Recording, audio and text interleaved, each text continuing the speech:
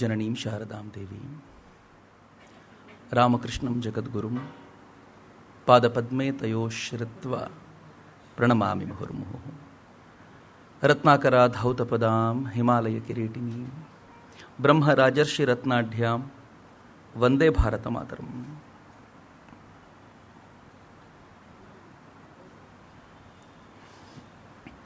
ಎಲ್ಲರಿಗೂ ಅಭಿನಂದನೆಗಳು.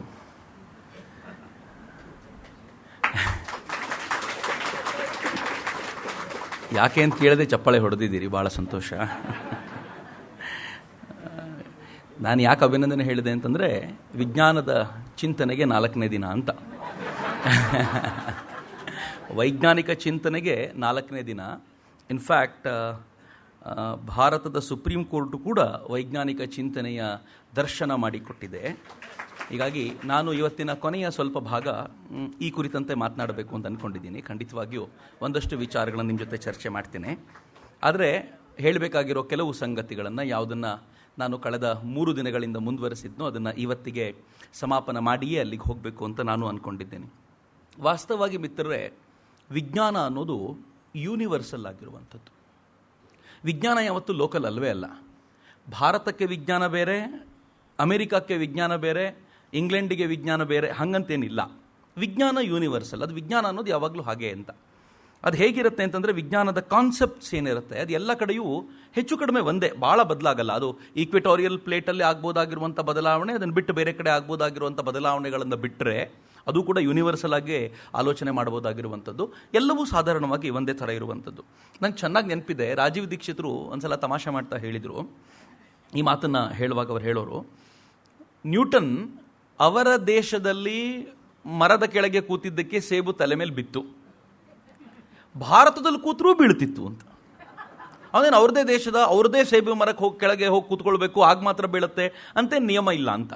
ಎರಡನೇದು, ನ್ಯೂಟನ್ ತಲೆ ಮೇಲೆ ಸೇಬು ಬಿದ್ದಿದ್ದರಿಂದಾಗಿ ಗುರುತ್ವಾಕರ್ಷಣ ಶಕ್ತಿ ಭೂಮಿಗೆ ಬಂತ, ಅಥವಾ ಮೊದಲೇ ಇದ್ದಿದ್ದರಿಂದಾಗಿ ಅದು ತಲೆ ಮೇಲೆ ಬಿತ್ತು, ತಲೆ ಮೇಲೆ ಬೀಳುವಾಗ ಪುಣ್ಯಾತ್ಮ ನ್ಯೂಟನ್ ಇದ್ದ. ನ್ಯೂಟನ್ಗಿಂತ ಮುಂಚೆ ಅನೇಕರಲ್ಲಿ ಅಲ್ಲಿ ತಲೆ ಮೇಲೆ ಬೀಳಿಸ್ಕೊಂಡಿದ್ದಿರ್ಬೋದು, ಆದರೆ ಯಾರಿಗೂ ಕೂಡ ಅದು ಯಾಕೆ ಬೀಳುತ್ತೆ ಅಂತ ಯೋಚನೆ ಮಾಡುವಂಥ ಪ್ರಮೇಯ ಇರಲಿಲ್ಲ. ಆದರೆ ನ್ಯೂಟನ್ಗೆ ಅದು ಯೋಚನೆ ಮಾಡಿದ್ರಿಂದಾಗ ಅವನಿಗನ್ನಿಸ್ತು, ಯಾಕೆ ಕೆಳಗೆ ಬಂತು, ಯಾಕೆ ಮೇಲಕ್ಕೆ ಹೋಗಲಿಲ್ಲ. ಹೀಗಾಗಿ ಭೂಮಿಗೊಂದು ಶಕ್ತಿ ಇರಬೇಕು ಅಂತ. ನಮಗೂ ಚೆನ್ನಾಗಿ ಗೊತ್ತಿದೆ, ನ್ಯೂಟನ್ ಹೇಳೋಕ್ಕಿಂತ ಅನೇಕ ಶತಮಾನಗಳ ಮುಂಚೆಯೇ ಭಾರತೀಯರದನ್ನು ಹೇಳಿಯಾಗಿತ್ತು. ಭೂಮಿಗಿರುವಂಥ ಆಕರ್ಷಣ ಶಕ್ತಿಯ ಕುರಿತಂತೆ ಭಾಳ ಸುಂದರವಾಗಿ ಪ್ರೆಸೆಂಟ್ ಮಾಡಿ ಆಗಿತ್ತು. ಅದು ಒಂದು ಪಾರ್ಟ್. ಆದರೆ ಆ ಗುರುತ್ವಾಕರ್ಷಣ ಶಕ್ತಿ ಅಂತ ನ್ಯೂಟನ್ ಏನು ಹೇಳಿದ್ನೋ ಅದು ನ್ಯೂಟನ್ನಿನ ದೇಶದಲ್ಲಿ ಮಾತ್ರ ಇತ್ತೋ ಅಥವಾ ಜಗತ್ತಿನಲ್ಲಿ ಎಲ್ಲ ಇತ್ತೋ ಅಂತ. ಸೈನ್ಸ್ ಯೂನಿವರ್ಸಲ್ ಅಂದರೆ ಅಷ್ಟೇ. ಗುರುತ್ವಾಕರ್ಷಣ ಶಕ್ತಿ ಅನ್ನೋದು ಎಲ್ಲೋ ಒಂದು ಸಣ್ಣ ಜಾಗದಲ್ಲಿ ಮಾತ್ರ ಇರುವಂಥದ್ದಲ್ಲ, ಅದು ಎಲ್ಲ ಕಡೆ ಇದೆ. ಆದರೆ ಸೃಷ್ಟಿಯ ವೈಚಿತ್ರ್ಯ ಏನು ಅಂತಂದರೆ, ಅದು ನ್ಯೂಟನ್ ಹುಡುಕಿದ ಮೇಲೆ ಬಂದಿದ್ದಂಥದ್ದಲ್ಲ, ಅದು ಆಲ್ರೆಡಿ ಅದಾಗಲೇ ಅಲ್ಲಿ ಇತ್ತು, ಅದನ್ನು ನಾವು ಕಂಡುಹಿಡಿದ್ವಿ ಅಷ್ಟೇ. ಹೀಗಾಗಿ ಕಂಡುಹಿಡಿದವನು ಗ್ರೇಟೋ, ಅದ್ರ ಒಳಗೆ ಹುದುಗಿಸಿಟ್ಟವನು ಗ್ರೇಟೋ ಅನ್ನೋ ಪ್ರಶ್ನೆಗೆ ಉತ್ತರ ಇಲ್ಲ ಅಂತ. ಮೊದಲೇ ಅಲ್ಲಿದ್ದಿದ್ದು ಅಂತ. ಸೈನ್ಸ್ ಯಾವತ್ತೂ ಹೀಗೆ, ಸೃಷ್ಟಿಯ ಅಪರೂಪದ ವಿಚಿತ್ರಗಳೇನಿವೆಯೋ ಅದನ್ನು ಹೆಕ್ಕಿ ತೆಗೆಯುವಂಥ ಪ್ರಯತ್ನ.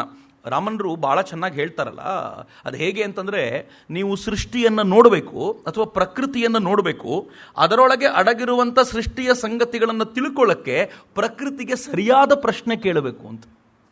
ಸರಿಯಾದ ಪ್ರಶ್ನೆ ಕೇಳಬೇಕು ಅಂದರೆ ಪ್ರಕೃತಿಯನ್ನು ಹೆಚ್ಚು ಹೆಚ್ಚು ಅಬ್ಸರ್ವ್ ಮಾಡಬೇಕು ಅಂತ.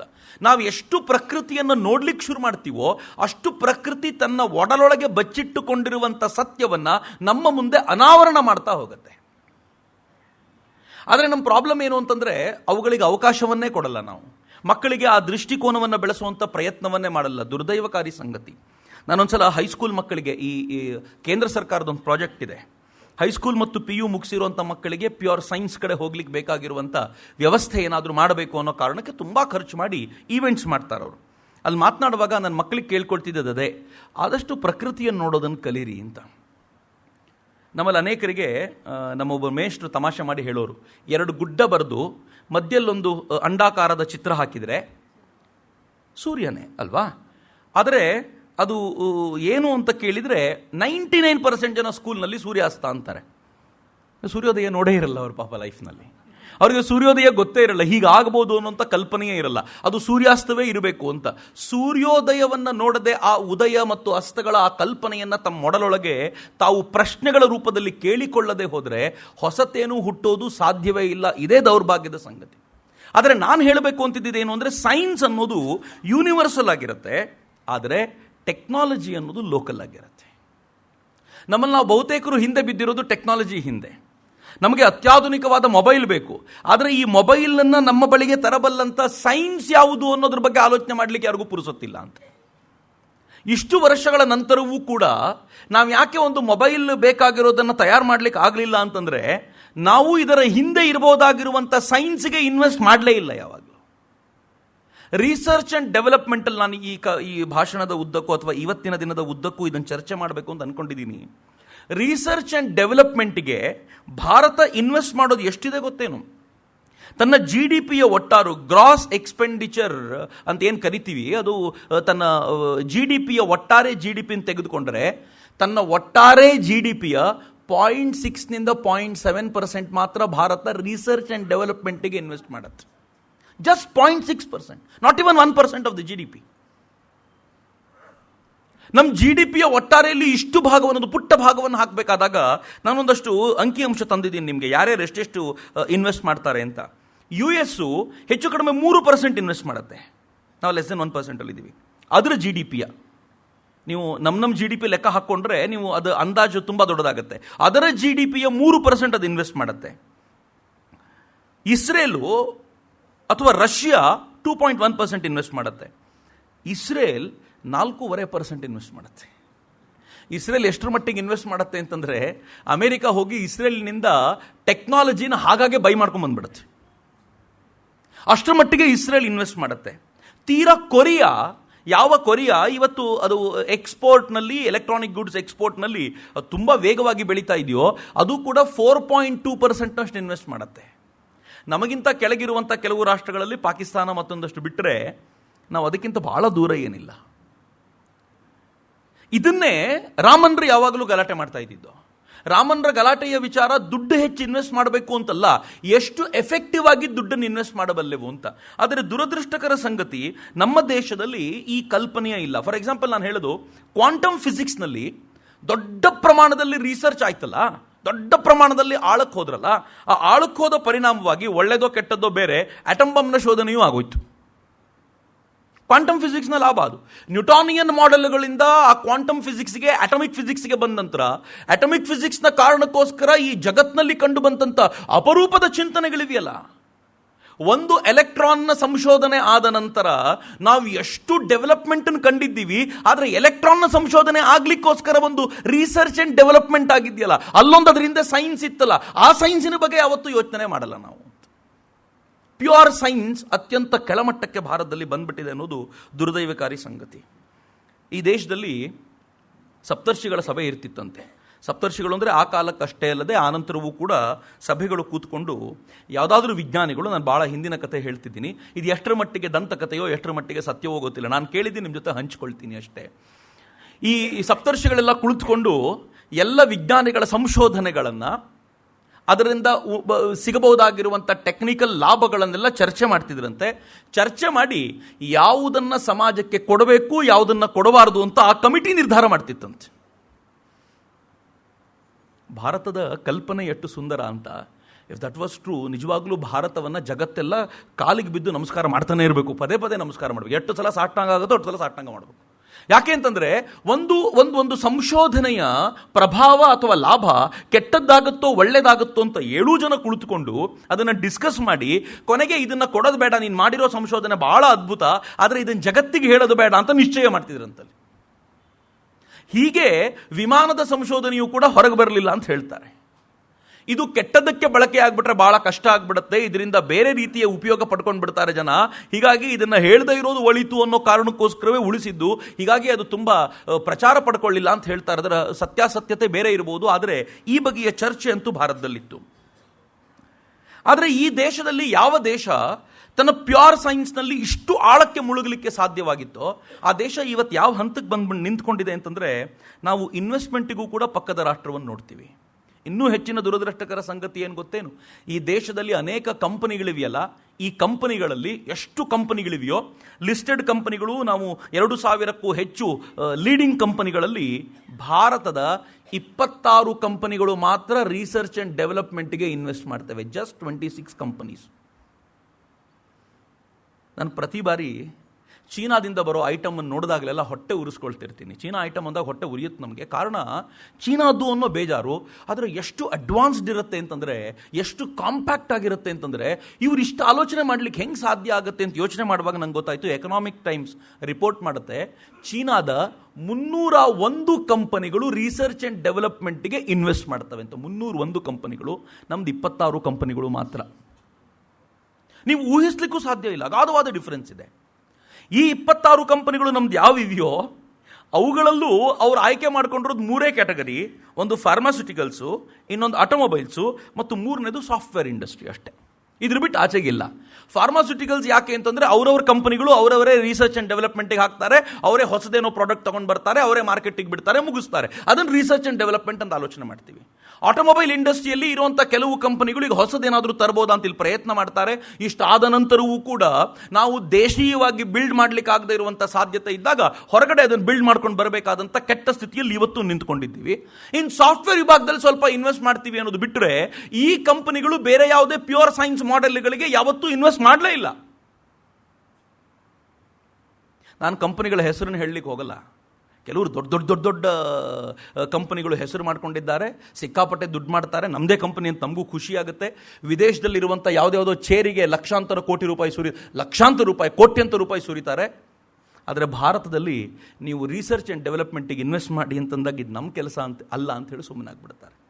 ಯಾಕೆ ಪ್ರೈವೇಟ್ನವ್ರು ರಿಸರ್ಚ್ ಆ್ಯಂಡ್ ಡೆವಲಪ್ಮೆಂಟಿಗೆ ಇನ್ವೆಸ್ಟ್ ಮಾಡಿದ್ರೆ ಒಳ್ಳೆಯದು ಅಂತಂದರೆ ಅವರಿಗೆ ಕಡಿಮೆ ದುಡ್ಡಿನಲ್ಲಿ ಹೆಚ್ಚು ಕೆಲಸ ತೆಗೆದುಕೊಳ್ಳೋದು ಗೊತ್ತು.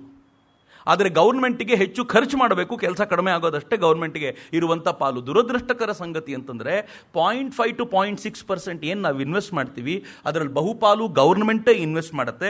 ಮತ್ತು ಗೌರ್ಮೆಂಟ್ ಇನ್ವೆಸ್ಟ್ ಮಾಡೋದು ಎಂಥದ್ರಲ್ಲಿ ಅಂತಂದರೆ ಅಟೋಮಿಕ್ ರಿಸರ್ಚ್ನಲ್ಲಿ, ಸ್ಪೇಸ್ ರಿಸರ್ಚ್ನಲ್ಲಿ ಒಂದು 3-4 ಕ್ಷೇತ್ರಗಳನ್ನು ಗೌರ್ಮೆಂಟ್ ಆರಿಸ್ಕೊಂಡು ಇನ್ವೆಸ್ಟ್ ಮಾಡುತ್ತೆ. ಅದನ್ನು ಬಿಟ್ಟರೆ ಹೊಸ ರಿಸರ್ಚ್ ಇನ್ವೆಸ್ಟ್ಮೆಂಟ್ಗೆ ಈ ದೇಶದಲ್ಲಿ ಅವಕಾಶವೇ ಇಲ್ಲ. ಕಳೆದ 2-3 ದಶಕಗಳಿಂದ, ಮತ್ತೆ ರಾಜೀವ್ ದೀಕ್ಷಿತರನ್ನ ನಾನು ನೆನಪಿಸ್ಕೊಳ್ತೀನಿ ಹೊತ್ತಿನಲ್ಲಿ. ರಾಜೀವ್ ದೀಕ್ಷಿತರ್ ನಮ್ಗೆ ಹೇಳೋರು, ಈ ದೇಶದಲ್ಲಿ ಗಂಭೀರವಾಗಿರುವಂಥ ಪ್ರಶ್ನೆ ನಾವೆಲ್ಲರೂ ಯೋಚನೆ ಮಾಡಬೇಕಾಗಿರುವಂಥದ್ದು. ನಾನು ಕಳೆದ 3 ದಿನದಿಂದ ಸೈನ್ಸ್ ಮೇಲೆ ಮಾತಾಡ್ತಿದ್ದರಿಂದ ಕೊನೆಯ ದಿನದಲ್ಲಿ ಇದನ್ನು ಮಾತಾಡಲೇಬೇಕು ಅಂತ ಒಳಗೆ ಬೆಂಕಿ ಇಟ್ಕೊಂಡು ಕೂತಿದ್ದೆ ಅಷ್ಟೇ. ಈ ದೇಶದಲ್ಲಿ ಎಲ್ಲಿ ನೋಡಿದ್ರೂ ಸಾಫ್ಟ್ವೇರ್ ಪಾರ್ಕ್ಗಳನ್ನು ಕಾಣ್ತೀವಿ. ದೀಕ್ಷಿತರು ನಮ್ಗೆ ಪ್ರಶ್ನೆ ಕೇಳ್ತಿದ್ರು, ಒಂದಾದರೂ ಹಾರ್ಡ್ವೇರ್ ಪಾರ್ಕ್ ತೋರಿಸ್ಬಿಡು ನೋಡೋಣ.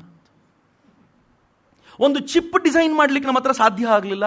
ಯಾಕೆ ಆಗಲಿಲ್ಲ ಅಂತಂದರೆ ಈ ದೇಶದ ಮೇಲೆ ನಿರಂತರವಾದ ಪ್ರೆಷರ್ ಹಾಕಿ ಈ ದೇಶದಲ್ಲಿ ಶುರುವಾಗಬಹುದಾಗಿದ್ದ ಒಂದೇ ಒಂದು ಹಾರ್ಡ್ವೇರ್ ಪಾರ್ಕನ್ನು ಕೂಡ ಮುಚ್ಚಿಸಲಾಯಿತು ಅಂತ ಅವ್ರು ಹೇಳ್ತಿದ್ರು. ಆದರೆ ದುರದೃಷ್ಟಕರ ಸಂಗತಿ ಅಂದರೆ ನಮ್ಮ ತಲೆ ಮೇಲೆ ಕುಳಿತಿರುವಂಥ ಚೀನಾ ಇಷ್ಟು ವೇಗವಾಗಿ ಕಾಂಪ್ಯಾಕ್ಟ್ ಆಗಿರುವಂಥ ವಸ್ತುಗಳನ್ನು ತಯಾರು ಮಾಡೋದ್ರಲ್ಲಿ ಇಷ್ಟು ಮುನ್ನುಗ್ತಾ ಇರುವಾಗ ನಾವು ಅದ್ರ ಹತ್ರಕ್ಕೂ ಬರಲಿಕ್ಕೆ ಸಾಧ್ಯ ಆಗ್ತಾ ಇಲ್ಲಲ್ಲ. ಆ ದಿಕ್ಕಲ್ಲಿ ಡೆವಲಪ್ಮೆಂಟು ರಿಸರ್ಚು ಆಗ್ತಾ ಇಲ್ವಲ್ಲ, ಯಾಕೆ ಅನ್ನೋ ಪ್ರಶ್ನೆಗೆ ಖಂಡಿತವಾಗಿಯೂ ನಮ್ಮ ಹತ್ರ ಉತ್ತರ ಇಲ್ಲ ಅಂತ. ಸೊ ನಮ್ಮ ಇಂಡಸ್ಟ್ರಿಗೂ R&Dಗೂ ಒಂಥರ ತಾಳಮೇಳವೇ ಇಲ್ಲ. ಇಂಡಸ್ಟ್ರಿ ಎಲ್ಲೋ ಇದೆ, R&D ಎಲ್ಲೋ ನಡೀತಾ ಇದೆ. ಆ ಇಂಡಸ್ಟ್ರಿಗೆ ಬೇಕಾಗಿರೋದನ್ನು ಹೊರಗಡೆಯಿಂದಲಿಂದ ತಂದುಕೊಳ್ತಾರೆ, ಅವ್ರ ಪಾಡಿಗೆ ಅವ್ರ ಕೆಲಸ ಮುಗಿಸ್ಬಿಡ್ತಾರೆ. ಆದರೆ ಯಾವತ್ತೂ ರಿಸರ್ಚು ಮತ್ತು ಇಂಡಸ್ಟ್ರಿ ಜೊತೆ ಸೇರಲಿಲ್ಲ. ಹೀಗಾಗಿ ಭಾಳ ಹಿಂದೆನೇ ಆಲೋಚನೆ ಮಾಡಿದಂಥ ಸರ್ CV ರಾಮನ್ ಏನು ಮಾಡಿದರು ಅಂತಂದರೆ, ಅವರು, ನಾನು ಹೇಳೋದು ಮರ್ತಿದ್ದೆ ಮಧ್ಯದಲ್ಲಿ ನಿಮಗೆ, ಅವರಿಗೆ ನೊಬೆಲ್ ಸಿಗೋಕ್ಕಿಂತ ಸ್ವಲ್ಪ ತಿಂಗಳುಗಳು ಅಥವಾ ಒಂದು ವರ್ಷದ ಮುಂಚೆ ನೈಟ್ಹುಡ್ಡು ಸಿಕ್ಕಿದ್ರಿಂದ ಸರ್ ಅನ್ನೋ ಹೆಸರು ಅವ್ರ ಹಿಂದೆ ಬಂದಿತ್ತು. ಅವ್ರು ಯಾವತ್ತೂ ತಮ್ಮ ಹೆಸರಲ್ಲಿ ಡಾಕ್ಟರ್ ಸೇರಿಸ್ಕೊಳ್ಳೇ ಇಲ್ಲ, ಸರ್ ಮಾತ್ರ ಭಾಳ ಖುಷಿಯಿಂದ ಇಟ್ಕೊಳ್ತಿದ್ರು. ಅವರು ಸರ್ ರಾಮನ್, ಅವರ ಹೆಂಡತಿ ಲೇಡಿ ರಾಮನ್ ಅಂತ. ಆನಂತರ ಭಾಳ ಹೆಮ್ಮೆ ಆಗ್ತಿತ್ತು ಅವರಿಗೆ ಸರ್ ರಾಮನ್ ಅಂತ ಕರೆಸ್ಕೊಳ್ಬೇಕಾದ್ರೆ. ಡಾಕ್ಟರ್ ರಾಮನ್ ಅಂತ ಯಾವತ್ತೂ ಕರೆಸ್ಕೊಳ್ಳೇ ಇಲ್ಲ, ಸರ್ CV ರಾಮನ್ ಅಂತ ಕರೆಸ್ಕೊಳ್ಳೋರು. ಸ್ವಾತಂತ್ರ್ಯದ ಕಾಲಘಟ್ಟದಲ್ಲಿ ಎಲ್ಲರೂ ಸರ್ಕಾರ ಕೊಟ್ಟ ಪದವಿಯನ್ನು ವಾಪಸ್ ಕೊಟ್ಟಾಗಲೂ ಅವರು ಸರ್ ಹುದ್ದೆಯನ್ನು ಮಾತ್ರ ಕೊಡಲಿಲ್ಲ, ರಾಮನ್ ಕೊಡಲಿಲ್ಲ. ರಾಮನ್ ಅಖಂಡವಾದ ರಾಷ್ಟ್ರಭಕ್ತಿಯವರದ್ದು, ಆದರೆ ಸರ್ ಹುದ್ದೆಯನ್ನು ಕೊಡಲಿಲ್ಲ. ಯಾಕೆ ಕೇಳಿದಾಗ ಅವ್ರು ಹೇಳೋರು, ನನ್ನ ವಿಜ್ಞಾನದ ಕಾರಣಕ್ಕೋಸ್ಕರ ಪಡ್ಕೊಂಡಿದ್ದೀನಿ, ನನಗೆ ಹೆಮ್ಮೆ ಇದು, ಇಟ್ಕೊಂಡಿರ್ತೀನಿ ಇದನ್ನು ಅಂತ. ಕೊನೆವರೆಗೂ ಆ ಸರ್ರನ್ನು ಭಾಳ ಪ್ರೀತಿಯಿಂದ ಇಟ್ಕೊಂಡಿದ್ರು. ಈ ರಾಮನ್ರು ಇಂಡಸ್ಟ್ರಿ ಮತ್ತು ಸೈನ್ಸನ್ನು ಬೆಸಿಬೇಕು ಅಂತ ಎಷ್ಟು ಪ್ರಯತ್ನ ಮಾಡ್ತಿದ್ರು ಅಂತಂದರೆ, ಒಂದ್ಸಲ ನೆಹರೂಗೆ ಸಿಕ್ಕಾಗ ರಾಮನ್ ಹೇಳ್ತಾರೆ, ಭಾಳ ಜೋರಾದ ದನಿಯಲ್ಲಿ ಹೇಳ್ತಾರೆ, ನೋಡೋ 10 ಲಕ್ಷ ರೂಪಾಯಿ ಕೊಡು ನನಗೆ, 1 ಮಿಲಿಯನ್, 10 ಲಕ್ಷ ರೂಪಾಯಿ ಕೊಡು ನನಗೆ. ಮುಂದಿನ 5 ವರ್ಷಗಳಲ್ಲಿ ಭಾರತದ ಇಂಡಸ್ಟ್ರೀಸ್ ಪ್ರಾಬ್ಲಮ್ ಸಾಲ್ವ್ ಮಾಡ್ತೀನಿ. 5 ವರ್ಷ ಸಾಕು ಅಂತ. ಭಾರತ ಹೊಸದಾಗಿ ಸ್ವಾತಂತ್ರ್ಯ ಪಡ್ಕೊಂಡಾಗ ನಾವು ಸೈನ್ಸ್ ಪಾಲಿಸಿ ಏನು ಮಾಡ್ತೀವಲ್ಲ, ಎಚ್ಚರಿಕೆಯಿಂದ ಪಾಲಿಸಿ ಮಾಡಬೇಕಿತ್ತು. ಆದರೆ ದುರದೃಷ್ಟಕರ ಸಂಗತಿ, ಇವ್ರ ಮಾತನ್ನು ಯಾರು ಕೇಳೋ ಸ್ಥಿತಿಯಲ್ಲಿರಲಿಲ್ಲ, ಅಥವಾ ಇವ್ರಿಗೆ ವಯಸ್ಸಾಯಿತು ಅಂತ ಮೇಘನಾಥ್ ಸಹ ಹೇಳಿದ್ರಲ್ಲ, ತಮ್ಮ ಮಧ್ಯಾಹ್ನದ ಹೊತ್ತಲ್ಲಿದ್ದಾರೆ, ಇನ್ನು ಸ್ವಲ್ಪ ದಿನದಲ್ಲೇ ಸಾಯಂಕಾಲಕ್ಕೆ ಹೋಗ್ತಾರೆ ಅನ್ನೋ ದೃಷ್ಟಿ ಇರ್ಬೋದು. ಹೀಗಾಗಿ ವಯಸ್ಸಾಗಿದೆ ಅನ್ನೋ ದೃಷ್ಟಿಯಿಂದ ಇವ್ರನ್ನ ಯಾರು ಕೇರ್ ಮಾಡ್ತಿರ್ಲೋ ಗೊತ್ತಿಲ್ಲ. ನನಗೆ ಅರ್ಥ ಮಾಡ್ಕೊಳ್ಳೋದು ಭಾಳ ಕಷ್ಟ ಆಗುತ್ತೆ. ಯಾಕಂದರೆ ಈ ಪರಿಯ ಒಬ್ಬ ವ್ಯಕ್ತಿಯ ಮಾತುಗಳನ್ನು ಕೇಳದೆ ಯಾವ ದಿಕ್ಕಲ್ಲಿ ಭಾರತದ ಸೈನ್ಸ್ ಪಾಲಿಸಿ ಹೋಯಿತು ಅಂತ. ರಾಮನ್ರು ಬೆಂಗಳೂರಿನ IISc ಇರಬೇಕಾದಾಗಲೇ ಅವರು chairman of railway board committee on chemical preservation of timber chairman ಆಗಿದ್ರು. ಅದರದ್ದು ಕೆಮಿಕಲ್ ಪ್ರಿಸರ್ವೇಷನ್ ಮಾಡಬೇಕು ಅಂದರೆ ಟಿಂಬರ್ನ ಏನು ಮಾಡಬೇಕು ಅನ್ನುವಂಥ ಒಂದು ಗ್ರೂಪ್ ಏನಿತ್ತು ಅದರ ಚೇರ್ಮನ್ ಆಗಿದ್ರು. ಇಂಡಸ್ಟ್ರೀಸ್ಗೆ ಹೆಲ್ಪ್ ಆಗುವಂಥ ಸಂಗತಿಗಳಲ್ಲಿ ಅವರು ಗವರ್ಮೆಂಟ್ ಆಫ್ ಹೈದರಾಬಾದ್ಗೆ ಅಡ್ವೈಸರ್ ಆಗಿದ್ರು. ಯಾವುದಕ್ಕೆ ಅಂತಂದರೆ ಎಸ್ಟಾಬ್ಲಿಷ್ಮೆಂಟ್ಸ್ ಆಫ್ ರಿಸರ್ಚ್ ಲ್ಯಾಬ್ಸಿಗೋಸ್ಕರ. He was adviser for government of Mysore also. ಆದರೆ ಯಾವುದಕ್ಕೆ ಅಂತಂದರೆ ಎಸ್ಟಾಬ್ಲಿಷ್ಮೆಂಟ್ ಆಫ್ ನ್ಯೂ ಇಂಡಸ್ಟ್ರೀಸ್. ಒಬ್ಬ ಸೈಂಟಿಸ್ಟು ಆತ ಅಲ್ಲಿ ಕೂತ್ಕೊಂಡು ಬರೀ ಡೈರೆಕ್ಟರ್ ಆಗಷ್ಟೇ ಕೆಲಸ ಮಾಡ್ತಿರಲಿಲ್ಲ. ತಾನು ಏನು ಸಂಶೋಧನೆ ಮಾಡ್ತೀವೋ ಅದನ್ನು ಇಂಡಸ್ಟ್ರಿಯಾಗಿ ಪರಿವರ್ತಿಸಲಿಕ್ಕೆ ಬೇಕಾಗಿರುವಂಥ ವ್ಯವಸ್ಥೆ ಮಾಡಲಿಕ್ಕಾಗತ್ತಾ ಅಂತ. ಕೊನೆಗೆ ಸರ್ಕಾರದಿಂದ ಸೂಕ್ತವಾದ ವ್ಯವಸ್ಥೆ ಸಿಗದೆ ಹೋದಾಗ ಅವರು ತಾವು ಕೂಡಿಟ್ಟ ದುಡ್ಡನ್ನು ತಮ್ಮ ಮಿತ್ರನಿಗೋ ತಮ್ಮ ಶಿಷ್ಯನಿಗೋ ಒಬ್ಬನಿಗೆ ಕೊಟ್ಟು ಅವನ ಮೂಲಕ ಕೆಮಿಕಲ್ ಇಂಡಸ್ಟ್ರಿ ಶುರು ಮಾಡಿಸಿದ್ರು. ಅವ್ರು ರಾಮನ್ ಇನ್ಸ್ಟಿಟ್ಯೂಟ್ ಆಮೇಲೆ ತುಂಬ ಚೆನ್ನಾಗಿ ಏನು ನಡೀತಿತ್ತಲ್ಲ, ಆ ರಾಮನ್ ಇನ್ಸ್ಟಿಟ್ಯೂಟ್ಗೆ ತಿಂಗಳಿಗೋ ವರ್ಷಕ್ಕೋ ಒಂದು ಸಲ ಹಣ ಬರ್ತಿದ್ದು, ಆ ಇನ್ಸ್ಟಿಟ್ಯೂಟಿಗೆ ಏನು ಹಣ ಹೂಡಿದ್ರು ಅಲ್ಲಿಂದನೇ. ಹಾಗಂತ I was not good investor. ಅವ್ರ ಪಾಪ ನೊಬೆಲ್ ಪ್ರಶಸ್ತಿ ಪ್ರೈಸ್ ಅಂತ ತೆಗೆದುಕೊಂಡ ದುಡ್ಡೇನಿತ್ತೋ ಅದನ್ನು ಯಾವುದಾದ್ರೂ ಒಬ್ಬ ಫೈನಾನ್ಷಿಯರಿಗೆ ಕೊಟ್ಟರೆ ಅವ್ನು ತಿಂಗಳು ಸ್ವಲ್ಪ ದುಡ್ಡು ಕೊಡ್ತಾನೆ ಅಂತ ಫೈನಾನ್ಷಿಯರಿಗೆ ಕೊಟ್ಟಿದ್ರು, ಅವ್ನು ತಿಂದು ಓಡೋಗ್ಬಿಟ್ಟ. ರಾಮನ್ರು ಹೇಳೋರು ನೊಬೆಲ್ ಪ್ರಶಸ್ತಿಯ ದುಡ್ಡನ್ನೂ ತಿಂದುಬಿಟ್ಟ ನೋಡೋನು ಅಂತ. ಅಂದರೆ ಅಷ್ಟರ ಮಟ್ಟಿಗೆ ರಾಮನ್ ಒಂಥರ ವಿಚಿತ್ರವಾದ ವ್ಯಕ್ತಿತ್ವ. ಅವ್ರನ್ನ ಅರ್ಥ ಮಾಡ್ಕೊಳ್ಳೋದು ಆ ದಿಕ್ಕಲ್ಲಿ ಭಾಳ ಕಷ್ಟ. ಆದರೆ ಈ ಕೆಲಸವನ್ನು ರಾಮನ್ ಮಾಡಿದರು. ರಾಮನ್ರು ಈಗ IISc ಹೊರಗೆ ಬರುವಂಥ ಹಗ್ಗ ಜಗ್ಗಾಟ ಅಥವಾ ಡೈರೆಕ್ಟರ್ಶಿಪ್ಪಿಂದ ಹೊರಗೆ ಬರುವಂಥ ಹಗ್ಗ ಜಗ್ಗಾಟ ಸ್ವಲ್ಪ ನನಗೂ ಜೀರ್ಣ ಮಾಡ್ಕೊಳ್ಳೋಂಥ ಕಷ್ಟ ಆಗುವಂಥ ಒಂದು ಸಂಗತಿ ಹೇಳ್ತೀನಿ. ಗೊತ್ತಿಲ್ಲ, ಇದರ ಆಳಕ್ಕೆ ಇಳಿಬೇಕು. ಅವಕಾಶ ಸಿಕ್ಕರೆ ಖಂಡಿತವಾಗಿಯೂ ಇದ್ರ ಹಿಂದೆ ಇದ್ದಂಥ ಸಂಗತಿ ಏನು ಅಂತ ತಿಳ್ಕೊಳ್ಳೋ ಪ್ರಯತ್ನ ನಾನು ಮಾಡಬೇಕು.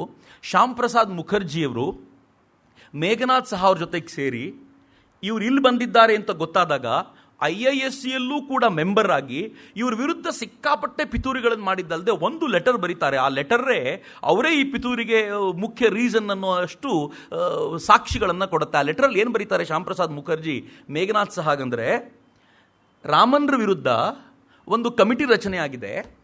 ಆ ಕಮಿಟಿ ರಾಮನ್ರ ವಿರುದ್ಧ ಒಳ್ಳೆ ರಿಪೋರ್ಟನ್ನು ಕೊಟ್ಟಿದೆ.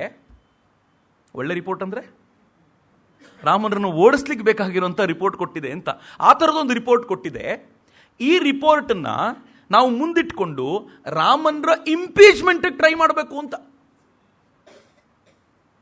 ರಾಮನರನ್ನ ಅಲ್ಲಿಂದ ಓಡಿಸ್ಲಿಕ್ಕೆ ಬೇಕಾಗಿರುವಂಥ ವ್ಯವಸ್ಥೆ ಮಾಡ್ಕೋಬೇಕು ಅಂತ. ಅವರು ಅದರಲ್ಲಿ ಮುಂದುವರೆದು ಏನು ಹೇಳ್ತಾರೆ ಅಂತಂದರೆ, ನಾನು ಇಂಗ್ಲೆಂಡಿಗೆ ಹೋಗಬೇಕಿತ್ತು. ಆ ಲೆಟ್ರಲ್ಲಿ ಹೇಳ್ತಾರೆ ಅವರು, ಇಂಗ್ಲೆಂಡಿಗೆ ಹೋಗಬೇಕಿತ್ತು ತುರ್ತಾಗಿ. ಆದರೆ 1.5 ವರ್ಷದ ಪ್ರಯತ್ನ ನೀರಲ್ಲಿ ಹೋಮ ಆಗ್ಬಿಡಬಾರ್ದು ಅಂತ ಹೋಗಬೇಕಾಗಿರೋ ಟಿಕೆಟ್ಸ್ ಎಲ್ಲ ಕ್ಯಾನ್ಸಲ್ ಮಾಡಿ ನಾನು ಮೀಟಿಂಗಿಗೆ ಹೋಗ್ತಾ ಇದ್ದೀನಿ, ಹೇಗಾದರೂ ಮಾಡಿ ಈ ಸಲ ಅವ್ರನ್ನ ಕೆಳಗಿಳಿಸ್ಬಿಡ್ಬೇಕು ಅಂತ ಮೇಘನಾಥ್ ಸಹ ಪತ್ರ ಬರೀತಾರೆ. ಅಂದರೆ ದೇವರ್ ಹೆಲ್ ಬೆಂಟ್ ಆನ್ ರಾಮನ್. ಹೇಗಾದರೂ ಮಾಡಿ ರಾಮನ್ನ ಅಲ್ಲಿಂದ ತೆಗಿಬೇಕು ಅನ್ನುವಂಥ ಪ್ರಯತ್ನ ಇತ್ತು. ಯಾವಾಗ ರಾಮನ್ರನ್ನ ತೆಗೆಯೋದಕ್ಕೆ ಇಷ್ಟೆಲ್ಲ ಪಿತೂರಿ ನಡೀತಿದೆ ಅಂತ ಗೊತ್ತಾಯ್ತೋ, ಇಂಡಿಯನ್ ಇನ್ಸ್ಟಿಟ್ಯೂಟ್ ಆಫ್ ಸೈನ್ಸ್ನಲ್ಲಿದ್ದಂಥ ಟೀಚರ್ಸು, ವಿದ್ಯಾರ್ಥಿಗಳು ದೊಡ್ಡ ಸಂಖ್ಯೆಯಲ್ಲಿ ಒಂದು ಲೆಟರ್ ಬರೆದು ಸೈನ್ ಮಾಡಿದ್ರು. ಅದಕ್ಕೆ ದೊಡ್ಡ ಸಂಖ್ಯೆಯಲ್ಲಿ, ಪ್ರಾಬಲಿ ನನಗನ್ಸುತ್ತೆ more than 70% of the students and teachers ಅವರು ರಾಮನ್ ಪರವಾಗಿ ಪತ್ರ ಬರೆದು ಅದನ್ನು ಕಮಿಟಿಗೆ ಕೊಟ್ಟರು. ರಾಮನ್ರನ್ನ ಯಾವ ಕಾರಣಕ್ಕೂ ತೆಗಿಬಾರ್ದು, ಅವ್ರು ಬಂದ ನಂತರ ಭಾಳ ಇಂಪ್ರೂವ್ ಆಗಿದೆ ಅಂತ ಕೊಟ್ಟರು. ಆದರೆ ಅರಣ್ಯ ರೋದನವಾಯಿತು ಅಷ್ಟೇ. ರಾಮನ್ರನ್ನ ತೆಗಿಲೇಬೇಕು ಅಂತ ನಿರ್ಧಾರ ಆದಾಗ ರಾಮನ್ ರಿಕ್ವೆಸ್ಟ್ ಮಾಡಿಕೊಂಡ್ರು, ನಾನು ಪ್ರೊಫೆಸರಾಗಿ ಕಂಟಿನ್ಯೂ ಆಗ್ಬೋದಾ, ನಾನು ಕೊಡುವಂಥ ಯಾವ ವ್ಯವಸ್ಥೆನೂ ಕಡಿಮೆ ಮಾಡಬೇಡಿ. ಯಾವ ವ್ಯವಸ್ಥೆ ಅಂತಂದರೆ ಇನ್ನೇನು ವ್ಯವಸ್ಥೆ, ಲ್ಯಾಬ್ ಯೂಸ್ ಮಾಡ್ಕೊಳ್ಳಿಕ್ಕೆ ಬೇಕಂದಾಗ ಬಿಟ್ಬಿಡಿ ಸಾಕು, ನನಗೆ ನಾನು ಲ್ಯಾಬ್ ಯೂಸ್ ಮಾಡ್ಕೊಳ್ತೀನಿ. ನನ್ನ ಹುಡುಗರು ಯಾರಿದ್ದಾರೋ, ನನ್ನ ಶಿಷ್ಯರು ಯಾರಿದ್ದಾರೋ, ನನ್ನ ಜೊತೆ ಯಾರ ಜೊತೆಯಲ್ಲಿ ನಿಂತ್ಕೊಂಡು ಕೆಲಸ ಮಾಡ್ತಿರ್ತಾರೋ ಅವ್ರು ನನ್ನ ಜೊತೆ ಇರುವಂಥ ವ್ಯವಸ್ಥೆ ಮಾಡಿಕೊಡಿ, ಉಳಿದಿದ್ದು ನಾನೇನು ಬೇಕೋ ಅದು ಮಾಡ್ತೀನಿ, ನಾನು ಸೈಲೆಂಟಾಗಿ ಕೆಲಸ ಮಾಡ್ತಿರ್ತೀನಿ ಅಂತ ಹೇಳಿ ಅವರು 37ನಲ್ಲಿ ಅವರು ಪೂರ್ತಿ ಪ್ರಮಾಣದಲ್ಲಿ ಡೈರೆಕ್ಟರ್ಶಿಪ್ಪಿಂದ ಕೆಳಗಿಳಿದು ಅವರು ಪ್ರೊಫೆಸರಾಗಿ ಕಂಟಿನ್ಯೂ ಆದರು. ಆದರೆ ಅಚ್ಚರಿಯ ಸಂಗತಿ ಏನು ಅಂದರೆ, ಅವ್ರ ವಿರುದ್ಧ ಈ ಥರದ ಪಿತೂರಿ ನಡೀತಿದೆ ಅಂತ ತುಂಬ ಚೆನ್ನಾಗಿ ಅರಿವಾಗಿದ್ದು ಕೃಷ್ಣರಾಜ ಒಡೆಯರ್, 4ನೇ ಕೃಷ್ಣರಾಜ ಒಡೆಯರಿಗೆ ಮಾತ್ರ. ಹೇಗಾದ್ರೂ ಮಾಡಿ ರಾಮನರನ್ನ ಆಗಾಗ ಸಮಾಧಾನ ಮಾಡಬೇಕಲ್ಲ. ಏನು ಮಾಡ್ಲಿಕ್ಕಾಗತ್ತೆ? ಅವ್ರು 50,000 ರೂಪಾಯಿ ಕೊಡ್ತಾರೆ ಪ್ರತಿ ವರ್ಷ ನಿಜ, ಆದರೆ ಅದರ ಅದರ ಅದರ ಆಡಳಿತ ವ್ಯವಸ್ಥೆಯಲ್ಲಿ ಹಸ್ತಕ್ಷೇಪ ಮಾಡಲ್ಲ ಅಂತ ತಮಗೆ ತಾವು ಚೌಕಟ್ಟು ಹಾಕೊಂಡಿದ್ದಾರೆ. ಒಂದು ರಾಜಕೀಯ ವ್ಯವಸ್ಥೆ ನಡಿಬೇಕಾಗಿರೋ ರೀತಿ ಅಂತದ್ದು. ಎಲ್ಲರೂ ಕೈ ಹಾಕುವಂಥದ್ದಲ್ಲ, ಅದರಲ್ಲಿ ನಾನು ಕೈ ಹಾಕಲ್ಲ ಅಂತ ನಿಶ್ಚಯ ಮಾಡಿದ್ದಾರೆ. ಹೀಗಾಗಿ ಏನು ಮಾಡಬೇಕು? ಹೀಗಾಗಿ ಅವರು 1935ರಲ್ಲಿ, ಇವರು 37ರಲ್ಲಿ ಆಚೆ ಬಂದಿದ್ದು, 35ರಲ್ಲಿ ರಾಮನರನ್ನ ಅತ್ಯಂತ ಗೌರವಪೂರ್ಣವಾಗಿ ಕರೆಸ್ಕೊಂಡು ಏನು ಬಿರುದು ಕೊಡ್ತಾರೆ ಗೊತ್ತಾ? ರಾಜ್ಯಸಭಾ ಭೂಷಣ ಅನ್ನುವಂಥ ಪ್ರಶಸ್ತಿಯನ್ನು ರಾಮನರಿಗೆ ಕೊಡ್ತಾರೆ. ರಾಜ್ಯಸಭಾ ಭೂಷಣ ಅಂತ ಪ್ರಶಸ್ತಿಯನ್ನು ಕೊಟ್ಟು ಒಂದು ಶಾಲನ್ನು ವಿಶೇಷವಾಗಿ ಹಾಕಿ ಅವ್ರಿಗೊಂದು 69 ವಜ್ರಗಳಿಂದ ಕೂಡಿದ ಗಂಡ ಬೇರುಂಡದ ಒಂದು ಪದಕವನ್ನು ಅವರು ಕುತ್ತಿಗೆಗೆ ಹಾಕ್ತಾರೆ. ಏನು ಹೆಮ್ಮೆ ಇರ್ಬೋದು ರಾಮನರಿಗೆ, ಎಂಥ ಹೆಮ್ಮೆ ಆಗಿರ್ಬೋದು. ರಾಮನರು ತಮ್ಮ ಬದುಕಿನಲ್ಲಿ ಭಾಳ ಸಲ ಹೇಳ್ಕೊಳ್ತಾರೆ. ಏನು ಹೇಳ್ತಾರೆ ಅಂತಂದರೆ, ಅವರು ತಮಗೆ ಬಂದಿರೋ ನೊಬೆಲ್ ಪ್ರಶಸ್ತಿಯನ್ನು ಕೂಡ ಯಾರಿಗೂ ತೋರಿಸ್ತಿರ್ಲಿಲ್ಲ. ಅದು ಎಲ್ಲಿ ಒಂದ್ಸಲ ತೊಗೊಂಬಂದ ಮೇಲೆ ಎಲ್ಲಿ ಹಾಕಿದ್ರು ಅಂತ ಅವ್ರಿಗೆ ಗೊತ್ತಿದ್ದು ಅನುಮಾನ. ಆದರೆ ರಾಜರು ಕೊಟ್ಟಿದ್ದ ಗಂಡ ಬೇರುಂಡವನ್ನಾಗಲಿ, ರಾಜರು ಕೊಟ್ಟಿದ್ದ ಶಾಲನ್ನಾಗಲಿ ಎಲ್ರಿಗೂ ತೋರಿಸ್ತಿದ್ರು. ನನಗೆ ಮೈಸೂರಿನ ಮಹಾರಾಜರು ಕೊಟ್ಟಿದ್ದು ಗೊತ್ತಾ ಇದು ಅಂತ. ಅಷ್ಟು ಗೌರವ ಅವರಿಗೆ ಮಹಾರಾಜರ ಮೇಲೆ. ನೊಬೆಲ್ ಪ್ರಶಸ್ತಿಗಿಂತ ಹೆಚ್ಚು ಮಹಾರಾಜರು ಕೊಟ್ಟಂಥ ಶಾಲನ್ನ ಗಂಡ ಬೇರುಂಡು ಅಂತ ತೋರಿಸ್ತಿದ್ರು. ಹಾಗಂತ ಗಂಡ ಬೇರುಂಡ ಅಥವಾ ಮಹಾರಾಜರಿಗಿಂತ ಹೆಚ್ಚು ಅವ್ರಿಗೆ ಗೌರವ ಇದ್ದಿದ್ದು ಯಾವುದ್ರ ಮೇಲೆ ಗೊತ್ತಾ? ಅವರು ಪ್ರೀತಿಸ್ತಾ ಇದ್ದ ಸೈನ್ಸ್ ಮೇಲೆ ಮಾತ್ರ. ಯಾಕೆ ಅಂತ ನಾನು ಹೇಳ್ತೀನಿ. ಅವ್ರಿಗೆ ಇದ್ದಕ್ಕಿದ್ದಂತೆ ಈ ಪ್ರೊಫೆಸರ್ ಆಗೋ ಹೊತ್ತಲ್ಲಿ ಈ ಲೈಟ್ ಸ್ಕ್ಯಾಟ್ರಿಂಗು, ಈ ಸಾಲಿಡ್ ಲ್ಯಾಟಿಸಸ್ ಮೇಲೆ ಏನಾಗುತ್ತೆ ಅಂತ ಪ್ರಯತ್ನ ಮಾಡಬೇಕು ಅಂತ ಅವ್ರು ಏನು ಮಾಡಿದರು, ವಜ್ರಗಳ ಅಧ್ಯಯನ ಶುರು ಮಾಡಿದರು. ವಜ್ರಗಳು ಯಾರು ಕೊಡ್ತಾರೆ? ಮಹಾರಾಜರು ಕೊಟ್ಟಿದ್ದ ಗಂಡ ಬೇರುಂಡದಲ್ಲ ವಜ್ರ ಇತ್ತಲ್ಲ, ಅದನ್ನೇ ತೆಗೆದು ಅಧ್ಯಯನ ಶುರು ಮಾಡಿದರು. ಅಂದರೆ ಗಂಡ ಬೇರುಂಡ ಭಾಳ ಚೆನ್ನಾಗಿದೆ, ನನಗೆ ಭಾಳ ಹೆಮ್ಮೆ, ಆದರೆ ನನಗೆ ಅದಕ್ಕಿಂತ ಹೆಚ್ಚು ಅಗತ್ಯ ಇರೋದು ಈ ಗಂಡ ಬೇರುಂಡದ್ದು, ಈ ವಜ್ರದ್ದು. ಅದು ಕುತ್ತಿಗೆ ಹಾಕೊಳ್ಳಿಕ್ಕಲ್ಲ, ಅದು ನನ್ನ ಲ್ಯಾಬೊರೇಟ್ರಿಗೆ ಬೇಕು ಅಂತ. ಅವ್ರು ವಿಚಿತ್ರವಾದ ವ್ಯಕ್ತಿತ್ವ ಅವರದ್ದು. ಅವ್ರ ರಿಲೇಟಿವ್ ಒಬ್ಬ ಬರ್ತಾನೆ, ಅವನು ಸೈನ್ಸಲ್ಲಿ ತುಂಬ ಆಸಕ್ತಿ ಇದ್ದವನು. ಅವನ ಮಾವ ಒಂದು ಉಂಗುರ ಹಾಕಿರ್ತಾರೆ, ಆ ಉಂಗುರದಲ್ಲಿ ಒಂದು ವಜ್ರ ಇರುತ್ತೆ. ಅವ್ರು ಹೇಳ್ತಾರೆ, ಏಯ್ ಈ ವಜ್ರನ ಕೈಗೆ ಹಾಕೊಂಡು ತಿರುಗಾಡ್ತಿದ್ದೆ, ಏನಾದರೂ ಉಪಯೋಗ ಮಾಡೋದ್ರದ್ದು ಅಂತ. ಉಪಯೋಗ ಮಾಡುವ ತಕ್ಷಣ ಅವನಿಗೆ ಫ್ಲ್ಯಾಶ್ ಆಗುತ್ತೆ. ಅವನು ಹೋಗಿ ಆ ವಜ್ರದ ಮೇಲೆ ಅಧ್ಯಯನ ಮಾಡಿ ಅದನ್ನು ತೆಗೆದು ಅದನ್ನು ಅಧ್ಯಯನ ಮಾಡಿ ಇವರಿಗೆ ರಿಪೋರ್ಟ್ ಕೊಡ್ತಾನೆ. ಅವ್ರು ಹೇಳ್ತಾರೆ, ಈಗ ಅದರ ಸದ್ಬಳಕೆ ಆಯಿತು ನೋಡು ಅಂತ. ರಾಮನರಿಗೆ ವಜ್ರದ ಹುಚ್ಚು ಎಷ್ಟಿತ್ತು ಅಂತಂದರೆ, ಅವರಿಗೆ 1940 ವೇಳೆಗೆ ಅವರ ಕಲೆಕ್ಷನಲ್ಲಿ 310 ವಜ್ರ ಇತ್ತಂತೆ. 10 ವರ್ಷದಲ್ಲಿ 1950 ವೇಳೆಗೆ 600 ವಜ್ರಗಳ ಕಲೆಕ್ಷನ್ ಇತ್ತಂತೆ ಅವರ ಹತ್ರ. ವಜ್ರಗಳ ಅಧ್ಯಯನದ ಮೇಲೆ ಅಷ್ಟು ಹುಚ್ಚಿತ್ತು ಅವರಿಗೆ. ಅವರಿಗೆ ಈ ಹೊತ್ತಲ್ಲೇ 1940 ಆಸ್ಪಾಸ್ನಲ್ಲೇ ಮಗನ ಸಮಸ್ಯೆ ಶುರುವಾಗಿದ್ದು. ಆನಂತರ 1943 ವೇಳೆಗೆ ರಾಜರು ಏನು ಮಾಡಿದರು, ಅವರಿಗೆ ಅವರು ಬೆಂಗಳೂರಿಗೆ ಬಂದ ತಕ್ಷಣ ಒಂದು ಇಂಡಿಯನ್ ಅಸೋಸಿಯೇಷನ್ ಆಫ್ ಸೈಂಟಿಸ್ಟ್ ಅಥವಾ ಸೈನ್ಸಸ್ ಅಂತ ಏನು ಮಾಡಿದ್ರು, ಅದಕ್ಕೊಂದು ಜಾಗ ಬೇಕು ಅಂತ ರಾಜರನ್ನು ಕೇಳ್ಕೊಂಡಿದ್ರು. ಮಹಾರಾಜರು ಮುಲಾಜಿಲ್ಲದೆ ರಾಮನರಿಗೆ ಅಂತ 11 ಎಕರೆ ಜಾಗವನ್ನು ಕೊಟ್ಬಿಟ್ರು. ಅಷ್ಟೇ ಅಲ್ಲ, ಇನ್ನೊಂದು 4 ಎಕರೆನ ಪಕ್ಕದಲ್ಲಿ ಮತ್ತೊಂದು ಕಡೆ ಆ್ಯಡ್ ಮಾಡಿ 15 ಎಕರೆ ಜಾಗ ಇಟ್ಕೊಳ್ಳಿ, ನಿಮಗೆ ಅವಶ್ಯಕತೆ ಬಂದಾಗ ಇದಕ್ಕೆ ಇನ್ಸ್ಟಿಟ್ಯೂಷನ್ಗೆ ಬೇಕಂತ ಇದನ್ನು ಬಳಸ್ಕೊಳ್ಳಿ ಅಂತ ಅವರಿಗೆ ಅಂತ ಕೊಟ್ಟರು. ಯಾವಾಗ 1948ರಲ್ಲಿ ಪ್ರೊಫೆಸರ್ಶಿಪ್ಪಿಂದ ತಾನು ರಿಟೈರ್ ಆಗ್ತೀನಿ ಅಂತ ಗೊತ್ತಾಯಿತೋ, ರಿಟೈರ್ ಆಗುವಂಥ ಹೊತ್ತಿನಲ್ಲಿ ರಾಮನ್ ಏನು ಮಾಡಿದರು, ಅಲ್ಲಿ ತಮ್ಮದ್ದೇ ಆದ ಒಂದು ಇನ್ಸ್ಟಿಟ್ಯೂಷನ್ ಬೆಳೆಸಬೇಕು ಅಂತ 15 ಎಕರೆ ಜಮೀನಲ್ಲಿ ಕೆಲಸ ಶುರು ಮಾಡಿದರು. 43ರಲ್ಲಿ ಕೆಲಸ ಶುರುವಾಯಿತು. ಇವು ರಿಟೈರ್ ಆಗಿದ್ದು 48ರಲ್ಲಿ ರಿಟೈರ್ ಆಗೋ ವೇಳೆಗೆ ಒಂದು ಹಂತಕ್ಕೆ ಅದು ಟೋಟಲ್ ಬಂದಿತ್ತು. ಪೂರ್ತಿ ಏನು ಬಂದಿರಲಿಲ್ಲ, ಒಂದು ಹಂತಕ್ಕೆ ಬಂದಿತ್ತು. ಅವ್ರಿಗೆ IASC ಮೇಲೆ ಅದು ಎಷ್ಟು ಎವರ್ಷನ್ ಇತ್ತು ಅಷ್ಟೊತ್ತಿಗೆ ಅಂತಂದರೆ, ಎಷ್ಟು ಕೋಪ ಇತ್ತು, ಆಕ್ರೋಶ ಇತ್ತು ಅಂತಂದರೆ, ಆ ರಾಮನ್ ಇನ್ಸ್ಟಿಟ್ಯೂಟ್ ಏನಿದೆಯಲ್ಲ ಅದು IASCಗೆ ಹೊಂದ್ಕೊಂಡೇ ಇರುವಂಥ ಜಾಗ ಅದು. ಅವರು ತಮಗೇನು ಆಫೀಸ್ ಕಟ್ಕೋಬೇಕು ನಿಶ್ಚಯ ಮಾಡಿದ್ರು, ಅಲ್ಲಿಂದ IASC ಟವರ್ ಕಾಣಬಾರದು ಅಂತ ಅಲ್ಲಿ ನೀಲಗಿರಿ ಮರಗಳನ್ನು ಹಾಕಿ ಎತ್ತರಕ್ಕೆ ಬೆಳೆದು ನಿಂತ್ಕೋಬೇಕು ಇದು ಅಂತ ಬಿಟ್ಟಿದ್ರು ಅವರು. ಆದರೆ ಅವರು ಎಸ್ಥೆಟಿಕ್ ಇದು ಭಾಳ ಇತ್ತು ಅವ್ರಿಗೆ, ಎಸ್ಥೆಟಿಕ್ ಸೆನ್ಸ್. ಎಷ್ಟು ಅಂತಂದರೆ, ದಾರಿಯಲ್ಲಿ ಓಡಾಡಬೇಕಾದ್ರೆ ಯಾವ ಹೂ ಇರಬೇಕು, ಎಲ್ಲೆಲ್ಲಿ ಯಾವ ಗಿಡಗಳು ಬರಬೇಕು, ತುಂಬ ಸುಂದರವಾಗಿ. ಇನ್ಫ್ಯಾಕ್ಟ್ IASCಲೂ ಕೂಡ ಅನೇಕ ಬಾರಿ ಅದರ ದೊಡ್ಡ ಪ್ರಯತ್ನ ಅವರೇ ಮಾಡಿದ್ದು ಅಂತ ಹೇಳ್ತಾರೆ. ಹಾಗೆ ಅವರು ರಾಮನ್ ಇನ್ಸ್ಟಿಟ್ಯೂಟಲ್ಲೂ ಕೂಡ ಅದರ ಪ್ರಯತ್ನ ಮಾಡಿದರು. ಈಗ ಒಂದು ಅರ್ಧಂಬರ್ಧ ತಯಾರಾಗಿರುವಂಥ ಆ ಇನ್ಸ್ಟಿಟ್ಯೂಷನ್ಗೆ ಅವರು ಬಂದರು. ಹೊಸ ಹೊಸ ಶಿಷ್ಯರು ಬರಲಿಕ್ಕೆ ಶುರುವಾದರು. ಅವ್ರು ಮತ್ತೆ ತಮ್ಮ ಟೀಚಿಂಗ್ ಪ್ರೊಫೆಷನ್ ಯಾರ್ಯಾರಿಗೆ ಹೋಗಿ ಹೇಳಬೇಕು ಅವೆಲ್ಲವನ್ನು ಹೇಳಲಿಕ್ಕೆ ಶುರು ಮಾಡಿದರು. 1-2-3 ಘಟನೆಗಳು ನಡೆದಿದ್ದಿದೆ ಆ ಸಂದರ್ಭಗಳಲ್ಲಿ. ಈಗ ವಜ್ರದೊಂದು ದೊಡ್ಡ ಕಲೆಕ್ಷನ್ ಅವ್ರ ಹತ್ರ ಇದೆ ರಾಮನ್ ಇನ್ಸ್ಟಿಟ್ಯೂಟಲ್ಲಿ. ಆ ವಜ್ರಗಳ ಕಲೆಕ್ಷನ್ ನಡುವೆ ಎಷ್ಟು ಅವರಿಗೆ ವಜ್ರಗಳ ಮೇಲೆ ಕಾಳಜಿ ಅಂತಂದರೆ, ಅದರ ಮೇಲೆ ಸಿಕ್ಕಾಪಟ್ಟೆ ಅಧ್ಯಯನ ಮಾಡ್ತಿದ್ದಾರೆ. ಅಧ್ಯಯನ ಮಾಡೋ ಹೊತ್ತಿನಲ್ಲಿ ಏನಾಯಿತು, ಆ ಹೊತ್ತಿಗೇನೆ ಜಗತ್ತಿನ ಬೇರೆ ಬೇರೆ ರಾಷ್ಟ್ರಗಳಿಂದ ರಾಮನ್ ಇನ್ಸ್ಟಿಟ್ಯೂಟ್ ನೋಡಲಿಕ್ಕೆ ಅಂತ ಬರ್ತಿದ್ರು. ಒಬ್ಬ ನೊಬೆಲ್ ಲಾರೆಟ್ ತಾನು ಸ್ವಂತ ಒಂದು ಇನ್ಸ್ಟಿಟ್ಯೂಟ್ ಕಟ್ಟಿದ್ರೆ ಹೇಗಿರುತ್ತೆ ನೋಡಬೇಕು ಅಂತ ಜಗತ್ತಿನ ಬೇರೆ ಬೇರೆ ರಾಷ್ಟ್ರದ ಜನ ಬರ್ತಿದ್ರು. ಯಾವಾಗಲಾದರೂ ಹೀಗೆ ಬಂದಾಗ ರಾಮನ್ ತಮ್ಮ ಪ್ರಯೋಗದಲ್ಲಿ ಮಗ್ನವಾಗಿದ್ದರೆ ಅವರನ್ನು ಟೋಟಲ್ ಇನ್ಸ್ಟಿಟ್ಯೂಟ್ ತೋರಿಸ್ಲಿಕ್ಕೆ ಅಂತ ಕರ್ಕೊಂಡು ಹೋಗ್ತಾ ಇದ್ದಿದ್ದು ರಾಮನ್ರ ಹೆಂಡತಿ ಲೋಕಂ ಕರ್ಕೊಂಡು ಹೋಗ್ತಿದ್ರು. ಒಂದ್ಸಲ ಆಕೆ ಯಾವುದೋ ಒಂದು ದೇಶದಿಂದ ಬಂದರು. ಇದು ತುಂಬ ಪಾಪ್ಯುಲರ್ ಸ್ಟೋರಿ. ರಾಮನ್ರ ಪರಿಚಯ ಯಾರ್ಯಾರಿಗಿತ್ತೋ ಅವ್ರ ನಡುವೆ ಈ ವಿಚಾರ ಚರ್ಚೆಗೆ ಬರದೇ ಇರ್ತಾನೆ ಇರಲಿಲ್ಲ. ಆರಂಭದ ದಿನಗಳಲ್ಲಿ ಇನ್ಸ್ಟಿಟ್ಯೂಷನ್ ಹೇಗಿತ್ತು ಅಂತ. ರಾಮನ್ರನ್ನ ಹುಡುಕೊಂಡು ಆಕೆ ಬರ್ತಾಳೆ. ಎಲ್ಲ ಇಂಟರ್ನ್ಯಾಷನಲ್ ಗೆಸ್ಟ್ ಎಲ್ಲ ಬಂದಿದ್ದಾರೆ. ಒಂದೊಂದೇ ಕೋಣೆ ನೋಡ್ತಾಳೆ. ಇವರಿಗೆ ರಾಮನಲ್ಲಿ ಕಾಣಲ್ಲ. ಕೊನೆಗೆ ಈಕೆ ಏನೋ ಎಕ್ಸ್ಪ್ಲೈನ್ ಮಾಡ್ತಾಳೆ. ಪಕ್ಕದೆಲ್ಲೋ ಕರ್ಕೊಂಡು ಹೋಗ್ತಾಳೆ. ಎಲ್ಲ ಎಲ್ಲಿ ಹೋದ್ರೂ ರಾಮನ್ ಸಿಗಲ್ಲ. ಯಾವುದೋ ಒಂದು ಲ್ಯಾಬೊರೇಟರಿಯಲ್ಲಿ ಕತ್ಲಿರುತ್ತೆ. ಈಗ ಡೌಟ್ ಬರುತ್ತೆ ಇಲ್ಲೇನಾದರೂ ಇರ್ಬೋದಾ ಅಂತ ಈ ವಿದೇಶದ ಗೆಸ್ಟ್ಗಳನ್ನೆಲ್ಲ ಹೊರಗಡೆ ನಿಲ್ಲಿಸಿ ಒಳಗೋಗಿ ನೋಡ್ತಾಳೆ. ನೋಡಿ ಏನು ಅವಸ್ಥೆ ರೀ ನಿಮ್ದಿದು ಅಂಥೇಳಿ ಮತ್ತೆ ವಾಪಸ್ ಬಂದು ಬಾಗಿಲು ಹಾಕ್ಕೊಂಡು ಹೊರಗಡೆ ಅವ್ರು ಇಲ್ಲ ಮೋಸ್ಟ್ಲಿ ಸ್ವಲ್ಪ ಹೊತ್ತಲ್ಲಿ ಬರ್ಬೋದು ಅಂತ ಕರ್ಕೊಂಡ್ಬಿಡ್ತಾಳೆ. ಏನಾಗಿರುತ್ತೆ ಗೊತ್ತಾ ಒಳಗೆ? ಅವರೆಲ್ಲ ವಿದ್ಯಾರ್ಥಿಗಳನ್ನು ರಾಮನ್ ಚಡ್ಡಿ ಮೇಲೆ ನಿಲ್ಲಿಸಿರ್ತಾರೆ. ಯಾಕೆ ಚಡ್ಡಿ ಮೇಲೆ ನಿಲ್ಲಿಸಿರ್ತಾರೆ ಅಂದರೆ ವೆರಿ ಇಂಟ್ರೆಸ್ಟಿಂಗ್ ಟು ಹಿಯರ್. ಒಂದು ವಜ್ರ ಕಾಣೆ ಆಗ್ಬಿಟ್ರತ್ತೆ. ಈ ವಜ್ರ ಏನಾದರೂ ಬಟ್ಟೆ ಗಿಟ್ಟೆಯಲ್ಲಿ ಸೇರ್ಕೊಂಡ್ಬಿಟ್ಟಿದೆಯಾ ಹುಡುಕಿ ಅಂತ ನಿಲ್ಸಿರ್ತಾರಂಗೆ. ಎಷ್ಟು ಪಾಪ್ಯುಲರ್ ಸ್ಟೋರಿ ಇದು ಅಂತಂದರೆ ರಾಮನ್ರ ಬಗ್ಗೆ ಹೇಳುವಾಗ ಇದನ್ನು ಹೇಳದೆ ಯಾರೂ ನಿಲ್ಸೋದೇ ಇಲ್ಲ. ಅವಳು ಹೇಳ್ತಾಳೆ ಏನ್ರಿ ಇದು ನಿಮ್ಮ ಅವಸ್ಥೆ ಅಂತ. ಹೆಂಡತಿ ಬರ್ತಾಳೆ. ಕೊನೆಗೆ ರಾಮನ್ರು ಬರ್ತಾರೆ. ಅದು ವಜ್ರ ಸಿಕ್ತೋ ಇಲ್ವೋ ಅಂತ ಯಾರೂ ಹೇಳಲ್ಲ. ಬಟ್ ಅವ್ರು ಅಷ್ಟಂತೂ ಇತ್ತು ಅವ್ರಿಗೆ. ಆ ಪರಿಯ ವಿಚಿತ್ರವಾದ ಪರಿಸ್ಥಿತಿ ಅವ್ರದ್ದು. ಆ ಥರ ಆ ವಜ್ರಗಳ ಮೇಲೆ ಅದರ ಅಧ್ಯಯನದ ಮೇಲೆ ಅಷ್ಟು ಕಾಳಜಿ ಇದ್ದವರು. ರಾಮನ್ರ ಹೆಂಡತಿ ಹೇಳ್ಕೊಳ್ಳೋಂಥ ಒಂದು ಘಟನೆ ಇದೆ, ಭಾಳ ಚೆನ್ನಾಗಿದೆ. ಒಂದಿನ ರಾಮನ್ರು ಇದ್ದಕ್ಕಿದ್ದಂತೆ ಫೋನ್ ಮಾಡಿದ್ರಂತೆ ಮನೆಗೆ, ಅಥವಾ ಹೇಳಿ ಕಳಿಸಿದ್ರು ಅನ್ಸುತ್ತೆ.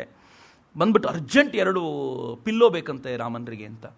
ಹೆಂಡತಿ ಪಿಲ್ಲೋ ಕೊಟ್ಟು ಗಾಬರಿ ಆಗ್ಬಿಟ್ಲು. ವಯಸ್ಸಾಗಿದೆ, ಏನಾಯ್ತೋ ಏನೋ, ಬಿಗಿದು ಹೋದ್ರೇನೋ, ಸೊಂಟ ಗಿಂಟ ಮುರ್ಕೊಂಡ್ರೇನೋ ಅಂತ ಅವಳು ಗಾಬರಿಯಾಗಿ ಏನು ಮಾಡ್ತಾಳೆ, ಪಿಲ್ಲೋ ಕೊಟ್ಟು ಫಸ್ಟ್ ಕಳಿಸ್ತಾಳೆ. ಆಮೇಲೆ ನಿಧಾನವಾಗಿ ತಾನು ಬಂದು ನಿಧಾನವಾಗಿ ನೋಡ್ತಾಳೆ ಏನಾಗಿದೆ ಅಂತ. ನೋಡಿದರೆ ರಾಮನ್ರು ಎಲ್ಲೋ ಸೀರಿಯಸ್ಸಾಗಿ ಕೆಲಸ ಮಾಡ್ತಿರ್ತಾರೆ. ಅವಳು ಪಿಲ್ಲೋ ಎಲ್ಲೋಯ್ತು ಅಂತ ಹುಡುಕಿದ್ರೆ ಈ ಫೋನ್ ಇರುತ್ತಲ್ಲ, ಆ ಫೋನ್ ಮೇಲೆ 2 ಪಿಲ್ಲೋ ಇಟ್ಟು ಅದ್ರ ಮೇಲೆ ಡೈರೆಕ್ಟ್ರಿ ಇಟ್ಟಿರ್ತಾರೆ. ಯಾಕೆ ಅಂತ ರಾಮನ್ರನ್ನ ಕೇಳಿದರೆ ಅದು ಆಗಾಗ ಸದ್ದು ಮಾಡುತ್ತೆ. ಅದು ಸದ್ದು ಮಾಡಿದಾಗ ರಿಸೀವ್ ಮಾಡಲಿಲ್ಲ ಅಂತಂದರೆ ನನಗೆ ನನ್ನ ನೈತಿಕ ಪ್ರಜ್ಞೆ ಬಿಡಲ್ಲ. ಅದಕ್ಕೆ ಅದನ್ನು ಫೋನ್ ರಿಸೀವ್ ಮಾಡಲೇಬೇಕು. ಅದಕ್ಕೆ ಸದ್ದೇ ಬರದೇ ಇರೋ ಥರ ಮಾಡೋಕ್ಕೆ 2 ಪಿಲ್ಲೋ ಇಟ್ಟು ಒಂದು ಡೈರೆಕ್ಟ್ರಿ ಅದ್ರ ಮೇಲೆ ಇಟ್ಬಿಟ್ಟಿದ್ದೀನಿ ಅಂತ. ಇದು ರಾಮನ್ರ ಕಥನಗಳು. ಅವ್ರ ಇನ್ಸ್ಟಿಟ್ಯೂಷನ್ಗಳು ಈ ಥರದ ಅನೇಕ ಕಥನಗಳಿವೆ. ಎಂಥ ಕಥನಗಳು ಅಂತಂದರೆ, ಒಂದ್ಸಲ ಆ ಇನ್ಸ್ಟಿಟ್ಯೂಷನ್ನ ಹೊರಗಡೆ ಆಸ್ಪಾಸ್ನಲ್ಲಿ ತಿರುಗಾಡ್ತಿರುವಾಗ ರಾಮನ್ರು, ಇದು ಆನಂತರ ಈ ದೇಶದ ಶ್ರೇಷ್ಠ ವಿಜ್ಞಾನಿಗಳು ಯಾರು IAS ಇದ್ದರೋ ಅವರುಗಳು ನೋಟ್ ಮಾಡುವಂಥ ಘಟನೆ ಇದು. ಅವರು ಸತೀಶ್ ಧವನ್ರು, ಆ ಪ್ರೊಫೆಸರು, ಹಂಗೆ ಓಡಾಡ್ತಿರ್ತಾರೆ. ಇವರು ಆಚೆ ಬಂದವರು ಒಂದು ಸಂಧಿಯಲ್ಲಿ ಏನೋ ಹುಡುಕಾಡ್ತಿರ್ತಾರೆ. ಸತೀಶ್ ಧವನ್ ಮತ್ತು ಅವ್ರ ಜೊತೆಗಿರುವಂಥ ಮತ್ತೊಬ್ಬ ಪ್ರೊಫೆಸರು ಗಾಡಿಯಿಂದ ಕೆಳಗೆ ಬಂದು ಗಾಬರಿಗೊಂಡು ಏನಾಗಿದೆ, ಏನು ಹುಡುಕ್ತಿದ್ದೀರಾ ಅಂತ ಕೇಳಿದರೆ ರಾಮನ್ರು ಹೇಳ್ತಾರೆ, ಏನೂ ಇಲ್ಲ, ಈ ಫ್ಲೈಸ್ ಇದೆಯಲ್ಲ ಅದು ಬೆಳಕಿಗೆ ಬಂದು ಬಿದ್ದೋಗಿವೆ, ಅದರ ವಿಂಗ್ಸನ್ನು ನಾನು ಕಲೆಕ್ಟ್ ಮಾಡ್ತಿದ್ದೀನಿ, ಅದರ ಮೇಲೆ ಬೆಳಕಿನ ಪ್ರಭಾವ ಹೇಗಿರುತ್ತೆ ಅಂತ ನಾನು ಅಧ್ಯಯನ ಮಾಡಬೇಕು, ಅದಕ್ಕೋಸ್ಕರ ಅದನ್ನು ಕಲೆಕ್ಟ್ ಮಾಡ್ಕೊಳ್ತಾ ಇದ್ದೀನಿ ಅಂತ ಅವರು ಧವನ್ರಿಗೆ ಹೇಳಿದ್ದನ್ನು ಅವ್ರು ರೆಕಾರ್ಡ್ ಮಾಡ್ತಾರೆ. ಇದು ರಾಮನ್ರ ವಿಶೇಷತೆ ಅಂತ. ರಾಮನ್ರು ಜಗತ್ತಿನಿಂದ ಯಾವುದನ್ನು ತರಿಸ್ಕೊಳ್ಬೇಕು, ಅದನ್ನು ಅಧ್ಯಯನ ಮಾಡಬೇಕು ಅಂತ ಇರಲಿಲ್ಲ. ನನ್ನ ಕಣ್ಣೆದುರಿಗೆ ಯಾವುದು ಕಾಣುತ್ತೋ ಅದನ್ನು ಅಧ್ಯಯನ ಮಾಡೋದ್ರ ಮೂಲಕ ನಾನು ಹೊಸದನ್ನೇನಾದರೂ ಜಗತ್ತಿಗೆ ಕೊಡಬಹುದಾ ಅನ್ನುವಂಥ ಪ್ರಯತ್ನದಲ್ಲಿ ಸದಾ ನಿರತರಾಗಿರ್ತಿದ್ರಲ್ಲ, ಇದು ಪ್ರಕೃತಿಯಿಂದ ರಾಮನ್ರು ಕಲಿತಾ ಇದ್ದಂಥ ರೀತಿ ಅಂತ ಹೇಳ್ತಾರೆ. ಬರೀ ಇಷ್ಟೇ ಅಲ್ಲ, ಅವ್ರಿಗೊಂದ್ಸಲ ಇದ್ದಕ್ಕಿದ್ದಂತೆ ಸಿಲ್ಕ್ ಸ್ಯಾರೀಸ್ಗಳ ಮೇಲೆ ಗಮನ ಹೋಗ್ಬಿಡ್ತು. ಸಿಲ್ಕ್ ಸ್ಯಾರೀಸ್ ಬೆಂಕಿಯನ್ನು ಎಷ್ಟು ಹಿಡ್ಕೊಳ್ಳುತ್ತೆ ಅಂತ. ಮನೆಯಲ್ಲಿ ಯಾವ್ಯಾವ ಸಿಲ್ಕ್ ಸ್ಯಾರಿ ಇತ್ತೋ ಎಲ್ಲಕ್ಕೂ ಬೆಂಕಿ ಹಚ್ಚಿ ನೋಡೋರಂತ. ಒಂದ್ಸಲ ಯಾವುದೋ ಮನೆ ಫಂಕ್ಷನ್, ದೊಡ್ಡ ಕಾರ್ಯಕ್ರಮ, ಅವ್ರ ಹೆಂಡತಿ ತಂಗಿ ಬಂದಿರ್ತಾಳೆ ಅಥವಾ ಅಕ್ಕ ಬಂದಿರ್ತಾರೆ. ಆಕೆ ಹೇಳ್ತಾರೆ, ಒಂದಷ್ಟು ಸ್ಯಾರೀಸ್ ತೊಗೊಂಬಂದಿದ್ದೆ, ರಾಮನಿಗೆ ತೋರಿಸ್ಲಿಕ್ಕೆ ಆಗಲೇ ಇಲ್ಲ ನನಗೆ. ಒಳ್ಳೇದಾಯ್ತು ಬಿಡು, ಯಾವುದಾದ್ರೂ ಸಿಲ್ಕ್ ಆಗಿದ್ದರೆ ನೋಡು, ಈ ಸಿಲ್ಕು ಎಷ್ಟು ಬೇಗನೆ ಬೆಂಕಿ ಹೊತ್ಕೊಳ್ಳುತ್ತೆ ಅಂತ ಈಗ ತೋರಿಸ್ತೀನಿ ನೋಡು ಅಂತ ಬೆಂಕಿ ಹಚ್ಚಿ ತೋರಿಸ್ಬಿಟ್ರೆ ಅವ್ರು ನಿಮಗೆ, ಒಳ್ಳೇದಾಯ್ತು ನೀನು ಅವ್ರಿಗೆ ತೋರಿಸ್ತಿಲ್ಲ ಅಂತ. ಸೊ ರಾಮನ್ರು ಒಂಥರ ಹೇಗಿದ್ರು ಅಂತಂದರೆ, ಅವರಿಗೆ ತನ್ನ ಸೈನ್ಸು ಎಲ್ಲಕ್ಕಿಂತಲೂ ದೊಡ್ಡದಾಗಿತ್ತು ಅಂತ. ಸೈನ್ಸಿಗಿಂತಲೂ ದೊಡ್ಡದು ಯಾವುದೂ ಇರಲಿಲ್ಲ. ಹೀಗಾಗಿಯೇ ನೆಹರು ಥರದ ನೆಹರು, ನಾನು ಯಾಕಿದ್ದೀನಿ ಇನ್ವರ್ಟೆಡ್ ಕಾಮದಲ್ಲಿ ಹೇಳ್ತಿದ್ದೀನಿ ಅಂತಂದರೆ, ಪ್ರಧಾನಮಂತ್ರಿಯೊಬ್ಬ ನನ್ನ ಹತ್ರ ಬರ್ತಾರೆ, ಮಾತನಾಡಿಸ್ತಾರೆ ಅಂದರೆ ಎಂಥ ಗೌರವ ಇರಬೇಕು, ಏನು ಖುಷಿ ಆಗಬೇಕು. ಆದರೆ ಅವರಿಗೆ ನನ್ನ ಸೈನ್ಸಿಗಿಂತ ಪ್ರಧಾನಮಂತ್ರಿಯೂ ದೊಡ್ಡದಲ್ಲ ಅಂತ. ಅದೊಂಥರ ಅದ್ಭುತವಾದ ಜೀವ ಅದು. ರಾಮನ್ರು ತುಂಬ ಅದ್ಭುತ ಅನಿಸೋದು ಆ ಕಾರಣಕ್ಕೆ. ರಾಮನ್ರ ಇನ್ಸ್ಟಿಟ್ಯೂಷನ್ಗೆ ನೆಹರು ತನ್ನ ಮಗಳನ್ನು ಕರ್ಕೊಂಡು ಬೆಂಗಳೂರಿಗೆ ಬಂದಿರ್ತಾರೆ. ರಾಮನ್ ಇನ್ಸ್ಟಿಟ್ಯೂಷನ್ಗೆಲ್ಲ ಬೆಂಗಳೂರಿಗೆ ಬಂದಿರ್ತಾರೆ. ಆದರೆ ರಾಮನ್ರ ಬಗ್ಗೆ ತುಂಬ ಕೇಳಿದ್ದಂಥ ಇಂದಿರಾ ಏನು ಮಾಡ್ತಾಳೆ, ಇಂದಿರಾ ಗಾಂಧಿ ಆಕೆ ಅಲ್ಲಿಗೆ ಹೋಗ್ತಾಳೆ, ರಾಮನ್ ಇನ್ಸ್ಟಿಟ್ಯೂಟಿಗೆ ಹೋಗಿ ರಾಮನ್ರು ಏನು ಮಾಡ್ತಾರೆ, ತಾವೇ ಇಂದಿರಾ ಗಾಂಧಿನ ಪೂರ್ತಿ ಒಂದು ಟ್ರಿಪ್ ಕರ್ಕೊಂಡು ಹೋಗಿ ಬರ್ತಾರೆ. ಹೆಂಗಿದೆ ನೋಡೋಣ ಇನ್ಸ್ಟಿಟ್ಯೂಟು ಅಂತ ಎಲ್ಲ ನೋಡಿ ಫುಲ್ಲು ಖುಷಿಯಾಗ್ಬಿಟ್ಟಿರ್ತಾಳೆ ಅವಳು. ಖುಷಿಯಾದ್ಮೇಲೆ ಹೇಳಿದಾಗ ನಿಮ್ಮ ಅಪ್ಪಂಗೆ ಹೇಳು ಒಂದ್ಸಲ ಬಂದೋಗಕ್ಕೆ ಇಲ್ಲಿ ಅಂತ. ಅವ್ರಿಗಿದ್ದಂಥ ಆ ವ್ಯಕ್ತಿತ್ವ ಇದೆಯಲ್ಲ, ಏನು ಘನವಾದ ವ್ಯಕ್ತಿತ್ವ, ನಿಮ್ಮ ಅಪ್ಪನಿಗೆ ಹೇಳೋ ಒಂದ್ಸಲ ಇಲ್ಲಿ ಬಂದು ನೋಡ್ಕೊಂಡು ಹೋಗೋಕ್ಕೆ ಅಂತ. ಅವಳು ಸುಮ್ಮನೆ ಹೋಗ್ತಾಳೆ, ಏನು ಮಾತಾಡಲ್ಲ. ಸಂಜೆ ಅವರ ಸೆಕ್ರೆಟ್ರಿಗೆ ಅಥವಾ ಅವರ ರಾಮನ್ ಇನ್ಸ್ಟಿಟ್ಯೂಟಿಗೆ ಫೋನ್ ಬರುತ್ತೆ, ಪ್ರಧಾನಮಂತ್ರಿಗಳು ಇನ್ಸ್ಟಿಟ್ಯೂಟ್ ನೋಡಬೇಕಂತೆ ಬರ್ತಾರಂತೆ ಅಂತ. ಪ್ರಧಾನಮಂತ್ರಿಗಳು ಬಂದಾಗ ರಾಮನ್ರು ಒಂದು ಸಣ್ಣ ಪ್ರಯೋಗ ಮಾಡಿರ್ತಾರೆ. ಆ ಪ್ರಯೋಗ ಏನು ಅಂತಂದರೆ, ಚಿನ್ನ ಮತ್ತು ಕಾಪರ್ನ, ತಾಮ್ರವನ್ನು ಕೈಯಲ್ಲಿ ಹಿಡ್ಕೊಂಡು ಅದ್ರ ಮೇಲೆ ಯಾವುದೋ ಒಂದು UV ಲೈಟ್, ಯಾವುದೋ ಒಂದು ಲೈಟ್ ಬಿಟ್ಟಾಗ ಎಲ್ಲವೂ ಹೊಳೆಯೋಕ್ಕೆ ಶುರುವಾಗ್ಬಿಡುತ್ತೆ, ಯಾವ ಚಿನ್ನ ಅಂತ ಗೊತ್ತಾಗಲ್ಲ.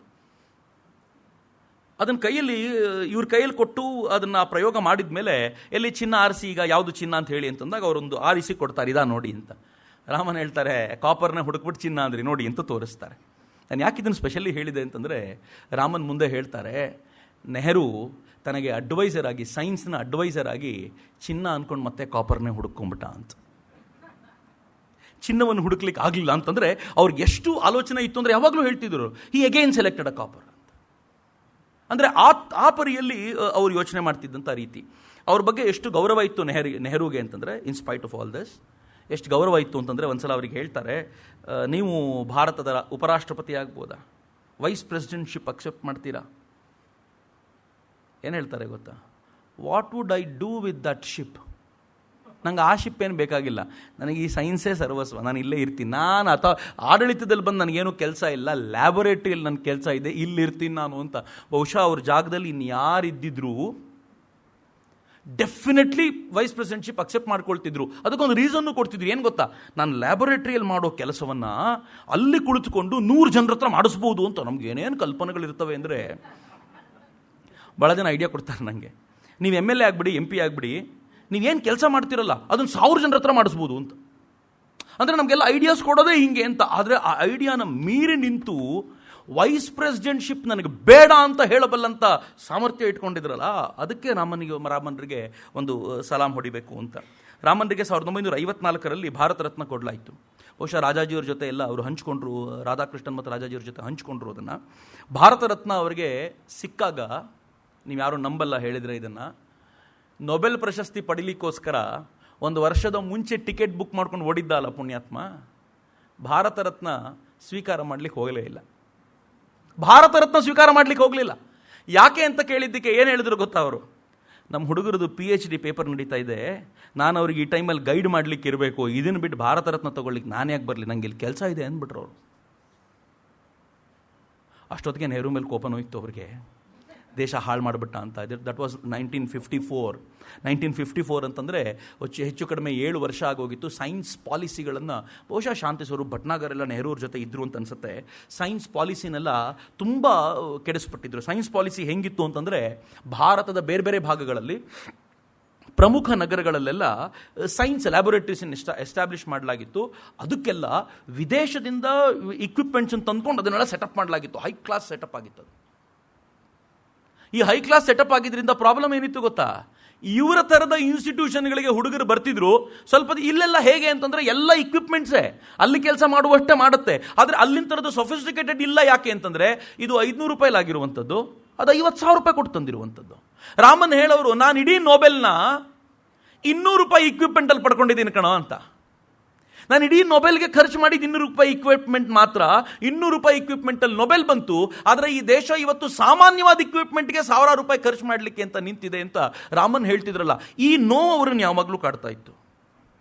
ಎರಡನೇದು, ನೆಹರು ಸುತ್ತ ಇರುವಂಥ ಅಡ್ವೈಸರ್ ನೆಹರು ಸರಿ ಇಟ್ಕೊಳ್ಳಿಲ್ಲ ಅಂತ ಅವ್ರಿಗೆ ಯಾವತ್ತೂ ಭಾಳ ಬೇಜಾರಿತ್ತು. ಈ ಕಾರಣಕ್ಕೆ ಅವರು ಡೆಲ್ಲಿಗೆ ಹೋಗಿದ್ದಾಗ ನೆಹರು ಗೊತ್ತಾಯಿತು ಬಂದಿದ್ದಾರೆ CV ರಾಮನ್ ಡೆಲ್ಲಿಗೆ ಅಂತ. ರಾತ್ರಿ ಊಟಕ್ಕೆ ಬರ್ತೀರಾ ಅಂತ ಕೇಳಿದರು.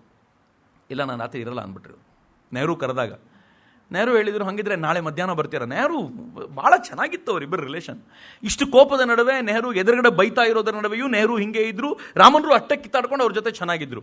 ಇಲ್ಲ ಬರೋಕ್ಕಾಗಲ್ಲ ಅಂತ, ಮಧ್ಯಾಹ್ನ ಆದರೂ ಬರ್ಬೋದಾ ಅಂತ ಕೇಳಿದಾಗ ಇಲ್ಲ ಅನ್ಲಿಕ್ಕಾಗದೆ ಮಧ್ಯಾಹ್ನ ಹೋಗಿ ಭೇಟಿ ಮಾಡಿ ಅವ್ರನ್ನ ಮಾತನಾಡಿಸ್ಕೊಂಡು ಮತ್ತಲ್ಲಿ ಹೇಳಬೇಕಾದನ್ನೆಲ್ಲ ಹೇಳಿ ಬಂದರು. ಒಂದ್ಸಲ ಹೀಗೆ ನೆಹರು ಹೋಗ್ತಾ ಇರುವಂಥ ಕಾರ್ನಲ್ಲಿ ರಾಮನ್ನೂ ಕೂತಿದ್ರು. ಈ ನೆಹರು ಮಧ್ಯ ಎದ್ದು ನಿಂತ್ಕೊಂಡು ಕೈ ಬೀಸೋದೆಲ್ಲ ಇತ್ತಲ್ಲ. ಕೈ ಬೀಸುವಾಗ ಜನ ಎಲ್ಲ ಭಾಳ ಖುಷಿಪಟ್ಟು ಚಪ್ಪಾಳೆ ತಪ್ಪಿಟ್ರೆ ನೆಹರು ಭಾಳ ಖುಷಿಯಾಗಿ ಕೂತ್ರೆ ರಾಮನ್ ಪಕ್ಕದಲ್ಲಿ ಇದ್ದವ್ರು ಕೇಳಿದ್ರು, ನಿನ್ನನ್ನು ಖುಷಿ ಪಡಿಸ್ಲಿಕ್ಕೆ ಇಷ್ಟು ಸಾಕಲ್ಲ? ಎಂಥ ಮಾತು ಅಂದರೆ, ನಿನ್ನನ್ನು ಖುಷಿ ಪಡಿಸ್ಲಿಕ್ಕೆ 4 ಜನ ಸೀಟಿ ಹೊಡೆದು ಚಪ್ಪಾಳೆ ಹೊಡೆದ್ರೆ ಸಾಕು, ನಿನಗೆ ಅಷ್ಟಕ್ಕೆ ಖುಷಿ ಆಗ್ಬಿಡ್ತೀಯ. ಅಂದರೆ ನೀನು ರಾಜನಾಗಿ ಮಾಡಬೇಕಾಗಿರುವಂಥ ಆಲೋಚನೆ ಮಾಡಬೇಕಾಗಿರುವ ಶೈಲಿ ಬೇರೆ ಅಂತ. ಇಷ್ಟಕ್ಕೆ ಖುಷಿ ಪಡಬೇಕಾಗಿರುವಂಥ ವ್ಯಕ್ತಿತ್ವ ನಿನ್ನದಾಗಬೇಕಾಗಿಲ್ಲ ಅನ್ನೋದನ್ನು ಸೂಕ್ಷ್ಮವಾಗಿ ಹೇಳಿದರು. ಆದರೆ ಅದು ಅವ್ರಿಗೆ ಅರ್ಥ ಆಗ್ತಿರಲಿಲ್ಲ. ಹಂತವಾಗಿ ಭಾರತದ ಒಟ್ಟಾರೆ ಸ್ಥಿತಿ, ಅದರ ಪರಿಣಾಮ ಇವರು ಅನುಭವಿಸ್ಬೇಕಾಗಿ ಬಂತು. ಹೆಂಗೆ ಅಂತಂದರೆ, ಯಾರ್ಯಾರೂ ಇವ್ರ ಹತ್ರ ವಿದ್ಯಾರ್ಜನೆಗೆ ಅಂತ ಬರ್ತಿದ್ರು, ಅವ್ರು ಇವ್ರ ಕ್ಷೇತ್ರವನ್ನು ಬಿಟ್ಟು ಇನ್ನೊಂದು ಯಾವುದೋ ಲ್ಯಾಬೊರೇಟರಿಗೆ ಹೋಗ್ತೀವಿ ಮತ್ತೆಲ್ಲೋ ಹೋಗ್ಬಿಡ್ತೀವಿ ಅಂತ ಹೋಗ್ತಿದ್ರು. ಇನ್ನೂ ಕೆಲವರು ವಿದೇಶಕ್ಕೆ ಹೋಗ್ಬಿಡ್ತಿದ್ರು. ತುಂಬ ಫ್ರಸ್ಟ್ರೇಟ್ ಆದ ಈ ಮನುಷ್ಯ ಒಂದು ಹಂತದಲ್ಲಿ ಪ್ರಾಬಬ್ಲಿ 1960s ,60, 62 ಆ ರೇಂಜಲ್ಲಿ ತಮ್ಮ ಮನೆಗೆ ಬರ್ತಾರೆ. ಮನೆಗೆ ಬಂದು ಅವ್ರ ಮನೆಯ ಹಾಲ್ನಲ್ಲಿ ಒಂದು ನೆಹರುದ್ ಬಸ್ಟ್, ಅವರ ಎದೆವರೆಗಿನ ಒಂದು ಮೂರ್ತಿ ಇಟ್ಕೊಂಡಿರ್ತಾರೆ. ಅವರು ಮನೆಗೆ ಬಂದು ಆ ಮೂರ್ತಿನ ತಳ್ಳಿ ಬಿಸಾಕ್ಬಿಡ್ತಾರೆ ಕೆಳಗೆ. ಚೂರಾಗಿ ಹೋಗ್ಬಿಡುತ್ತೆ ಮೂರ್ತಿ. ಎಲ್ಲರೂ ಗಾಬರಿಪಟ್ಟು ಓಡ್ ಬರ್ತಾರೆ, ಏನಾಯಿತು ಅಂತ ಕೇಳ್ತಾರೆ. ಆವಾಗ ಸ್ವಲ್ಪ ಹೋಶ್ ಬರುತ್ತೆ ಅವ್ರಿಗೆ. ನಾನು ಹೆಂಗೆ ಹೇಳಲಿ, ನಾನೇ ಬೀಳಿಸಿದ್ದು ಅಂತ. ಅವ್ರು ಹೇಳ್ತಾರೆ, ಇದು ಹೆಂಗೆ ಬಿತ್ತೋ ಗೊತ್ತಾಗಲಿಲ್ಲ ನೋಡು. ಪಕ್ಕದಲ್ಲಿದ್ದವರೆಲ್ಲ ಹ್ಞೂ ಅನ್ಕೋತಾರೆ. ಅವ್ರ ಹೆಂಡ್ತಿ ಬಂದು, ಇರಲಿ ಬಿಡಿ ಪರವಾಗಿಲ್ಲ, ನಿಮ್ಗಿರೋ ಕೋಪ ನನಗೆ ಅರ್ಥ ಆಗುತ್ತೆ ಅಂತ ಹೆಂಡ್ತಿ ಬಂದು ಎಲ್ಲವನ್ನೂ ಕ್ಲೀನ್ ಮಾಡಿ ಹಾಕ್ತಾರೆ. ಹೆಂಡ್ತಿಗಲ್ದೆ ಇನ್ಯಾರಿಗೆ ಅರ್ಥ ಆಗಬೇಕು? ಅವಳಿಗೆ ಇವರಲ್ಲಿ ನಡೀತಾ ಇದ್ದಂಥ ಫ್ರಸ್ಟ್ರೇಷನ್ ಗೊತ್ತಿತ್ತು. ಫ್ರಸ್ಟ್ರೇಷನ್ ಯಾಕೆ ಗೊತ್ತಾ? ನನಗೇನು ಸಿಗಲಿಲ್ಲ ಅಂತಲ್ಲ, ಅವರಿಗೆ ವೈಸ್ ಪ್ರೆಸಿಡೆಂಟ್ಶಿಪ್ಪೇ ಅವ್ರ ಕಾಲ್ಬುಡಕ್ಕೆ ಬಂದಿದ್ದಾಗ ಅದನ್ನು ಬೇಡ ಅಂತಿದ್ದ ಮನುಷ್ಯನಿಗೆ ತನಗೇನೂ ಸಿಗಲಿಲ್ಲ ಅನ್ನೋದು ನೋವಾಗಿರ್ಲಿಕ್ಕಲ್ಲ. ಅವ್ರಿಗೆ ಬೇಜಾರಾಗ್ತಿದ್ದು, ನನ್ನ ದೇಶ ವಿಜ್ಞಾನದ ವಿಭಾಗದಲ್ಲಿ ಹೆಂಗೆ ಹೋಗ್ಬೇಕಿತ್ತು ಹಂಗೆ ಹೋಗ್ತಿಲ್ವಲ್ಲ. ಸ್ವಾತಂತ್ರ್ಯದ ಪೂರ್ವದಲ್ಲಿ ನಾವು ಎಷ್ಟು ಫೈಟ್ ಮಾಡ್ತಿದ್ವೋ ಆ ಫೈಟ್ ಇವತ್ತು ಕಾಣಿಸ್ತಿಲ್ವಲ್ಲ ಅಂತ ನೋವಾಗ್ತಿತ್ತು ಅವರಿಗೆ. ಎಲ್ಲಕ್ಕಿಂತ ಹೆಚ್ಚಿನ ಬೇಜಾರು ಅವ್ರಿಗೆ ಯಾವಾಗ ಆಗ್ತಿತ್ತು ಅಂತಂದರೆ, ಯಾರ್ಯಾರನ್ನ ಇವರು ಪ್ರೇರಣೆ ಕೊಟ್ಟು ಭಾರತದಲ್ಲಿ ಉಳಿದು ಈ ಪ್ಯೂರ್ ಸೈನ್ಸನ್ನು ಆಯ್ಕೆ ಮಾಡಿಕೊಂಡು ಇದ್ರ ಮೂಲಕ ಭಾರತವನ್ನು ಡೆವಲಪ್ ಮಾಡಬೇಕು ಅಂತ ಹೇಳಿದ್ರು, ಅವರಲ್ಲಿ ಬಹುತೇಕರು ಗೌರ್ಮೆಂಟ್ನ ನೌಕರರಾಗ್ಬಿಟ್ಟಿದ್ರು. ಗೌರ್ಮೆಂಟ್ನ ಯಾವುದೋ ಯೋಜನೆಗಳಲ್ಲಿ ತಮ್ಮನ್ನು ತಾವು ತೊಡಗಿಸ್ಕೊಂಡ್ಬಿಟ್ಟಿದ್ರು. ಯಾವಾಗಲೂ ಅವ್ರದ್ದೊಂದು ಗಲಾಟೆ ಏನಿರ್ತಿತ್ತು ಅಂತಂದರೆ, ಯಾವಾಗ ಗೌರ್ಮೆಂಟ್ನ ಯೋಜನೆಗಳಲ್ಲಿ ನಾವು ತೊಡಗಿಸ್ಕೊಳ್ತೀವೋ ಆಗ ನಾವು ಫ್ರೀಡಮ್, ನಮಗೆ ಕೆಲಸ ಮಾಡಲಿಕ್ಕೆ ಫ್ರೀಡಮ್ ಇರಲ್ಲ ಅನ್ನೋಂಥ ಕಲ್ಪನೆ ಇತ್ತು. ಇವರೇ ಕಲ್ಪನೆ ಕೊಟ್ಟು ಕನಸು ಕೊಟ್ಟಂಥ ಈ ವಿಕ್ರಮ್ ಸಾರಾಭಾಯ್ ಇರ್ಬೋದು, ಹೋಮಿ ಭಾಭಾ ಇರ್ಬೋದು, ಅವರೆಲ್ಲರೂ ಒಬ್ಬರು ಅಟಾಮಿಕ್ ಇದಕ್ಕೂ ರಿಸರ್ಚಿಗೆ ಹೋದರು, ಇನ್ನೊಬ್ಬರು ಈ ಸ್ಪೇಸ್ ರಿಸರ್ಚಿಗೆ ಅಂತ ಬಂದರು. ಇವರೆಲ್ಲರೂ ಕೂಡ ಗೌರ್ಮೆಂಟ್ನ ಕೈಗೊಂಬೆಗಳಾಗ್ಬಿಟ್ರು ಅನ್ನುವಂಥ ನೋವು ರಾಮನ್ರಿಗೆ ಅಗಾಧವಾಗಿ ಕಾಡ್ತಾ ಇತ್ತು. ಹೀಗಾಗಿ 60ರ ನಂತರ ರಾಮನ್ರ ಇದನ್ನು ನಾನು ಪಟ್ಟಿ ಮಾಡೋದಾದರೆ 1910ರಿಂದ 19 ಅಕಾಸ್ಟಿಕ್ಸ್ ಮೇಲೆ ಕೆಲಸ ಮಾಡಿದರು. ಕಲ್ಕತ್ತಾದಲ್ಲಿದ್ದಾಗ ಅಕಾಸ್ಟಿಕ್ಸ್ ಅಂತಂದರೆ ಈ ವೈಲಿನ್ ಹೆಂಗೆ ಕೆಲಸ ಮಾಡುತ್ತೆ, ಮೃದಂಗ ಹೆಂಗೆ ಕೆಲಸ ಮಾಡುತ್ತೆ, ಪಿಯಾನೋ ಹೆಂಗೆ ಕೆಲಸ ಮಾಡುತ್ತೆ, ಇದ್ರ ಮೇಲೆ ಕೆಲಸ ಮಾಡಿ ನನಗನ್ಸುತ್ತೆ ಒಂದು 16-18 ಪೇಪರ್ಗಳನ್ನು ಅದ್ರ ಮೇಲೆ ಪ್ರೆಸೆಂಟ್ ಮಾಡಿದರು. 20ರಿಂದ 29 ಆ ದಶಕ ಅವರು ಆಪ್ಟಿಕ್ಸ್, ಲೈಟ್ ಸ್ಕ್ಯಾಟರಿಂಗ್ ಹೆಂಗಾಗುತ್ತೆ ಅದ್ರ ಮೇಲೆ ವರ್ಕ್ ಮಾಡಿದ್ರು. 27-28ಕ್ಕೆ ಅವರಿಗೆ ನೊಬೆಲ್ ಕೂಡ, 30ಕ್ಕೆ ನೊಬೆಲ್ ಕೂಡ ಬಂತು ಅದರ ಪ್ರಭಾವಕ್ಕೋಸ್ಕರ. 30ರಿಂದ 39 ಅವರು ಅಲ್ಟ್ರಾಸಾನಿಕ್ ಡಿಫ್ರಾಕ್ಷನ್ ಮೇಲೆ ಕೆಲಸ ಮಾಡಿದ್ರು. ಡಿಫ್ರಾಕ್ಷನ್ ಗ್ರೇಟಿಂಗ್ ಹೆಂಗೆ ವರ್ಕ್ ಮಾಡುತ್ತೆ, ಯಾವ ಲೈಟ್ ಬಿದ್ದಾಗ ಹೆಂಗೆ ಡಿಫ್ರಾಕ್ಷನ್ ಆಗುತ್ತೆ ಅದ್ರ ಮೇಲೆ ವರ್ಕ್ ಮಾಡಿದ್ರು. 40ರಿಂದ 49 ಡೈಮಂಡು ಮತ್ತು ವೈಬ್ರೇಷನ್ ಇನ್ ಲ್ಯಾಟಿಸಸ್ ಮೇಲೆ ಅವರು ವರ್ಕ್ ಮಾಡಿದ್ರು. ಇದು 40ರಿಂದ 49 ನಡೆದಿರುವಂಥದ್ದು. 50ರಿಂದ 59 ಆಪ್ಟಿಕ್ಸ್ ಮೇಲೆ ಮತ್ತೆ ವರ್ಕ್ ಮಾಡ್ಲಿಕ್ಕೆ ಶುರು ಮಾಡಿದ್ರು. 60ನೇ ದಶಕದ ನಂತರ ಅವರನ್ನು ಯಾರು ಹೆಲ್ಮೋಲ್ಟ್ಸ್ ತುಂಬ ಪ್ರಭಾವಿಸಿದ್ನೋ ಆ ಸೈಂಟಿಸ್ಟ್ನ ಮತ್ತೆ ಅದೇ ಜಾಡನ್ನು ಹಿಡಿದು ಮತ್ತೆ ಬ್ಯಾಕ್ ಟು ಸ್ಕ್ವೇರ್ ಒನ್ ಬಂದು ನಿಂತಿದ್ರು ಪುಣ್ಯಾತ್ಮ. ಅವ್ರು ಮತ್ತೀಗ ಫಿಸಿಯಾಲಜಿ ಆಫ್ ವಿಷನ್ ಮೇಲೆ ವರ್ಕ್ ಮಾಡ್ತಾ ಕಣ್ಣು ಹೇಗೆ ಕೆಲಸ ಮಾಡುತ್ತೆ, ಇದು ಹೇಗೆ ನೋಡುತ್ತೆ ಎನ್ನುವುದರ ದೃಷ್ಟಿ ಮೇಲೆ ತಮ್ಮ ಪೂರ್ತಿ ಸಂಶೋಧನೆಯನ್ನು ಮೀಸಲಾಗಿಟ್ಟರು. ಆಗ ತುಂಬ ಜನ ಸ್ಟೂಡೆಂಟ್ಸ್ ಅವ್ರ ಜೊತೆ ಇರ್ತಿರಲಿಲ್ಲ. ಒಟ್ಟಲ್ಲಿ ಅವರ ಸೈಂಟಿಫಿಕ್ ಪಾಲಿಸಿಯ ಕಲ್ಪನೆಗಳು ಮಿತ್ರರೆ. ಇವತ್ತಿಗೂ ಕೂಡ ಇದನ್ನು ಹೇಳಬೇಕಾದ್ರೆ ಬೇಜಾರು ಅನ್ಸುತ್ತೆ ನನಗೆ. ಸೈಂಟಿಫಿಕ್ ಜರ್ನಲ್ಸ್ ಇರಬೇಕು ನಮ್ಮದು. ಹೆಂಗಿರಬೇಕು ಅಂದರೆ ಇಂಟರ್ನ್ಯಾಷನಲ್ ಸ್ಟ್ಯಾಂಡರ್ಡ್ಸಿಗಿರಬೇಕು. ನಮ್ಮ ಸೈಂಟಿಫಿಕ್ ಜರ್ನಲ್ಗಳಲ್ಲಿ ತಮ್ಮ ಪೇಪರ್ ಪಬ್ಲಿಷ್ ಆಗೋದು ಹೆಮ್ಮೆ ಅಂತ ಜಗತ್ತಿನ ರಾಷ್ಟ್ರಗಳು ಭಾವಿಸುವಂಥ ಜರ್ನಲ್ ತಯಾರು ಮಾಡಬೇಕು ಅಂತಿದ್ರು. ಐ ಡೌಟ್ 72 ವರ್ಷಗಳ ನಂತರ ಇವತ್ತಾದರೂ ಅಂಥದ್ದೊಂದು ಜರ್ನಲ್ ಇದೆ ಅಂತ ನನಗೆ ಈಗಲೂ ನಂಬಿಕೆ ಇಲ್ಲ. ಅವ್ರು ಹೇಳ್ತಿದ್ರು, ನಾವು ಬೇರೆ ಬೇರೆ ಸೈಂಟಿಫಿಕ್ ಆರ್ಗನೈಸೇಷನ್ಗಳ ನಡುವೆ ಕೋಆರ್ಡಿನೇಷನ್ ಡೆವಲಪ್ ಮಾಡಿ ಜೊತೆಯಲ್ಲಿ ಕೆಲಸ ಮಾಡುವಂತೆ ಮಾಡಬೇಕು ಅಂತ. ಆದರೆ ನಮ್ಮ ಕೋಆರ್ಡಿನೇಷನ್ ಹೇಗಿದೆ ಅಂತಂದರೆ, ಅನೇಕ ಸೈಂಟಿಫಿಕ್ ಇನ್ಸ್ಟಿಟ್ಯೂಷನ್ಗಳು ಅವ್ರದನ್ನು ಬಳಸ್ಕೊಳ್ಬೇಕಾಗಿರುವಂಥ ಇಂಡಸ್ಟ್ರಿ ಜೊತೆಗೆ ಕೋಆರ್ಡಿನೇಷನ್ ಇಟ್ಕೊಂಡಿಲ್ಲ. ನಾನೊಂದ್ಸಲ ಒಂದು ಪ್ರಶ್ನೆ ಕೇಳಿದೆ. DRDOಗೆ ಒಂದು ನವೆಂಬರ್ ಕಾರ್ಯಕ್ರಮಕ್ಕೆ ಹೋಗಿದ್ದಾಗ DRDO ಡೈರೆಕ್ಟರ್ ಜೊತೆ ಮಾತಾಡ್ತಾ ಕೇಳಿದೆ, ಸರ್, ಇಸ್ರೋ ಇಷ್ಟು ಮುಂದಕ್ಕೆ ಓಡ್ತಾ ಇದೆ, ಯಾಕೆ DRDO ಇನ್ನೂ ಇಲ್ಲೇ ಇದೆ? ಸಹಜವಾದ ಪ್ರಶ್ನೆ, ನನ್ನಂಥ ಒಬ್ಬ ತರುಣನಿಗೆ ಬರಬೇಕಾಗಿರುವಂಥ ಪ್ರಶ್ನೆ. DRDO ಬಗ್ಗೆ ಮಾತಾಡಬೇಕಾದ್ರೆ ಯಾವಾಗಲೂ ನೆಗೆಟಿವೇ ಬರುತ್ತೆ, ಇಸ್ರೋ ಬಗ್ಗೆ ಎಲ್ಲ ಪಾಸಿಟಿವೇ ಬರುತ್ತಲ್ಲ, ಯಾಕೆ ಅಂತ ಭಾಳ ಚೆನ್ನಾಗಿರೋ ಉತ್ತರ ಕೊಟ್ಟಿದ್ರು. ಆ ಉತ್ತರ ನನಗೆ ಮುಂದಿನ ಅನೇಕ ತಿಂಗಳುಗಳ ಕಾಲ ನಾನು ಅದರ ಮೇಲೆ ಎಷ್ಟು ಆಲೋಚನೆ ಮಾಡ್ತಾ ಇದ್ದೆ ಅಂತಂದರೆ ಸರಿ ಅಂತ ಅನಿಸ್ತಿತ್ತು ನನಗೆ. ಅವ್ರು ಹೇಳ್ತಿದ್ರು, ಇಸ್ರೋ ತನ್ನ ಪ್ರಾಡಕ್ಟ್ಗೆ ತಾನೇ ಕಸ್ಟಮರ್. ಸಿಂಪಲ್ ಆಗಿದೆ, ತನ್ನ ಪ್ರಾಡಕ್ಟ್ಗೆ ತಾನೇ ಕಸ್ಟಮರ್. DRDO ತನ್ನ ಪ್ರಾಡಕ್ಟನ್ನು ಬೇರೆಯವರಿಗೆ ಕೊಡಬೇಕು ಅಂತ. ಯಾರು ತಗೋಬೇಕೋ ಅವ್ರು ಈ ಪ್ರಾಡಕ್ಟ್ ಚೆನ್ನಾಗಿಲ್ಲ ಅಂತಂದ್ರೆ ಮತ್ತೆ ಕೆಲಸ ಶುರು ಮಾಡಬೇಕು.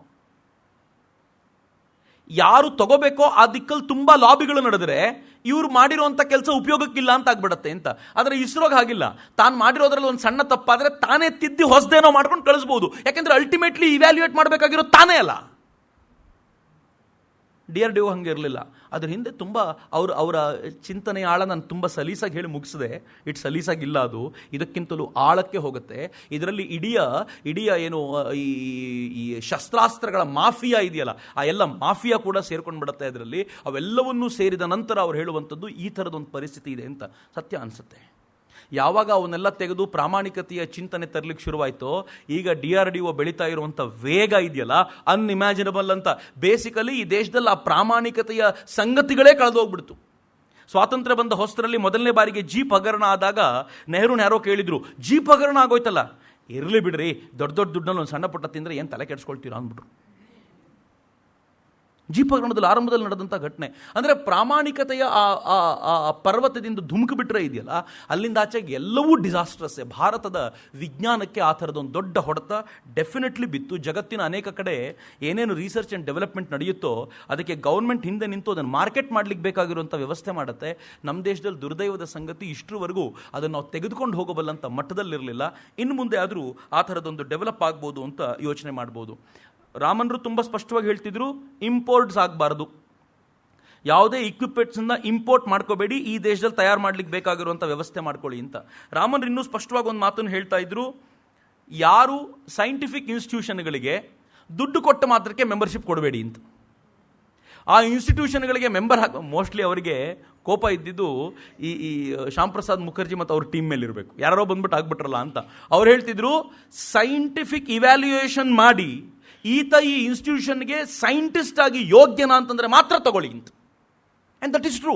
ರಾಯಲ್ ಸೊಸೈಟಿಗೆ ಒಂದು ಮೆಂಬರ್ ಆಗಬೇಕು ಅಂತಂದ್ರೆ ಎಷ್ಟು ಜನ ಮಾತಾಡಬೇಕು ಗೊತ್ತಾ? ಅದಕ್ಕೆ ನಿಮ್ಮ ಹೆಸರನ್ನು ಪ್ರಪೋಸ್ ಮಾಡಬೇಕು, ಯಾರೋ ಅನುಮೋದನೆ ಮಾಡಬೇಕು, ಕೊನೆಗೂ ಒಪ್ಪಿಗೆ ಆಗಬೇಕು, ಹೌದು ಅಂತ ವಾದ ಮಂಡಿಸಬೇಕು ನಿಮ್ಮ ಪರವಾಗಿ, ಆಗ ಮಾತ್ರ ಮೆಂಬರ್ಶಿಪ್ ತಗೊಳ್ಳಿಕ್ಕೆ ಸಾಧ್ಯ. ಹೀಗಾಗಿ ರಾಯಲ್ ಸೊಸೈಟಿ ಮೆಂಬರ್ ಅಂದರೆ ಎಲ್ಲರೂ ಕಾಲರ್ ಟೈಟ್ ಮಾಡ್ಕೊಳ್ತಾರೆ. ಆದರೆ ನಮ್ಮ ದೇಶದಲ್ಲಿ ಯಾವ ಇನ್ಸ್ಟಿಟ್ಯೂಷನ್ ಮೆಂಬರ್ ಆದರೂ ಕೂಡ ಅದನ್ನು ಬಹಳ ವಿಶೇಷ ಅಂತ ಅನ್ಸಲ್ಲ ಅಂತ. ಅದನ್ನು ರಾಮನ್ ತುಂಬ ಇದನ್ನು ಗಂಭೀರವಾಗಿ ಒತ್ತಿ ಹೇಳ್ತಿದ್ರು. ಕೊನೆಗೆ ರಾಮನ್ ಎಲ್ಲವನ್ನೂ ಮೀರಿ ಏನು ಹೇಳ್ತಿದ್ರು ಅಂತಂದರೆ, ಯಾವ ಕಾರಣಕ್ಕೂ ದೇಶದ ವಿದ್ಯಾರ್ಥಿಗಳು ವಿದೇಶಕ್ಕೆ ಹೋಗಬಾರ್ದು, ಆದರೆ ವಿದೇಶದ ಬುದ್ಧಿವಂತ ಲೆಕ್ಚರ್ಗಳು, ಬುದ್ಧಿವಂತ ಪ್ರೊಫೆಸರ್ಗಳು, ಸೈಂಟಿಸ್ಟ್ಗಳು ಭಾರತಕ್ಕೆ ಬಂದು ಪಾಠ ಮಾಡುವಂಥ ಇನ್ಸ್ಟಿಟ್ಯೂಷನ್ ನಿರ್ಮಾಣ ಮಾಡಬೇಕು ನಾವು. ಬಹುಶಃ ಅದನ್ನು ಸೈನ್ಸ್ ವಿಚಾರವಾಗಿ ಹೇಳಿದ್ರೆ ಒಂಥರ ಆಗ್ಬೋದು. ಸುಮ್ಮನೆ ಆಲೋಚನೆ ಮಾಡಿ, ನಾವು ಕ್ರಿಕೆಟ್ಗೆ ಗ್ಯಾರಿ ಕರ್ಸ್ಟನ್ ಈ ದೇಶದ ಕ್ರಿಕೆಟ್ ಟೀಮಿಗೆ ಅನೇಕ ವರ್ಷಗಳ ಕಾಲ ಕೋಚ್ ಆಗಿದ್ದರು. ಗ್ಯಾರಿ ಕರ್ಸ್ಟನ್ ಕೋಚ್ ಆಗಿ ಭಾರತಕ್ಕೆ ಬಂದು ಇಲ್ಲಿ ಟೆಕ್ನಿಕ್ಗಳನ್ನು ಹೇಳ್ಕೊಡೋದಕ್ಕೂ ಈ ದೇಶದ ಎಲ್ಲ ಕ್ರಿಕೆಟರ್ಗಳು ವಿದೇಶಕ್ಕೆ ಹೋಗಿ ಕ್ರಿಕೆಟ್ ಕಲಿಯೋದಕ್ಕೂ ಡಿಫ್ರೆನ್ಸ್ ಎಷ್ಟಿದೆ ಅಂತ. ಮತ್ತು ಭಾಳ ಜನರಿಗೆ ಗೊತ್ತಿಲ್ಲದ ಸಂಗತಿ ಏನು ಅಂದರೆ, ನಮ್ಮ ಮಕ್ಕಳನ್ನು ವಿದೇಶಕ್ಕೆ ನಾವು ಕಳಿಸ್ಕೊಟ್ಟು ಭಾಳ ಓದ್ತಿದ್ದಾರೆ ಅಂತ ನಾವು ಅಂದ್ಕೊಳ್ತೀವಲ್ಲ, ಈ ದೇಶಕ್ಕೆ ಬೊಕ್ಕಸಕ್ಕೆ ಎಷ್ಟು ನಷ್ಟ ಆಗುತ್ತೆ ಅಂತ ಇಮ್ಯಾಜಿನ್ ಮಾಡ್ತಿಲ್ಲ ನಾವು. ಒಮ್ಮೆ ಈ ದೇಶದ ಒಬ್ಬ ವಿದ್ಯಾರ್ಥಿ ಇಂಗ್ಲೆಂಡಿಗೆ ಹೋಗಿ ಲಂಡನ್ನಲ್ಲೋ, ಕ್ಯಾಂಬ್ರಿಡ್ಜಲ್ಲೋ, ಆಕ್ಸ್ಫರ್ಡಲ್ಲೋ, ಅಲ್ಲಿ ಯಾವುದೋ ಕಾಲೇಜಲ್ಲೋ ಓದ್ತಾನೆ ಅಂತಂದರೆ ಅವನು ಲಕ್ಷಾಂತರ, ಕೋಟ್ಯಂತರ ರೂಪಾಯಿಗಳನ್ನು ಅಲ್ಲಿ ಸುರಿದಿರ್ತಾನೆ. ಅವನು ರೂಪಾಯಿನಲ್ಲಿ ಸುರಿದು ಅಲ್ಲಿಂದ ಡಾಲರ್ನ ತೆಗೆದುಕೊಳ್ತೀವಲ್ಲ, ಅದು ನನ್ನ ರೂಪಾಯಿಯನ್ನು ಡಾಲರ್ ಮುಂದೆ ಸರೆಂಡರ್ ಮಾಡದಂತೆ. ಸರೆಂಡರ್ ಮಾಡ್ತಿರೋದು ಯಾತಕ್ಕೆ? ಅಧ್ಯಯನ ಮಾಡಲಿಕ್ಕೆ. ನಮ್ಮ ಹತ್ರ ಅದಕ್ಕೆ ಈಕ್ವಲೆಂಟ್ ಆಗಿರುವಂಥ ಇನ್ಸ್ಟಿಟ್ಯೂಷನ್ ನಿರ್ಮಾಣ ಮಾಡಲಿಕ್ಕಾಗಲಿಲ್ಲ ಆಫ್ಟರ್ 72 years. ತುಂಬ ದುರ್ದೈವದ ಸಂಗತಿ. ಅವತ್ತು ನೆಹರು ಮೇಲೆ ಏನೇನು ಕೋಪ ರಾಮನ್ ಮಾಡ್ಕೊಳ್ತಿದ್ರಲ್ಲ, ಇವತ್ತು ಅರ್ಥ ಆಗುತ್ತೆ ಆ ಕೋಪ ಯಾಕಿತ್ತು ಅಂತ. ಆ ಕೋಪದ ರೀಸನ್ ಇದಿತ್ತು, ಆ ಕಾರಣಕ್ಕೋಸ್ಕರ ಆ ಬಸ್ ಬಿಸಾಕಿದ್ದು ಅಂತ. ಮತ್ತು ಎಲ್ಲಿವರೆಗೂ ಕೋಪ ಇತ್ತು ರಾಮನ್ರಿಗೆ ಅಂತಂದರೆ, ಆ ಮನುಷ್ಯ ವಿಚಿತ್ರವಾದ ಮನುಷ್ಯ. ಒಂದು ಭಾಷಣದಲ್ಲಿ ಹೇಳ್ತಾರೆ ಕೂಡ ಇದನ್ನು. ಭಾರತ ರತ್ನ ಪದಕ ಬಂದಿತ್ತಲ್ಲ, ಒಂದ್ಸಲ ಯಾವುದೋ ಪ್ರಯೋಗಕ್ಕೆ ಪ್ಲಾಟಿನಮ್ ಬೇಕಿತ್ತಂತವ್ರಿಗೆ. ಯಾರೋ ಹೇಳಿದ್ರಂತೆ ಭಾರತ ರತ್ನ ಪದಕಲ್ಲಿ ಸ್ವಲ್ಪ ಪ್ಲಾಟಿನಮ್ ಇರುತ್ತೆ ಅಂತ. ಅದನ್ನು ಜಜ್ಜಿ ಅದರ ಪ್ಲಾಟಿನಮ್ ತೆಗೆದು ಪ್ರಯೋಗಕ್ಕೆ ಯೂಸ್ ಮಾಡ್ಕೊಂಡಿದ್ರಂತವ್ರು. ತುಂಬ ವಿಚಿತ್ರವಾದ ಮನುಷ್ಯ ರಾಮನರ ಕುರಿತಂತೆ ಅವರ ಅಗಾಧವಾದ ವ್ಯಕ್ತಿತ್ವ. ಗುರುರಾಜ್ ಕರ್ಜಿಗರು ಒಂದು ಕಥೆ ಯಾವಾಗಲೂ ಹೇಳ್ತಾರೆ, ಭಾಳ ಸುಂದರವಾಗಿರುವಂಥ ಕಥೆ, ನಂಗೆ ಭಾಳ ಇಷ್ಟವಾಗುವಂಥ ಕಥೆ. ರಾಮನರ ಬಗ್ಗೆ ಈ ಥರದ ಅನೇಕ ಘಟನೆಗಳಿವೆ, ತುಂಬ ಘಟನೆಗಳು ಹಿಂಗೆ ಬರ್ತವೆ. ರಾಮನರನ್ನ ಆಲ್ ಇಂಡಿಯಾ ರೇಡಿಯೋ ಮಾತಾಡ್ಲಿಕ್ಕೆ ಕರೀತಂತೆ ಬೆಂಗಳೂರಿನಲ್ಲಿ. ರಾಮನರು ಹೋದರು, ದೊಡ್ಡ ಸೈಂಟಿಸ್ಟು. ಏನು ಹೇಳೋದು, ಭಾಳ ಸಮಯ ಇಲ್ಲ, 10 ನಿಮಿಷದ ಸಮಯ ಇದೆ. 10 ನಿಮಿಷದಲ್ಲಿ ನೀವು ಏನು ಹೇಳ್ತೀರೋ ಅದನ್ನು ಹೇಳಬೇಕು. ನೀವು 9:15, 9:45 ನಿಮಿಷ ಅಥವಾ 10 ನಿಮಿಷಕ್ಕೆ ಮುಗಿಸಿ, ಬೇರೇನೂ ಹೇಳಲ್ಲ. 10 ನಿಮಿಷಕ್ಕೆ ನೀವು ಮುಗಿಸಿದ ತಕ್ಷಣ ದೆಹಲಿಯವರು ಟೇಕ್ ಓವರ್ ಮಾಡ್ತಾರೆ. ಅಲ್ಲಿಂದ ದೆಹಲಿಯಿಂದ ಮಾತು ಬರಲಿಕ್ಕೆ ಶುರುವಾಗ್ಬಿಡುತ್ತೆ. ಆದರೆ ನೀವು 10 ನಿಮಿಷಗಳು ಮುಗಿಸ್ಬೇಕು, ಇಲ್ಲಾಂದರೆ ಅಬ್ರಪ್ಟಾಗಿ ಕಟ್ಟಾಗ್ಬಿಡುತ್ತೆ. ಅದು ಆಯ್ತಾಯ್ತು. ನನ್ನ ಆಲ್ ಇಂಡಿಯಾ ರೇಡಿಯೋ ಡೈರೆಕ್ಟರ್ಗೂ ಭಾಳ ಖುಷಿ. ರಾಮನ್ ಬಂದು ನೋಬೆಲ್ ಅವಾರ್ಡ್ ಬಂದು ಮಾತ್ರ ಮಾತಾಡ್ತಾರಲ್ಲ ಅಂತ ಅವ್ರು ಕೂತ್ಕೊಂಡಿದ್ದರಂತೆ. ಈ ಹೊರಗಡೆ ಗ್ಲಾಸ್ ಇರುತ್ತಲ್ಲ, ಆ ಗ್ಲಾಸ್ ಮುಂದೆ ಇವ್ರು ನಿಂತ್ಕೊಂಡು ಕೇಳ್ತಿದ್ದಾರೆ. ಈ ಕಡೆ ನಿಂತ್ಕೊಂಡು ಒಳಗಡೆ ರಾಮನರು ತಾವು ಹಾಕೋಬೇಕಾಗಿದ್ದನ್ನು ಹಾಕ್ಕೊಂಡ್ರು. ರಾಮನರು ಗುರುರಾಜ್ ಕರ್ಜಿ ಅವರು ಚೆನ್ನಾಗಿ ಹೇಳ್ತಾರೆ, ತಲೆ ಮೇಲೊಂದು ಹೊಡ್ಕೊಂಡ್ರಂತೆ. ಹೊಡ್ಕೊಂಡು ಅವ್ರು ಕಣ್ಣು ಮುಚ್ಕೊಂಡು ಹೇಳಲಿಕ್ಕೆ ಶುರು ಮಾಡಿದ್ರಂತೆ. ಮೇಷ್ಟ್ರು ಬೇರೆ 3/4 ಗಂಟೆ ಬೆಲ್ಲ ಆಗಬೇಕಲ್ಲ, ಕಣ್ಣು ಬೇರೆ ಮುಚ್ಚಿಬಿಟ್ಟಿದ್ದಾರೆ. ಆಲ್ ಇಂಡಿಯಾ ರೇಡಿಯೋದಲ್ಲಿ ಒಂದ್ಸಲ ಬಾಗಿಲು ಕ್ಲೋಸ್ ಮಾಡಿದ್ರೆ ಒಳಗೂ ಯಾರು ಬರಲ್ಲ. ಡೈರೆಕ್ಟ್ರು ಭಾಳ ಖುಷಿಯಾಗಿ ಕೇಳ್ತಿದ್ದಾರೆ, ಏನು ಅದ್ಭುತವಾಗಿ ಎಕ್ಸ್ಪ್ಲೈನ್ ಮಾಡ್ತಿದ್ದಾರೆ ರಾಮನ್ ಅಂತಂದರೆ. ಇವರು ಮೈ ಮರೆತು ಬಿಟ್ಟಿದ್ದಾರೆ. 8 ನಿಮಿಷ ಆಯಿತು, 9 ನಿಮಿಷ ಆಗಿದ ತಕ್ಷಣ ಟೆನ್ಷನ್ ಶುರು ಆಗ್ಬಿಡ್ತು ಇವ್ರಿಗೆ. 9 ನಿಮಿಷ ಆಗೋಯ್ತಲ್ಲಪ್ಪ, ಈಗ ಎಂಡ್ ಮಾಡಬೇಕಲ್ಲ. 9:15 ನಿಮಿಷ, 9:45 ನಿಮಿಷಕ್ಕೆ ಎಂಡ್ ಮಾಡಲಿಲ್ಲ ಅಂತಂದರೆ 10ನೇ ನಿಮಿಷಕ್ಕೆ ಅವ್ರು ತೊಗೊಂಡ್ಬಿಡ್ತಾರೆ. ಡೆಲ್ಲಿಯಿಂದ ಯಾವುದೋ ಬಂದ್ಬಿಡುತ್ತೆ, ಏನೋ ಹಾಡೋ ಏನೋ ಮಾತೋ ಬಂದ್ಬಿಡುತ್ತೆ. ರಾಮನ್ರ ಮಾತನ್ನು ಅಬ್ರಪ್ಟಾಗಿ ಕಟ್ ಮಾಡಿದ್ದೀವಿ ಅನ್ನುವಂಥ ಒಂದು ಕೆಟ್ಟ ಅಪವಾದ ನಮ್ಗೆ ಬರುತ್ತೆ. ಏನು ಮಾಡಬೇಕು ಅಂತ ಟೆನ್ಷನ್ನು. 9 ನಿಮಿಷ ಆಗ್ತಿದ್ದಂತೆ ಏನು ಚಡಪಡಿಸಿದ್ದಾರೆ, ಕೈ ಮಾಡ್ತಿದ್ದಾರೆ. ರಾಮನ್ರ ಕಣ್ಣು ಮುಚ್ಕೊಂಡು ಕೂತ್ಕೊಂಡಿದ್ದಾರೆ. 9 ನಿಮಿಷ 55 ಸೆಕೆಂಡಿಗೆ ಅಥವಾ 10ನೇ ನಿಮಿಷದ ಆ ಕೊನೆಯ ಸೆಕೆಂಡ್ಗೆ ರಾಮನರು ಸರಿಯಾಗಿ ತಮ್ಮ ಮಾತನ್ನು ಮುಗಿಸಿ ಎಲ್ಲರಿಗೂ ಧನ್ಯವಾದ ಹೇಳಿ ಮುಗಿಸಿದ್ರಂತೆ. ಆ ಕಡೆ ದೆಹಲಿಯ ಮಾತು ಶುರುವಾಯ್ತಂತೆ. ಇವರು ಭಾಳ ಖುಷಿಯಾಗಿ ಕುಣಿದಾಡ್ಬಿಟ್ರು. ಹೆಂಗೆ ಸರ್ ಸಾಧ್ಯವಾಯ್ತಿದ್ದು ಅಂತ ಹಂಗೆ ಹೇಳಿದಾಗ ಅವ್ರು ಹೇಳಿದ್ರಂತೆ, ನೀವು ಹೇಳಿದ್ರಲ್ಲ 10 ನಿಮಿಷ ಅಂತ, ನನ್ನ ತಲೆಗೊಂದು ಹೊಡೆದು 10 ನಿಮಿಷ ಅಂತ ಹೇಳಿದ್ದೆ, ಕರೆಕ್ಟಾಗಿ 10 ನಿಮಿಷಕ್ಕೆ ಮುಗಿಸ್ತು. ಅಪರೂಪದ ಸಾಮರ್ಥ್ಯ ಅದು ಅಂತ. ಆ ಜೀವ ಆರ್ಡಿನರಿ ಜೀವ ಅಲ್ಲ, ಅದು ತುಂಬ ಅಪರೂಪದ ಸಾಮರ್ಥ್ಯ. ಆದರೆ ದುರ್ದೈವ ಏನು ಅಂದರೆ ಕೊನೆಯ ಘಟ್ಟದಲ್ಲಿ ಬೇಸರ ಮಾಡಿಕೊಂಡೇ ಹೋದರು ಅವರು ಅಂತ. ಅವ್ರಿಗೊಂದು ಸಮಾಧಾನ ಇರಲಿಲ್ಲ ಲೈಫ್ನಲ್ಲಿ. ಇಷ್ಟೆಲ್ಲ ಮಾಡಿದ ನಂತರವೂ ಕೂಡ ನನ್ನ ದೇಶಕ್ಕೆ ಇನ್ನೂ ಮಾಡಬೇಕಾಗಿರುವಂಥ ಕೆಲಸ ನನ್ನಿಂದ ಕಂಪ್ಲೀಟ್ ಆಗಲಿಲ್ಲ ಅಂತ. ಅದಕ್ಕೆ ನನಗೆ ಅನ್ಸೋದು ಮೋಸ್ಟ್ಲಿ ವೈಸ್ ಪ್ರೆಸಿಡೆಂಟ್ ಆಗಿಬಿಟ್ಟಿದ್ದೀರಿ ಅನ್ನೋದಷ್ಟು ಚೆನ್ನಾಗಿರ್ತಿತ್ತೇನೋ ಅವ್ರು ಹಂಗೆ ಮಾಡ್ಲಿಕ್ಕೆ ಆಗಲಿಲ್ಲ. ಅವ್ರಿಗೆ ತುಂಬ ಆ ವಿಚಾರದಲ್ಲಿ, ಸೈನ್ಸಿನ ವಿಚಾರದಲ್ಲಿ ನಾನು ಮಾಡಬೇಕಾಗಿರೋ ಕೆಲಸ ಮಾಡಲಿಕ್ಕಾಗಲಿಲ್ಲ ಅಂತ ತುಂಬ ಸಂಕಟ ಇತ್ತು. ನನಗೆ ಅವ್ರು ಏನು ಮಾಡಿದರು, ತಮ್ಮ ಜೀವಿತಾವಧಿಯ ಕೊನೆಯಲ್ಲಿ ಅವರು ನಡ್ಕೊಂಡು ಹೋಗ್ತಿರ್ಬೇಕಾದ್ರೆ ಒಂದು ಸಲ ಹಾರ್ಟ್ ಅಟ್ಯಾಕ್ ಆಯಿತು ಅವ್ರಿಗೆ. ಕುಸಿದು ಬಿದ್ದರು. ಹಾಸ್ಪಿಟ್ಲಿಗೆ ಅಡ್ಮಿಟ್ ಮಾಡಿ ಅವರನ್ನು ಚೆಕ್ ಮಾಡಲಾಯಿತು. ಕೊನೆಗೆ ಮತ್ತೆ ವಾಪಸ್ ಇನ್ಸ್ಟಿಟ್ಯೂಟ್ಗೆ ಬಂದರು. ಬಂದ ದಿನ ಇನ್ನೊಂದು ತೀರ್ಕೊಳ್ಳಿಕ್ಕೆ ಇನ್ನೊಂದು 3-4 ದಿನ ಇದೆ ಅಂತ ಗೊತ್ತಾದಾಗ ರಾಮನರು ತಮ್ಮ ಇಡೀ ಇದಕ್ಕೆ ವಿಲ್ ಮಾಡಿಸಿ ತನ್ನೊಬ್ಬ ಶಿಷ್ಯನನ್ನು ಆ ರಾಮನ್ ಇನ್ಸ್ಟಿಟ್ಯೂಟ್ ನೋಡ್ಕೊಳ್ಳಿಕ್ಕೆ ನೀನೇ ಜವಾಬ್ದಾರಿ ಹೊರಬೇಕು ಅಂತ ಅವನಿಗೆ ಬರೆದು ಕೊಟ್ಟು, ಆತನು ಕೇಳ್ದ, ನಿಮ್ಮ ಮಗ ಇದ್ದಾನಲ್ಲ 2ನೇ ಮಗ, 1ನೇ ಮಗ ಅಲ್ಲ 2ನೇ ಮಗ, ಆತನಿಗೆ ನೀವು ಕೊಡ್ಬೋದಲ್ಲ ಅಂತ. ಅವರಂದರು ಅವನು ಎಂಥ ಅಯೋಗ್ಯ ಅಂದರೆ, ವಾಸ್ ಅ ಸೈಂಟಿಸ್ಟ್ ಅಗೈನ್, ಎಂಥ ಅಯೋಗ್ಯ ಅಂದರೆ ಅಪ್ಪನಿಂದ ಬಂದಿರುವ ಯಾವ ಬಳುವಳಿಯೂ ಬೇಡ ಅಂತ ನಾವು ಭಾಳ ಖುಷಿ ಪಡಬೇಕು ಆ ವಿಚಾರಕ್ಕೆ. ಅವ್ರು ಹೇಳ್ತಿರು, ಅವನು ಎಂಥ ಇಡಿಯಟ್ ಗೊತ್ತೇನು, ಅಪ್ಪ ಕೊಟ್ಟಿದ್ದೇನು ಬೇಡ ಅಂತಾನೆ. ಅದಕ್ಕೆ ನಂಗೆ ಗೊತ್ತಿದೆ ಅವ್ನು ಹಿಂಗೆ ಹೇಳ್ತಾನೆ ಅಂತ, ನಾನೊಂದು ಟ್ರೈ ಮಾಡಲ ಅಂತ. ಆಯಿತು ನಿನ್ನಿಷ್ಟ, ಏನು ಬೇಕಿದ್ರು ಮಾಡ್ಕೋ ಅಂತ ಅವರು ವಿಲ್ಲನ್ನು ಅವ್ರ ಹೆಸರಿಗೆ ಬರೆದು, ಕೊನೆಗೆ ಅವರು ತುಂಬ ಟ್ರೈ ಮಾಡಿ ಅವರ 2ನೇ ಮಗ ಅದಕ್ಕೆ ಆಗಲ್ಲ ಅಂಥೇಳಿ ಕೊನೆಗೆ ಇವರೇ ಅದನ್ನು ನಡೆಸಿ, ಅವರ ಶಿಷ್ಯನೇ ನಡೆಸಿ, ಕೊನೆಗೆ ಅವ್ರು ಹೋಗುವಾಗ ಅವರ 2ನೇ ಮಗನಿಗೆ ಅದನ್ನು ದಾಟಿಸಿ ಹೋದರು. ಈಗಲೂ ಕೂಡ ಅದು ಬಟ್ ಈಗೇನಾಗಿದೆ ಅಂತಂದರೆ ಸರ್ಕಾರದ ಅಧೀನವಾಗಿ ಕೆಲಸ ಮಾಡುತ್ತೆ ಅದು. ಸರ್ಕಾರದ ಏನು ಅದಕ್ಕೆ ಬೇಕಾಗಿರುವಂಥ ಧನ ಸಹಾಯ ಎಲ್ಲ ಬರುತ್ತೆ. ಆದರೆ 70ಸ್ನಲ್ಲಿ ತುಂಬು ಜೀವನ ನಡೆಸಿ ರಾಮನರು ದೇಹತ್ಯಾಗ ಮಾಡಿದರು. ಬೆಂಗಳೂರಿನಲ್ಲೇ ದೇಹತ್ಯಾಗ ಮಾಡಿದರು. ಮಾಡುವಾಗ ಹೆಂಡತಿ ಹೇಳ್ತಾಳಲ್ಲ, ಕೊನೆಯಲ್ಲಿ ನಾನು ಮೊನ್ನೆನೂ ಕೂಡ ನೆನಪಿಸ್ಕೊಂಡೆ, ಅವ್ರ ಹೆಂಡತಿ ಏನು ಹೇಳ್ತಾರೆ ಅಂತಂದರೆ, ಸಾಯವಾಗಾದರೂ ಒಂದು ಸಲ ದೇವ್ರನ್ನ ನೆನಪಿಸ್ಕೊಳ್ರಿ. ರಾಮನರು ದೇವರು ಅಂದ ತಕ್ಷಣ ಮಹಾತ್ಮ ಗಾಂಧೀಜಿನ ನೆನಪಿಸ್ಕೊಳ್ತಾರೆ. ಮಹಾತ್ಮ ಗಾಂಧೀಜಿ ತುಂಬ ಪ್ರಭಾವಿತರವರು. ಮಹಾತ್ಮ ಗಾಂಧೀಜಿನ ನೆನಪಿಸ್ಕೊಂಡು ರಾಮನ್ನು ಮಹಾತ್ಮ ಗಾಂಧೀಜಿ ಮೇಲೆ, ಇನ್ಫ್ಯಾಕ್ಟ್ ನಾನು ಹೇಳೋದು ಮರ್ತಿದ್ದೆ ನಿಮಗೆ, ಮಹಾತ್ಮ ಗಾಂಧೀಜಿಯ ಲೆಕ್ಚರ್ ಸೀರೀಸ್ ಅವ್ರು ಕಂಟಿನ್ಯೂ ಆಗಿ ಮಾಡ್ತಿದ್ರು. ಈ ಎಲ್ಲ ಒತ್ತಡಗಳ ನಡುವೆ ಅದನ್ನು ಬಿಡದೆ ಅವ್ರು ಮಾಡ್ತಿದ್ದವರು. ಕೊನೆಗೆ ಮಹಾತ್ಮ ಗಾಂಧೀಜಿ ಬಗ್ಗೆ ಒಂದು ಮಾತನ್ನು ಆಡ್ತಾ ತಮ್ಮ ದೇಹ ತ್ಯಾಗ ಮಾಡಿದರು. ತ್ಯಾಗ ಮಾಡೋವಾಗ ಒಂದು ಮಾತು ಏನು ಹೇಳಿದ್ರು ಗೊತ್ತಾ? ಅವ್ರು ಹೇಳಿದರು, ಯಾವ ಕಾರಣಕ್ಕೂ ಸಂಭ್ರಮ ಇಲ್ಲ, ನನ್ನ ಶವ ಹೊತ್ಕೊಂಡು ಹೋಗೋದು ತಿರುಗಾಡೋದು ಏನಿಲ್ಲ, ಅತ್ಯಂತ ಸಿಂಪಲ್ ಆಗಿರುವಂಥ ಸಂಸ್ಕಾರವನ್ನು ನಾನು ಇನ್ಸ್ಟಿಟ್ಯೂಟಲ್ಲೇ ಮಾಡಿ ಅಲ್ಲೇ ಮುಗಿಸಿ ಎಲ್ಲ ಕೆಲಸವನ್ನು ಅಂತ ಹೇಳಿ ಅತ್ಯಂತ ಏನೋ ವಿಶೇಷವಾದ ರೀತಿಯಲ್ಲಿ ತಮ್ಮ ಜೀವನವನ್ನು ಮುಗಿಸಿದಂಥ ಅಪರೂಪದ ವ್ಯಕ್ತಿ ಸರ್ ಸಿ ವಿ ರಾಮನ್. ಅವ್ರ ಬಗ್ಗೆ ಹೇಳುವಾಗ ಮಾತನಾಡುವಾಗ ಅಫ್ಕೋರ್ಸ್ ಭಾಳ ಹೆಮ್ಮೆ ಅಂತ ಅನಿಸುವಂಥ ಸಂಗತಿ. ಆದರೆ ಮುಂದಕ್ಕೆ ಹೋಗೋದಾದರೆ ರಾಮನ್ರ ಚಿಂತನೆಯಿಂದ ಪ್ರಭಾವಿತರಾದಂಥ ಬಾಬಾ ಮುಂದೆ ಈ ದೇಶದ ಅಟೋಮಿಕ್ ಅಥವಾ ಅಣುಶಕ್ತಿ ವಿಚಾರದಲ್ಲಿ ಪಿತಾಮಹ ಅಂತ ಅನ್ನಿಸ್ಕೊಂಡ್ರು. ಭಾರತ ಏನು ಅಣುಶಕ್ತಿಯ ಮೇಲೆ ಕೆಲಸ ಮಾಡ್ತೋ, ಆ ಅಣುಶಕ್ತಿಯ ಮೇಲೆ ಕೆಲಸ ಮಾಡುವಾಗ ಅದರದ್ದು ಅತ್ಯಂತ ದೊಡ್ಡ ಶಕ್ತಿಯಾಗಿ ಬಾಬಾ ಏನು ನಿಂತರು. ಆ ಬಾಬಾ ಈ ಸೆಕೆಂಡ್ ವರ್ಲ್ಡ್ ವಾರ್ ಟೈಮ್ನಲ್ಲಿ ವಿದೇಶದಲ್ಲಿ ಓದಿದ್ರು, ತುಂಬ ಶ್ರೀಮಂತರ ಕುಟುಂಬ. ಸೆಕೆಂಡ್ ವರ್ಲ್ಡ್ ವಾರ್ ಟೈಮ್ನಲ್ಲಿ ಭಾರತಕ್ಕೆ ವಾಪಸ್ ಬಂದರು. ಎಲ್ಲಿ ಕೆಲಸ ಮಾಡಬೇಕು ಅಂದರೆ ಇಂಡಿಯನ್ ಇನ್ಸ್ಟಿಟ್ಯೂಟ್ ಆಫ್ ಸೈನ್ಸ್ಗೆ ಹೋಗು, ನಿಂಗಿರೋ ಈ ಸ್ಟಾಪ್ ಗ್ಯಾಪಲ್ಲಿ ಸ್ವಲ್ಪ ಕೆಲಸ ಮಾಡು ಅಂದಾಗ ಆಗ ರಾಮನ್ರ ತೆಕ್ಕೆಗೆ ಬಂದು ಬಿದ್ದಿದ್ರು ಅವರು. ಆಗ ರಾಮನ್ರು ಅವರಿಗೆ ಹೇಳಿದರು, ಯಾವ ಕಾರಣಕ್ಕೂ ವಿದೇಶಕ್ಕೆ ಹೋಗಬೇಡ, ಅಟೋಮಿಕ್ ಸೈನ್ಸಲ್ಲಿ ಸ್ವಲ್ಪ ಕೆಲಸ ಮಾಡು, ನಿನ್ನಿಂದ ತುಂಬ ಕೆಲಸ ಆಗೋದಿದೆ. ಯಾಕೆ ಅಟೋಮಿಕ್ ಸೈನ್ಸಲ್ಲಿ ಕೆಲಸ ಮಾಡು ಅಂತ ಅವ್ರಿಗೆ ಹೇಳಿದರು ಬಾಬಾ ಅಂತಂದರೆ, ಶ್ರೀಮಂತರ ಕುಟುಂಬ, ಏನಾದರೂ ಅರ್ಜೆಂಟಿಗೆ ಇಕ್ವಿಪ್ಮೆಂಟ್ಸ್ ಬೇಕು ಅಂದರೆ ತರಿಸ್ಕೊಳ್ಳಲಿಕ್ಕೆ ಸಾಧ್ಯತೆ ಇದೆ ಅವರ ಹತ್ರ, ನಮ್ಗಳ ಹತ್ರ ಆಗಲ್ಲ, ಹೀಗಾಗಿ ಆ ಕೆಲಸವನ್ನು ಮಾಡ್ಬೋದು ಅಂತ. ಹೀಗೆ ವಿಕ್ರಮ್ ಸಾರಾಭಾಯಿ ಬಂದಾಗಲೂ ವಿಕ್ರಮ್ ಸಾರಾಭಾಯಿಗೆ ಹೇಳಿದರು, ನೀನು ಸ್ಪೇಸ್ ಮೇಲೆ ವರ್ಕ್ ಮಾಡು ಅಂತ ಇನ್ನೊಂದೆರಡು ಕೆಲಸವನ್ನು ವಿಕ್ರಮ್ ಸಾರಾಭಾಯಿಗೆ ಕೊಟ್ಟಿದ್ರು. ಯಾಕೆ ಅಂತಂದರೆ ಅವರು ಕೂಡ ಶ್ರೀಮಂತರ ಕುಟುಂಬದಿಂದ ಬಂದವರು, ಅವರು ಗುಜರಾತಿ ಕುಟುಂಬ. ಇವರಿಬ್ಬರೂ ಕೂಡ ಯಾವ ಮಟ್ಟಿಗೆ ಆನಂತರದ ದಿನಗಳಲ್ಲಿ ಬೆಳೆದ್ರು ಅಂತಂದರೆ, ಅಫ್ಕೋರ್ಸ್ ಸರ್ಕಾರದ ಅಡಿಯಲ್ಲೇ ಇರಬೇಕಾದಂಥ ಅನಿವಾರ್ಯತೆ ಇತ್ತು.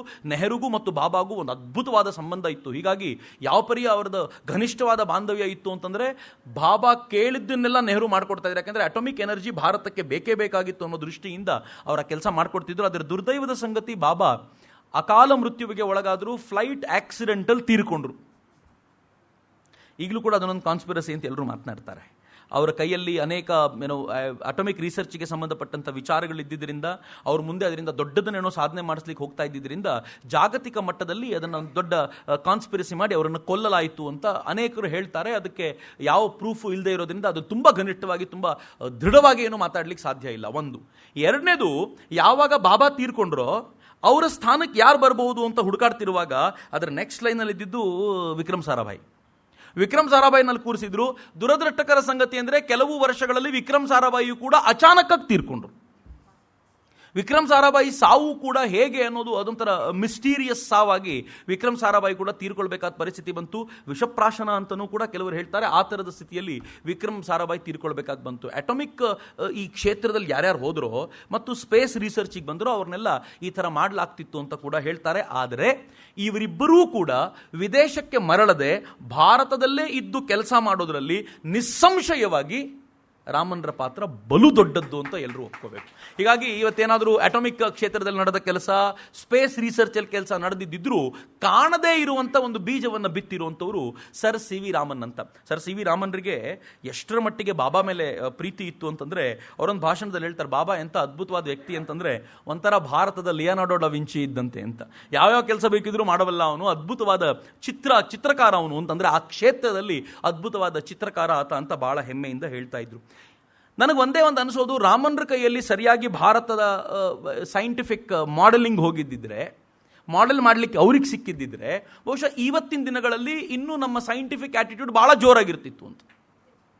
ನಾನು ಇವತ್ತೇ ನಿಮಗೆ ಕೇಳೋದಾದರೆ, 130ಕ್ಕೂ ಹೆಚ್ಚು ವರ್ಷಗಳ ಕಾಲ ಕೋರ್ಟ್ನಲ್ಲಿ ಬಡಿದಾಡಿದ ನಂತರ, ನಾನು ಸೈನ್ಸ್ನ ಆಧಾರದ ಮೇಲೆ ಮಾತ್ರ ಮಾತಾಡ್ತೀನಿ, ಶ್ರದ್ಧೆಯ ಪಾರ್ಟಲ್ಲ, 130 ವರ್ಷಗಳ ಕಾಲ ಕೋರ್ಟ್ನಲ್ಲಿ ಬಡಿದಾಡಿ 500 ವರ್ಷಗಳ ಕಾಲದ 400ರಿಂದ 500 ವರ್ಷಗಳ ಕಾಲ ನಿರಂತರ ಫೈಟ್ ಮಾಡ್ಕೊಂಡು ಬಂದ ಮೇಲೆ 2019ರಲ್ಲಿ ರಾಮ ಮಂದಿರ ಆಗ್ಬೋದು ಅಂತ ಬಂದಿದೆ ಅಂತ.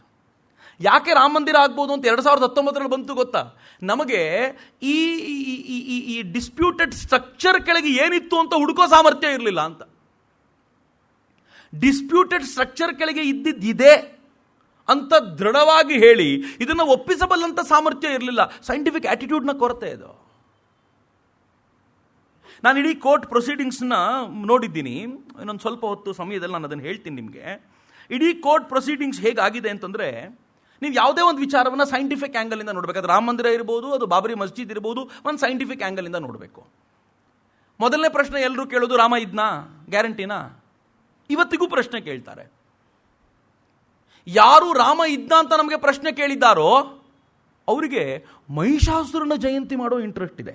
ಮಹಿಷಾಸುರ ಇದ್ನ ಅಂತ ಪ್ರಶ್ನೆ ಕೇಳಲಿಲ್ಲ ಅಂತ. ಏನು ಇಂಟ್ರೆಸ್ಟಿಂಗ್ ರೀ ಇದು.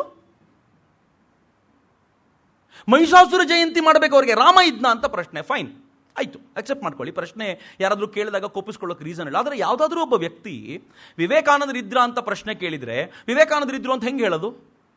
ಒಂದು ವಿವೇಕಾನಂದರ ಕುರಿತಂತೆ ಯಾರಾದರೂ ಮಾತಾಡ್ತಾರಾ ಅಂತ? ಇಲ್ಲದ ವ್ಯಕ್ತಿ ಬಗ್ಗೆ ಮಾತನಾಡುವಷ್ಟು ತಲೆ ಏನು ಕೆಟ್ಟಿಲ್ಲ ಜನರಿಗೆ, ಅಥವಾ ಆ ಥರದ್ದೇನಾದರೂ ಮಾತಾಡ್ತಾ ಇದ್ರೆ ಅವರು ಇಲ್ಲದ ವ್ಯಕ್ತಿ ಬಗ್ಗೆನೇ ಚರ್ಚೆ ಮಾಡ್ತಿದ್ದಾರೆ ಅಂತ ಇಟ್ಕೊಳ್ಳಿ. ಮೊದಲನೇದು, ಅವ್ರ ಬಗ್ಗೆ ಜನಪದದಲ್ಲಿ ಚರ್ಚೆ ನಡೀತಾ ಇದೆಯಾ ಅಂತ ಮೊದಲನೇ ಪ್ರಶ್ನೆ. ಎರಡನೇದು, ಅವ್ರು ಏನು ಚರ್ಚೆ ನಡೀತಿದ್ದಾರೋ ಅದಕ್ಕೆ ಪೂರಕವಾದ ಸಾಹಿತ್ಯ ಸಿಗುತ್ತಾ ಅಂತ. ವಿವೇಕಾನಂದರು ಇದ್ರು ಅಂತ ನಾವು 4 ಜನ ಮಾತಾಡ್ತಿದ್ದೀವಿ ಅಂತಂದರೆ, ನಾವು ಮಾತಾಡ್ತಿದ್ದೀವಿ ಅಂತ ಮಾತ್ರಕ್ಕೆ ನಂಬಬೇಕು ಅಂತಿಲ್ಲ. ವಿವೇಕಾನಂದರ ಬಗ್ಗೆ ಸಾಹಿತ್ಯ ಇದೆಯಾ ಏನಾದರೂ, ಅವರೇ ಬರೆದಿರೋದು, ಅವ್ರ ಬಗ್ಗೆ ಯಾರಾದರೂ ಬರೆದಿರೋದು, ಆ ಥರದ್ದೇನಾದರೂ ಸಿಗುತ್ತಾ ಅಂತ. ಇದು ಎರಡನೇ ಪಾಯಿಂಟ್. ಮೂರನೇ ಪಾಯಿಂಟ್ ಏನು ಅಂತಂದರೆ, ಈ ಸಂಬಂಧವಾಗಿ ಯಾವ್ದಾದ್ರು ಶಿಲಾಲೇಖಗಳು ಸಿಗ್ತವಾ, ಸನದು ಪತ್ರಗಳು ಸಿಗ್ತವಾ, ಯಾವ್ದಾದ್ರು ರಾಜ ಏನಾದರೂ ಕೊಟ್ಟಿದ್ದಿದೆಯಾ. ಈಗ ವಿವೇಕಾನಂದರ ಸಂಬಂಧ ನಮ್ಗೆ ಅರ್ಥ ಆಗಲಿ ಅನ್ನೋ ಕಾರಣಕ್ಕೆ ಹೇಳ್ತೀನಿ. ವಿವೇಕಾನಂದರ ಸಂಬಂಧವಾಗಿ ಮೈಸೂರಿನ ಮಹಾರಾಜರು ಬರೆಸಿರುವಂಥ ಪತ್ರ ಇದೆ. ವಿವೇಕಾನಂದರಿಗೆ ಮೈಸೂರು ಮಹಾರಾಜರು ಬರೆದಿರುವಂಥದ್ದು, ಮೈಸೂರು ಮಹಾರಾಜರು ವಿವೇಕಾನಂದರಿಗೆ ಬರೆದಿರುವಂಥದ್ದು ಪತ್ರ ವ್ಯವಹಾರ ಇದೆ. ಈ ಥರದ ಪತ್ರಗಳು, ವಿವೇಕಾನಂದರಿಗೆ ಒಂದು ಬ್ಲ್ಯಾಂಕ್ ಚೆಕ್ ಅನ್ನು ಕೊಟ್ಟು ನಿನ್ಗೇನು ಬೇಕೋ ತೆಗೆದುಕೋ ಅಂತ ಹೇಳಿದ ಘಟನೆಯ ಉಲ್ಲೇಖ ಇದೆ. ಈ ಥರದ್ದೇನಾದರೂ ಸಿಗುತ್ತಾ ಆ ವ್ಯಕ್ತಿಯ ಬಗ್ಗೆ? ಇದು ಮೂರನೇದು. ಇನ್ನು ನಾಲ್ಕನೇದು, ಸೈಂಟಿಫಿಕ್ ಎವಿಡೆನ್ಸಸ್ ಹೆಂಗಿರುತ್ತೆ ಅಂತಂದರೆ, ಒಂದು ಭೂಮಿಯನ್ನು ಉತ್ಖನನ ಮಾಡಿದರೆ ಏನಾದರೂ ಸಿಗುತ್ತಾ, ಅಲ್ಲಿ ಸಿಗುವಂಥ ಒಂದು ವಸ್ತುವಿನಿಂದ ಹಿಡ್ಕೊಂಡು DNA ಟೆಸ್ಟ್ ಮಾಡ್ಲಿಕ್ಕೆ ನಮ್ಮ ಹತ್ರ ಆಗುತ್ತಾ. ಕೊನೆಗೆ ನಾವು ಸ್ಯಾಟಲೈಟ್, ಈಗಂತೂ ಸ್ಯಾಟಲೈಟ್ಸ್ ಬಂದಿರೋದ್ರಿಂದ ಆ ಹೀಟ್ ಮ್ಯಾಪ್ಗಳನ್ನು ತೆಗೆದು ಅಲ್ಲಿ ಏನಿತ್ತು ಅಂತ ಹುಡುಕ್ಲಿಕ್ಕೂ ಸಾಧ್ಯ ಆಗುತ್ತೆ. ಈ ಥರದ ಅತ್ಯಾಧುನಿಕವಾದನ್ನೇನಾದರೂ ಮಾಡ್ಲಿಕ್ಕೆ ಸಾಧ್ಯ ಆಗುತ್ತಾ? ವಿವೇಕಾನಂದರನ್ನ ಹುಡುಕ್ಲಿಕ್ಕೆ ನಮ್ಗೆ ಇಷ್ಟು ಕಷ್ಟ ಆಗಲ್ಲ, ಉತ್ಖನನ ಎಲ್ಲ ಮಾಡಬೇಕಾಗಿಲ್ಲ, ಯಾಕಂದ್ರೆ ಭಾಳ ದೂರ ಆಗಲಿಲ್ಲ, ಅವರು ದೇಹತ್ಯಾಗ ಮಾಡಿ ಭಾಳ ಹತ್ತಿರ ಇದ್ದು, ಹಿಂಗಾಗಿ ಭಾಳ ಕಷ್ಟ ಅಲ್ಲ. ಆದರೆ ರಾಮ ಎಷ್ಟು ವರ್ಷಗಳ ಹಿಂದೆ ಇದ್ದ ಎನ್ನುವುದೇ ದೊಡ್ಡ ಪ್ರಶ್ನೆ ಇರುವಾಗ ಈ ಎಲ್ಲ ಪ್ರಯೋಗಗಳನ್ನು ಮಾಡಬೇಕು. ಮೊದಲನೇ ಸಂಗತಿ ನಾನು ಹೇಳ್ತೀನಿ, ಜನಪದದಲ್ಲಿ ರಾಮ ಇದ್ದ, ನಮ್ಮೆಲ್ಲರ ವಿಚಾರಗಳಲ್ಲಿ ಹಾಸು ಹೊಕ್ಕಾಗಿದ್ದಾನೆ. ಎಷ್ಟು ಹಾಸು ಹೊಕ್ಕಾಗಿದ್ದಾನೆ ಅಂದರೆ, ಯಾವ ಸೀತಾರಾಮ್ ಯೆಚೂರಿ ಪದೇ ಪದೇ ರಾಮ ಇಲ್ಲ ಅಂತ ಬಾಯಿ ಬಡ್ಕೊಳ್ತಾರೋ ಅವ್ರ ಹೆಸರೇ ಸೀತಾರಾಮ ಅಂತ. Very interesting. ಹೆಸರುಗಳನ್ನು ಇಲ್ಲದ ವ್ಯಕ್ತಿ ಹಿಡ್ಕೊಂಡು ಹೆಸರು ಇಡ್ತಿದ್ರ ಯಾರಾದರೂ? ಬಹಳ ವಿಚಿತ್ರ. ಸೈಂಟಿಫಿಕ್ ಆ್ಯಂಗಲ್ ಎಲ್ಲ ಯೋಚನೆ ಮಾಡಿ, ನೀವು ತುಂಬ ಭಾವನಾತ್ಮಕವಾಗಿ ಕೊಚ್ಚಿ ಹೋಗಬೇಕಾದಂಥ ಅಗತ್ಯ ಇಲ್ಲ. ಎಷ್ಟರ ಮಟ್ಟಿಗೆ ರಾಮ ಹಾಸು ಹೊಕ್ಕಾಗಿದ್ದಾನೆ ಬದುಕಿನಲ್ಲಿ ಅಂತಂದರೆ, ಇಲ್ಲಿ ಹುಡುಕಿದ್ರೆ ರಾಮನ ಹೆಸರೊಳೊಂದು 15-20 ಜನ ಆದರೂ ಸಿಗ್ತೀವಿ ನಾವು. ಯಾಕೆ ಇಟ್ಟರು ಹಾಗೆ? ಸುಮ್ಮನೆ ಅಂತೂ ಇಡ್ಲಿಕ್ಕೆ ಸಾಧ್ಯ ಇಲ್ಲ. ನಾನು ರಾಮನರ ವಿಚಾರಕ್ಕೆ ಬರೋದಾದ್ರೇ, ರಾಮನ್ ಹೆಸರು ಅದೇ ರಾಮಾನುಜನ್. ನಾನು ಅದಕ್ಕೆ ತಮಾಷೆ ಮಾಡ್ತಿದ್ದೆ, ರಾಮ ಅನುಜನ್, ರಾಮನ ಅನುಜ ಲಕ್ಷ್ಮಣ ಅಂತ ಹೆಸರೋದು ರಾಮಾನುಜನ್. ಇನ್ನೊಂದು ರಾಮಾನುಜ ಅನ್ನೋ ಹೆಸರಲ್ಲೂ ಇಟ್ಟಿದ್ರು ಅಂತಲೂ ಹೇಳ್ತಾರೆ ಇವೆರಡು. ನಾನು ತಮಾಷೆ ಮಾಡ್ತಿದ್ದೆ ಇವತ್ತು ಎಲ್ರಿಗೂ, ಮೊನ್ನೆ ರಾಮಾನುಜನ್, ಇವತ್ತು ರಾಮನ್, ನಾಳೆ ರಾಮ ಜನ್ಮಭೂಮಿ ಅಂತ. ಎಲ್ಲೋ ಎಷ್ಟು ಕನೆಕ್ಟೆಡ್ ಆಗಿದೆ ಅಂತ, ಭಾಳ ವಿಚಿತ್ರವಾಗಿದೆ ಇದು ಅಂತ. ಸೊ ಈ ಥರದ ಪರಿಸ್ಥಿತಿ, ರಾಮ ಎಷ್ಟು ಹಾಸು ಹೊಕ್ಕಾಗಿ ಬದುಕಿನಲ್ಲಿ ಸೇರಿಕೊಂಡಿದ್ದಾನೆ ಅಂತ. ರಾಮನ್ ಹುಡುಗಿನ ನೋಡ್ಲಿಕ್ಕೆ ಹೋದಾಗ, ಒಬ್ಬರೇ ಯಾರಿಗೂ ಹೇಳದೆ ಹೋದಾಗ ಹಾಡಿದ ಹಾಡೇ ರಾಮ ನಿನ್ನ ಸಮಾನರು ಯಾರಿದ್ದಾರೋ ಅಂತ. ನೀವು ಕನೆಕ್ಟ್ ಮಾಡೋದಾದ್ರೆ ರಾಮ ಎಷ್ಟು ಹಾಸು ಹೊಕ್ಕಾಗಿದ್ದಾನೆ ಜನಪದದಲ್ಲಿ ಅಂತ, ಅದಕ್ಕೆ ಯಾವ ಅನುಮಾನವೂ ಇಲ್ಲ. ಇನ್ನು ಸಾಹಿತ್ಯದ ವಿಚಾರಕ್ಕೆ ಬಂದರೆ, ವಾಲ್ಮೀಕಿ ರಾಮಾಯಣ ಇದೆ, ರಾಮಾಯಣದ ಭಿನ್ನ ಭಿನ್ನ ಸ್ವರೂಪಗಳಿವೆ. ನೀವು ಕಂಬ ರಾಮಾಯಣ ತಗೊಳ್ಳಿ, ತುಳಸಿ ರಾಮಾಯಣ ತೆಗೆದುಕೊಳ್ಳಿ, ರಾಮನ ಕುರಿತಂತೆ ಎಷ್ಟು ಸಾಹಿತ್ಯ ಇದೆ ಅಂತಂದರೆ, ಕೊನೆಗೆ ಶ್ರೀರಾಮಾಯಣ ದರ್ಶನಂ ಕರ್ನಾಟಕದ ಕುವೆಂಪು ಅವರು ಬರೆದು ಜ್ಞಾನಪೀಠವನ್ನೂ ತೆಗೆದುಕೊಂಡಿದ್ದು ಅದೇ ರಾಮಾಯಣ ದರ್ಶನಂ ಮೇಲೆ. ಯಾವುದೋ ಒಂದು ಕಾಲ್ಪನಿಕ ಕಥೆಯ ಮೇಲೆ ಇಷ್ಟೊಂದು ಸಾಹಿತ್ಯವನ್ನು ಸೃಜಿಸಿ ಪ್ರಶಸ್ತಿಗಳನ್ನೂ ತೆಗೆದುಕೊಂಡ್ರು ಅಂತ ನಾವು ನಂಬ್ತಿದ್ದೀವಲ್ಲ. ಫೈನ್, ಭಾವನಾತ್ಮಕ ಸಂಗತಿಗಳನ್ನು ಪಕ್ಕಕ್ಕಿಡಿ. ಈ ದೇಶಕ್ಕೆ ಬಂದಂಥ ಅಬುಲ್ ಫಜಲ್ ಐನಿ ಅಕ್ಬರಿ, ಅಕ್ಬರ್ ಜೊತೆಗಿದ್ದ ಅವನು, ಐನಿ ಅಕ್ಬರಿ ಬರಿತಾ, ಐನಿ ಅಕ್ಬರಿಯಲ್ಲಿ ಬರಿತಾನೆ, ಅವಧ್ ಅಥವಾ ಅಯೋಧ್ಯ ಅದು ರಾಮನ ಜನ್ಮಸ್ಥಾನವಾಗಿತ್ತು, ರಾಮ ಇಲ್ಲಿದ್ದ ಅಂತ ಇಲ್ಲಿನ ಜನ ಹೇಳ್ತಾರೆ ಅಂತ ಐನಿ ಅಕ್ಬರಿಯಲ್ಲಿ ಅಬುಲ್ ಫಜಲ್ ಬರಿತಾನೆ. ವಿದೇಶಿ ಆಕ್ರಮಣಕಾರರ ನಡುವೆ ಬಂದಂತ ಅಲ್ ಬರೂನಿ ತಾನು ತನ್ನ ಕೃತಿಯಲ್ಲಿ ಅಯೋಧ್ಯೆಯನ್ನು ನೋಡಿದಾಗ ಅಯೋಧ್ಯೆಯಲ್ಲಿದ್ದಂಥ ಭಾವನೆಗಳನ್ನು ಬರೀತಾನೆ. ಸಾಹಿತ್ಯದ ಆಧಾರ ಇದೆಯಲ್ಲ, ಇದ್ಯಾವುದು 25 ವರ್ಷ 50 ವರ್ಷದ ಹಿಂದೆ ಅಲ್ಲ, ಒಂದು 1000 ವರ್ಷಗಳ ಹಿಂದಿನ ಘಟನೆ ನಾನು ಹೇಳ್ತಿದ್ದೀನಿ. ನಾನು ವಾಲ್ಮೀಕಿ ರಾಮಾಯಣದ ಬಗ್ಗೆಯೂ ಮಾತಾಡ್ತಾ ಇಲ್ಲ, ಆಕ್ರಮಣಕಾರಿಗಳಾಗಿ ಬಂದ ದುರಾತ್ಮರು ಬರೆದಿರುವಂಥ ಸಾಹಿತ್ಯವನ್ನು ತೆಗೆದುಕೊಂಡು ಹೇಳ್ತಿದ್ದೀನಿ. ಬರೀ ಇಷ್ಟಕ್ಕೆ ನಿಲ್ಲೋದಿಲ್ಲ. ಬ್ರಿಟಿಷ್ ಇತಿಹಾಸಕಾರರು ಬುಕನಂತರದವರು ಭಾರತಕ್ಕೆ ಬಂದಾಗ ಅವರೂ ಕೂಡ ಈ ದೇಶದಲ್ಲಿ ರಾಮನ ಕುರಿತಂತ ಇದ್ದಂಥ ಆ ವಿಚಾರಗಳನ್ನು, ಅಲ್ಲಿದ್ದಂಥ ಜನಜೀವನವನ್ನು, ಅಯೋಧ್ಯೆಯಲ್ಲಿದ್ದಂಥ ಜನಜೀವನವನ್ನು ಸ್ಪಷ್ಟವಾಗಿ ಉಲ್ಲೇಖ ಮಾಡ್ತಾರೆ. ಇನ್ನೆಲ್ಲವನ್ನು ಬಿಡೋದಾದರೂ ಕೂಡ ನೀವು ಸ್ವಲ್ಪ ಸೈಂಟಿಫಿಕ್ ಆಗಿ ಹೋಗಬೇಕು ಅಂತಂದರೆ, ರಾಮ ಹುಟ್ಟಿದಾಗ ಯಾವ ನಕ್ಷತ್ರ ಎಲ್ಲಿತ್ತು, ಯಾವ ಗ್ರಹಗಳು ಎಲ್ಲಿತ್ತು ಅಂತ ಏನು ಹೇಳಿದ್ರು, ಒಂದು ಜಾತಕ ಏನಿದೆಯೋ ಆ ವರ್ಣನೆ ಏನು ಮಾಡ್ತಾರೋ ಅದನ್ನು ನೋಡಿದರೆ ಆ ಹುಟ್ಟಿದ ವರ್ಷಕ್ಕೂ ಆ ಹೇಳಿದ ವಿಚಾರಕ್ಕೂ ಪರ್ಫೆಕ್ಟಾಗಿ ತಾಳೆ ಆಗುತ್ತೆ, ಮತ್ತು ಡೇಟಿಂಗ್ ಕೂಡ ಮಾಡಲಿಕ್ಕೆ ಸಾಧ್ಯ ಆಗುತ್ತೆ ಅದನ್ನು ಆಧಾರವಾಗಿಟ್ಕೊಂಡು. ಯಾವುದು ಜಾತಕವನ್ನು ಇಟ್ಕೊಂಡು ರಾಮ ಹುಟ್ಟಿದ ಆ ರಾಮನವಮಿ ಅಂತ ಏನು ಆಚರಣೆ ಮಾಡ್ತೀವೋ ಅದರ ಆಧಾರದ ಮೇಲೆ ಡೇಟಿಂಗ್ ಮಾಡಿದ್ದಾರೆ ಸೈಂಟಿಸ್ಟ್ಗಳು. ಅಲ್ಲಿಗೆ ಮುಗಿಲಿಲ್ಲ. ಭೂಗೋಳವನ್ನು ಆಧಾರವಾಗಿ ಇಟ್ಟುಕೊಂಡ್ರೆ ರಾಮ ಅಯೋಧ್ಯೆಯಿಂದ ಅವನು ವನವಾಸಕ್ಕೆ ಅಂತ ಹೊರಟಿರುವ ದಾರಿಗಳನ್ನೆಲ್ಲ ಪೂರ್ತಿ ಪ್ರಮಾಣದಲ್ಲಿ ಜಹ ಜಹ ರಾಮ ಚರಣ ಚಲೆ ಜಾಯಿ ಅನ್ನುವಂಥ ವಿಸ್ತಾರವಾಗಿ ಇಟ್ಕೊಂಡು ರಾಮ ನಡೆದಿರೋ ಹಾದಿಯನ್ನ ವಾಪಸ್ ಕ್ರಮಿಸಿದ್ದಾರೆ. How was it possible? ಏನ್ ಕಾಲ್ಪನಿಕ ಕತೆ ಹೆಂಗಿದೆ ಅಂತಂದ್ರೆ, ಜಾಗಗಳನ್ನು ಕೂಡ ಕಾಲ್ಪನಿಕವಾಗಿ ಹೇಳಿದ್ರು, ಆನಂತರ ನಾವು ಅದನ್ನು ಹಂಗೆ ಜೋಡಿಸ್ಕೊಂಡ್ವಿ ಅಂತಾನ ನನಗೆ ಅರ್ಥ ಆಗಲಿಲ್ಲ. ಎಲ್ಲ ಬಿಡಿ, ಬಾಟನಿಸ್ಟ್ಗಳು ತೀರಾ ಇತ್ತೀಚೆಗೆ, ಪ್ರಾಬಲಿ ಒಂದು 2-3 ವರ್ಷಗಳ ಹಿಂದೆ ಬಾಟನಿಸ್ಟ್ಗಳು ರಾಮಾಯಣವನ್ನು ತೆಕ್ಕೊಂಡು ಯಾವ ಘಟನೆ ತೆಕ್ಕೊಂಡ್ರು ಗೊತ್ತಾ ಅವರು? ಈ ರಾಮ ಸೀತೆಯನ್ನು ಕಳ್ಕೊಳ್ತಾನಲ್ಲ, ಬಹಳ ದುಃಖಕಾರಿ ಸನ್ನಿವೇಶ ಅದು. ಸೀತೆಯನ್ನು ಕಳ್ಕೊಂಡಾಗ ಆ ಪರ್ಣಕುಟೀರದ ಹೊರಗಡೆ ಅಲ್ಲಿರುವಂಥ ಪ್ರತಿಯೊಂದು ಗಿಡವನ್ನು ಕೇಳ್ತಾನೆ. ಆ ಗಿಡವನ್ನು ಕೇಳಬೇಕಾದ್ರೆ ಸುಮ್ಮನೆ ಕೇಳ್ಬಿಡಲ್ಲ, ಪ್ರತಿಯೊಂದು ಗಿಡದ ಆ ಹೆಸರನ್ನು ಹೇಳಿ ಕೇಳ್ತಾನೆ. ನೀನು ಈ ಗಿಡ ಪ್ರತಿನಿತ್ಯ ಇಲ್ಲಿ ಬರ್ತಿದ್ಲವಳು, ಎಲ್ಲೋದ್ಲವಳು ಗೊತ್ತಾ ನಿನಗೆ, ಸ್ವಲ್ಪ ಹೇಳ್ತೇನೆ ನನಗೆ ಅಂತ ಕೇಳ್ತಾನೆ. ಪ್ರತಿಯೊಂದು ಗಿಡವನ್ನು ಹೆಸರು ಹೇಳಿ ಕೇಳ್ತಾನೆ. ಯಾರೊಬ್ಬರು ತುಂಬ ಚೆನ್ನಾಗಿ ಹೇಳ್ತಿದ್ರು ನನಗೆ, ಬಾಟನಿಸ್ಟು. ಅವ್ರು ಹೇಳಿದರು, ಈ ವಾಲ್ಮೀಕಿ ಕಾಡಿನ ಮನುಷ್ಯ ಆಗಿದ್ದು ಭಾಳ ಒಳ್ಳೇದಾಯ್ತು ನಮಗೆ, ಹೀಗಾಗಿ ಬಾಟನಿಗೆ ದೊಡ್ಡ ಸಾಹಿತ್ಯವನ್ನು ಕೊಟ್ಟು ಹೋದ್ರು ಅವರು ಅಂತ ಹೇಳ್ತಾರೆ. ಆ ಎಲ್ಲವನ್ನೂ ಟ್ರೇಸ್ ಮಾಡಿದರೆ ಒಬ್ಬ ಬಾಟನಿಸ್ಟ್ ಹೇಳ್ತಾರೆ, ಯಾವ್ಯಾವ ಗಿಡಗಳ ಬಗ್ಗೆ ಅವ್ರು ಕೇಳಿದ್ರೋ ಅವ್ರು ಹೇಳಿದ ಜಾಗಗಳಲ್ಲಿ ಆ ಗಿಡಗಳ ಅವಶೇಷಗಳೆಲ್ಲ ಕಾಣ್ತವೆ, ಅಲ್ಲಿದ್ದಿದ್ದು ನಿಜ ಅದು ಅಂತ ಬಾಟನಿಸ್ಟ್ಗಳು ಕೊಟ್ರಲ್ಲ, ಆ ಸಾಹಿತ್ಯವನ್ನು ವ್ಯಾಲಿಡೇಟ್ ಮಾಡಿದ್ರಲ್ಲ. ಬರಿಗೆ ಇಲ್ಲಿಗೆ ಮುಗಲಿಲ್ಲ. ರಾಮ ಇದ್ದ ಅಂತ ನೀವು ಹೇಳಿದ ನಂತರ ಮುಂದಿನ ಪ್ರಶ್ನೆ ಇತ್ತು, ರಾಮ ಮಂದಿರ ಇದ್ದಿದ್ದು ಹೌದಾ? ಏನೇನು ಪ್ರಶ್ನೆಗಳು ಹೆಂಗಿವೆ ನೋಡಿ. ರಾಮ ಇದ್ದಿದ್ದು ನಿಜ ಅಂತ ಇರ್ಬೋದಪ್ಪ, ರಾಮ ಇದ್ದಿರ್ಬೋದು, ಅದು ರಾಮ ಹುಟ್ಟಿದ ಅಲ್ಲೇನಾ? ರಾಮ ಅಲ್ಲೇ ಇದ್ದಿದ್ದು ನಿಜವಾ? ರಾಮಂದು ಅಯೋಧ್ಯೆನೇ ಊರು ಅನ್ಲಿಕ್ಕೆ ಏನು ಖಾತ್ರಿ ಕೊಡ್ತೀರಾ ಅಂತಂದರೆ, ನಾವೀಗಲೂ ಹೇಳ್ತೀವಿ ಸರಯೂ ತೀರ ವಿಹಾರಿ ಬೃಂದಾವನ ಸಂಚಾರಿ ಅಂತ. ಸುಮ್ಮನೆ ಹೇಳಿದ್ದ ಅದನ್ನು. ಸರಯೂ ತೀರದಲ್ಲಿ ಅವನಿದ್ದ, ಸರಯೂ ಎಲ್ಲಿ ಹರಿಯುತ್ತೋ ಆ ಜಾಗದಿಂದ ಎಲ್ಲಿದ್ದಾನೆ ಅನ್ನೋದನ್ನು ಹೇಳಿದ್ದಲ್ಲದೆ, ರಾಮ ಮಂದಿರ ಎಲ್ಲಿತ್ತು ಅನ್ನೋದಕ್ಕೆ ಸ್ಪಷ್ಟವಾದ ಉಲ್ಲೇಖವೂ ಹೇಳಲಾಗತ್ತೆ. ಅದು ಹೆಂಗೆ ಅಂತಂದರೆ, ಇದು ಶಿವ ಪಾರ್ವತಿಯರ ಸಂಭಾಷಣೆಯಲ್ಲೂ ಉಲ್ಲೇಖ ಆಗಿದೆಯಂತೆ. ಶಿವ ಪಾರ್ವತಿಯರು ಸಂಭಾಷಣೆ ಮಾಡುವಾಗ ಸೀತಾ ರಸೋಯಿ ಬಗ್ಗೆ ಪಾರ್ವತಿ ಕೇಳ್ತಾಳೆ, ಏನದು ಸೀತಾ ರಸೋಯಿ ಅಂದರೆ ಅಂತ. ಅವಾಗ ಶಿವ ಹೇಳ್ತಾನೆ, ಯಾವುದನ್ನು ನೋಡೋದ್ರಿಂದ ಕ್ಷಣ ಮಾತ್ರದಲ್ಲಿ ಎಲ್ಲ ಪಾಪಗಳು ಭಸ್ಮವಾಗುತ್ತೋ ಅದು ಸೀತಾ ರಸೋಯಿ ಅಂತ. ರಸೋಯಿ ಅಂದರೆ ಅಡುಗೆ ಮನೆ ಅಂತ. ಸೀತೆಯ ಅಡುಗೆ ಮನೆ, ಸೀತೆಯ ಅಡುಗೆ ಮನೆ, ಸೀತೆಯ ಬಾವಿ, ಸೀತಾ ಕುಂವ ಅಂತ ಎರಡೂ ಇದೆ. ಏನು ಡಿಸ್ಪ್ಯೂಟೆಡ್ ಸ್ಟ್ರಕ್ಚರ್ ಒಡೆದು ಹಾಕುವವರೆಗೂ ಅವೆರಡೂ ತುಂಬ ಸ್ಪಷ್ಟವಾಗಿ ಗೋಚರವಾಗುವಂತೆ ಇತ್ತು. ಸೀತಾ ರಸೋಯಿ, ಸೀತೆಯ ಅಡುಗೆ ಮನೆ, ಸೀತಾ ಕುಂವ, ಸೀತೆಯ ಬಾವಿ ಎರಡೂ ಇದೆ. ರಾಮಾಯಣದ ಪ್ರಕಾರ ಅವೆರಡರ ನಡುವೆ ಇರುವಂಥ ಜಾಗದಲ್ಲೇ ರಾಮ ಹುಟ್ಟಿದ್ದು ಅಂತ. ಬರೀ ರಾಮ ಅಷ್ಟೇ ಅಲ್ಲ, ಭರತ, ಶತ್ರುಘ್ನರು, ಲಕ್ಷ್ಮಣ ಇವರೆಲ್ಲ ಹುಟ್ಟಿದ್ದು ಎಲ್ಲಿ ಅನ್ನೋದಕ್ಕೂ ಪರ್ಫೆಕ್ಟ್ ಆಗಿರುವಂಥ ವಿವರಣೆಯನ್ನು ರಾಮಾಯಣದಲ್ಲಿ ಕೊಡಲಾಗುತ್ತೆ. ಅವೆಲ್ಲವನ್ನು ಲೆಕ್ಕ ಹಾಕ್ಕೊಂಡ್ರೆ ಎಕ್ಸಾಕ್ಟ್ ಜಾಗ ಯಾವುದು ಅಂತ ಗುರುತಿಸ್ಲಿಕ್ಕಾಗತ್ತೆ. ಎಲ್ಲಿ ರಾಮ ಹುಟ್ಟಿದ ಜಾಗ ಅಂತ ಹೇಳಲಾಗುತ್ತೋ ಅದೇ ಜಾಗದಲ್ಲಿ ಮಸೀದಿ ಕಟ್ಟಲಾಗಿತ್ತು. ನಮ್ಮ ಹತ್ರ ಆ ಮಸೀದಿಯನ್ನು ತೆಗೆಯದೆ ಇದರ ಕೆಳಗೆ ಏನು ಇದೆಯಾ ನೋಡಬೇಕು ಅನ್ನಲಿಕ್ಕೆ ಟೆಕ್ನಾಲಜಿಯೇ ಇರಲಿಲ್ಲ, ಅಥವಾ ಟೆಕ್ನಾಲಜಿ ಇತ್ತೇನೋ ಇಂಟ್ರೆಸ್ಟ್ ಇರಲಿಲ್ಲ. ಆದರೆ ಏನಾದರೂ ಆಗಬೇಕಲ್ಲ. ಆರ್ಕಿಯಾಲಜಿಕಲ್ ಸರ್ವೆ ಸುಮ್ಮನೆ ಇರಲಿಲ್ಲ. 1862-63 ಕನ್ನಿಂಗ್ ಹ್ಯಾಮ್ ಒಂದು ಸರ್ವೆ ಮಾಡಿದರು. ಆ ಸರ್ವೆ ಮಾಡಿ ಹೇಳಿದರು, ಇಲ್ಲಿ ರಾಮಾಯಣದ ಕುರುಹುಗಳು ಕಾಣುತ್ತವೆ ಅಂತ ಹೇಳಿದರು. ಫುರರ್ 89-91 ಸರ್ವೆ ಮಾಡಿದ, 1889-91 ಆತನೂ ಹೇಳ್ದ, ಆತ ಹೇಳಿದ ನಿಜ, ಕನ್ನಿಂಗ್ ಹ್ಯಾಮ್ ಹೇಳಿದ ನಿಜ, ಇಲ್ಲವೆಲ್ಲವೂ ಕಾಣುತ್ತೆ ಅಂತ. ಆನಂತರ ತುಂಬ ದೀರ್ಘಕಾಲ ಬಿಟ್ವಿ. 1969-70 A K Narayan, archaeological survey of India, ASI ಮೂಲಕ ಅವರು ಸರ್ವೆ ಮಾಡಿದ್ರು. ಅವರೂ ಕೂಡ ಅಲ್ಲಿರುವಂಥ ಅನೇಕ ಕುರುಹುಗಳನ್ನು ಉಲ್ಲೇಖ ಮಾಡಿದ್ರು. ಆದರೆ 75-76 BB ಲಾಲ್, ಯಾರು ASIನ ಪ್ರಮುಖವಾದ ಡೈರೆಕ್ಟರ್ ಆಗಿದ್ರೋ, ಅವರು ಸರ್ವೆ ಮಾಡಿ ಅಲ್ಲಿರುವಂಥ ಪಿಲ್ಲರ್ಗಳನ್ನು ಗುರುತಿಸಿ ಆ ಪಿಲ್ಲರ್ಗಳನ್ನು ಹೇಳಿದ್ರು ಅವರು, ಯಾವ ಮಸೀದಿ ಅಂತ ಕರಿತೀವೋ ಅದಕ್ಕಿಂತ ಎತ್ತರದ ಪಿಲ್ಲರ್ಗಳು ಇಲ್ಲಿರೋದ್ರಿಂದ ಇದು ಮಸೀದಿಯದ್ದಂತೂ ಅಲ್ವೇ ಅಲ್ಲ, ಇದು ಬೇರೆಯೇ ಅಂತ ವರದಿ ಕೊಟ್ಟರು. Archaeological survey of India science based ಅಧ್ಯಯನ.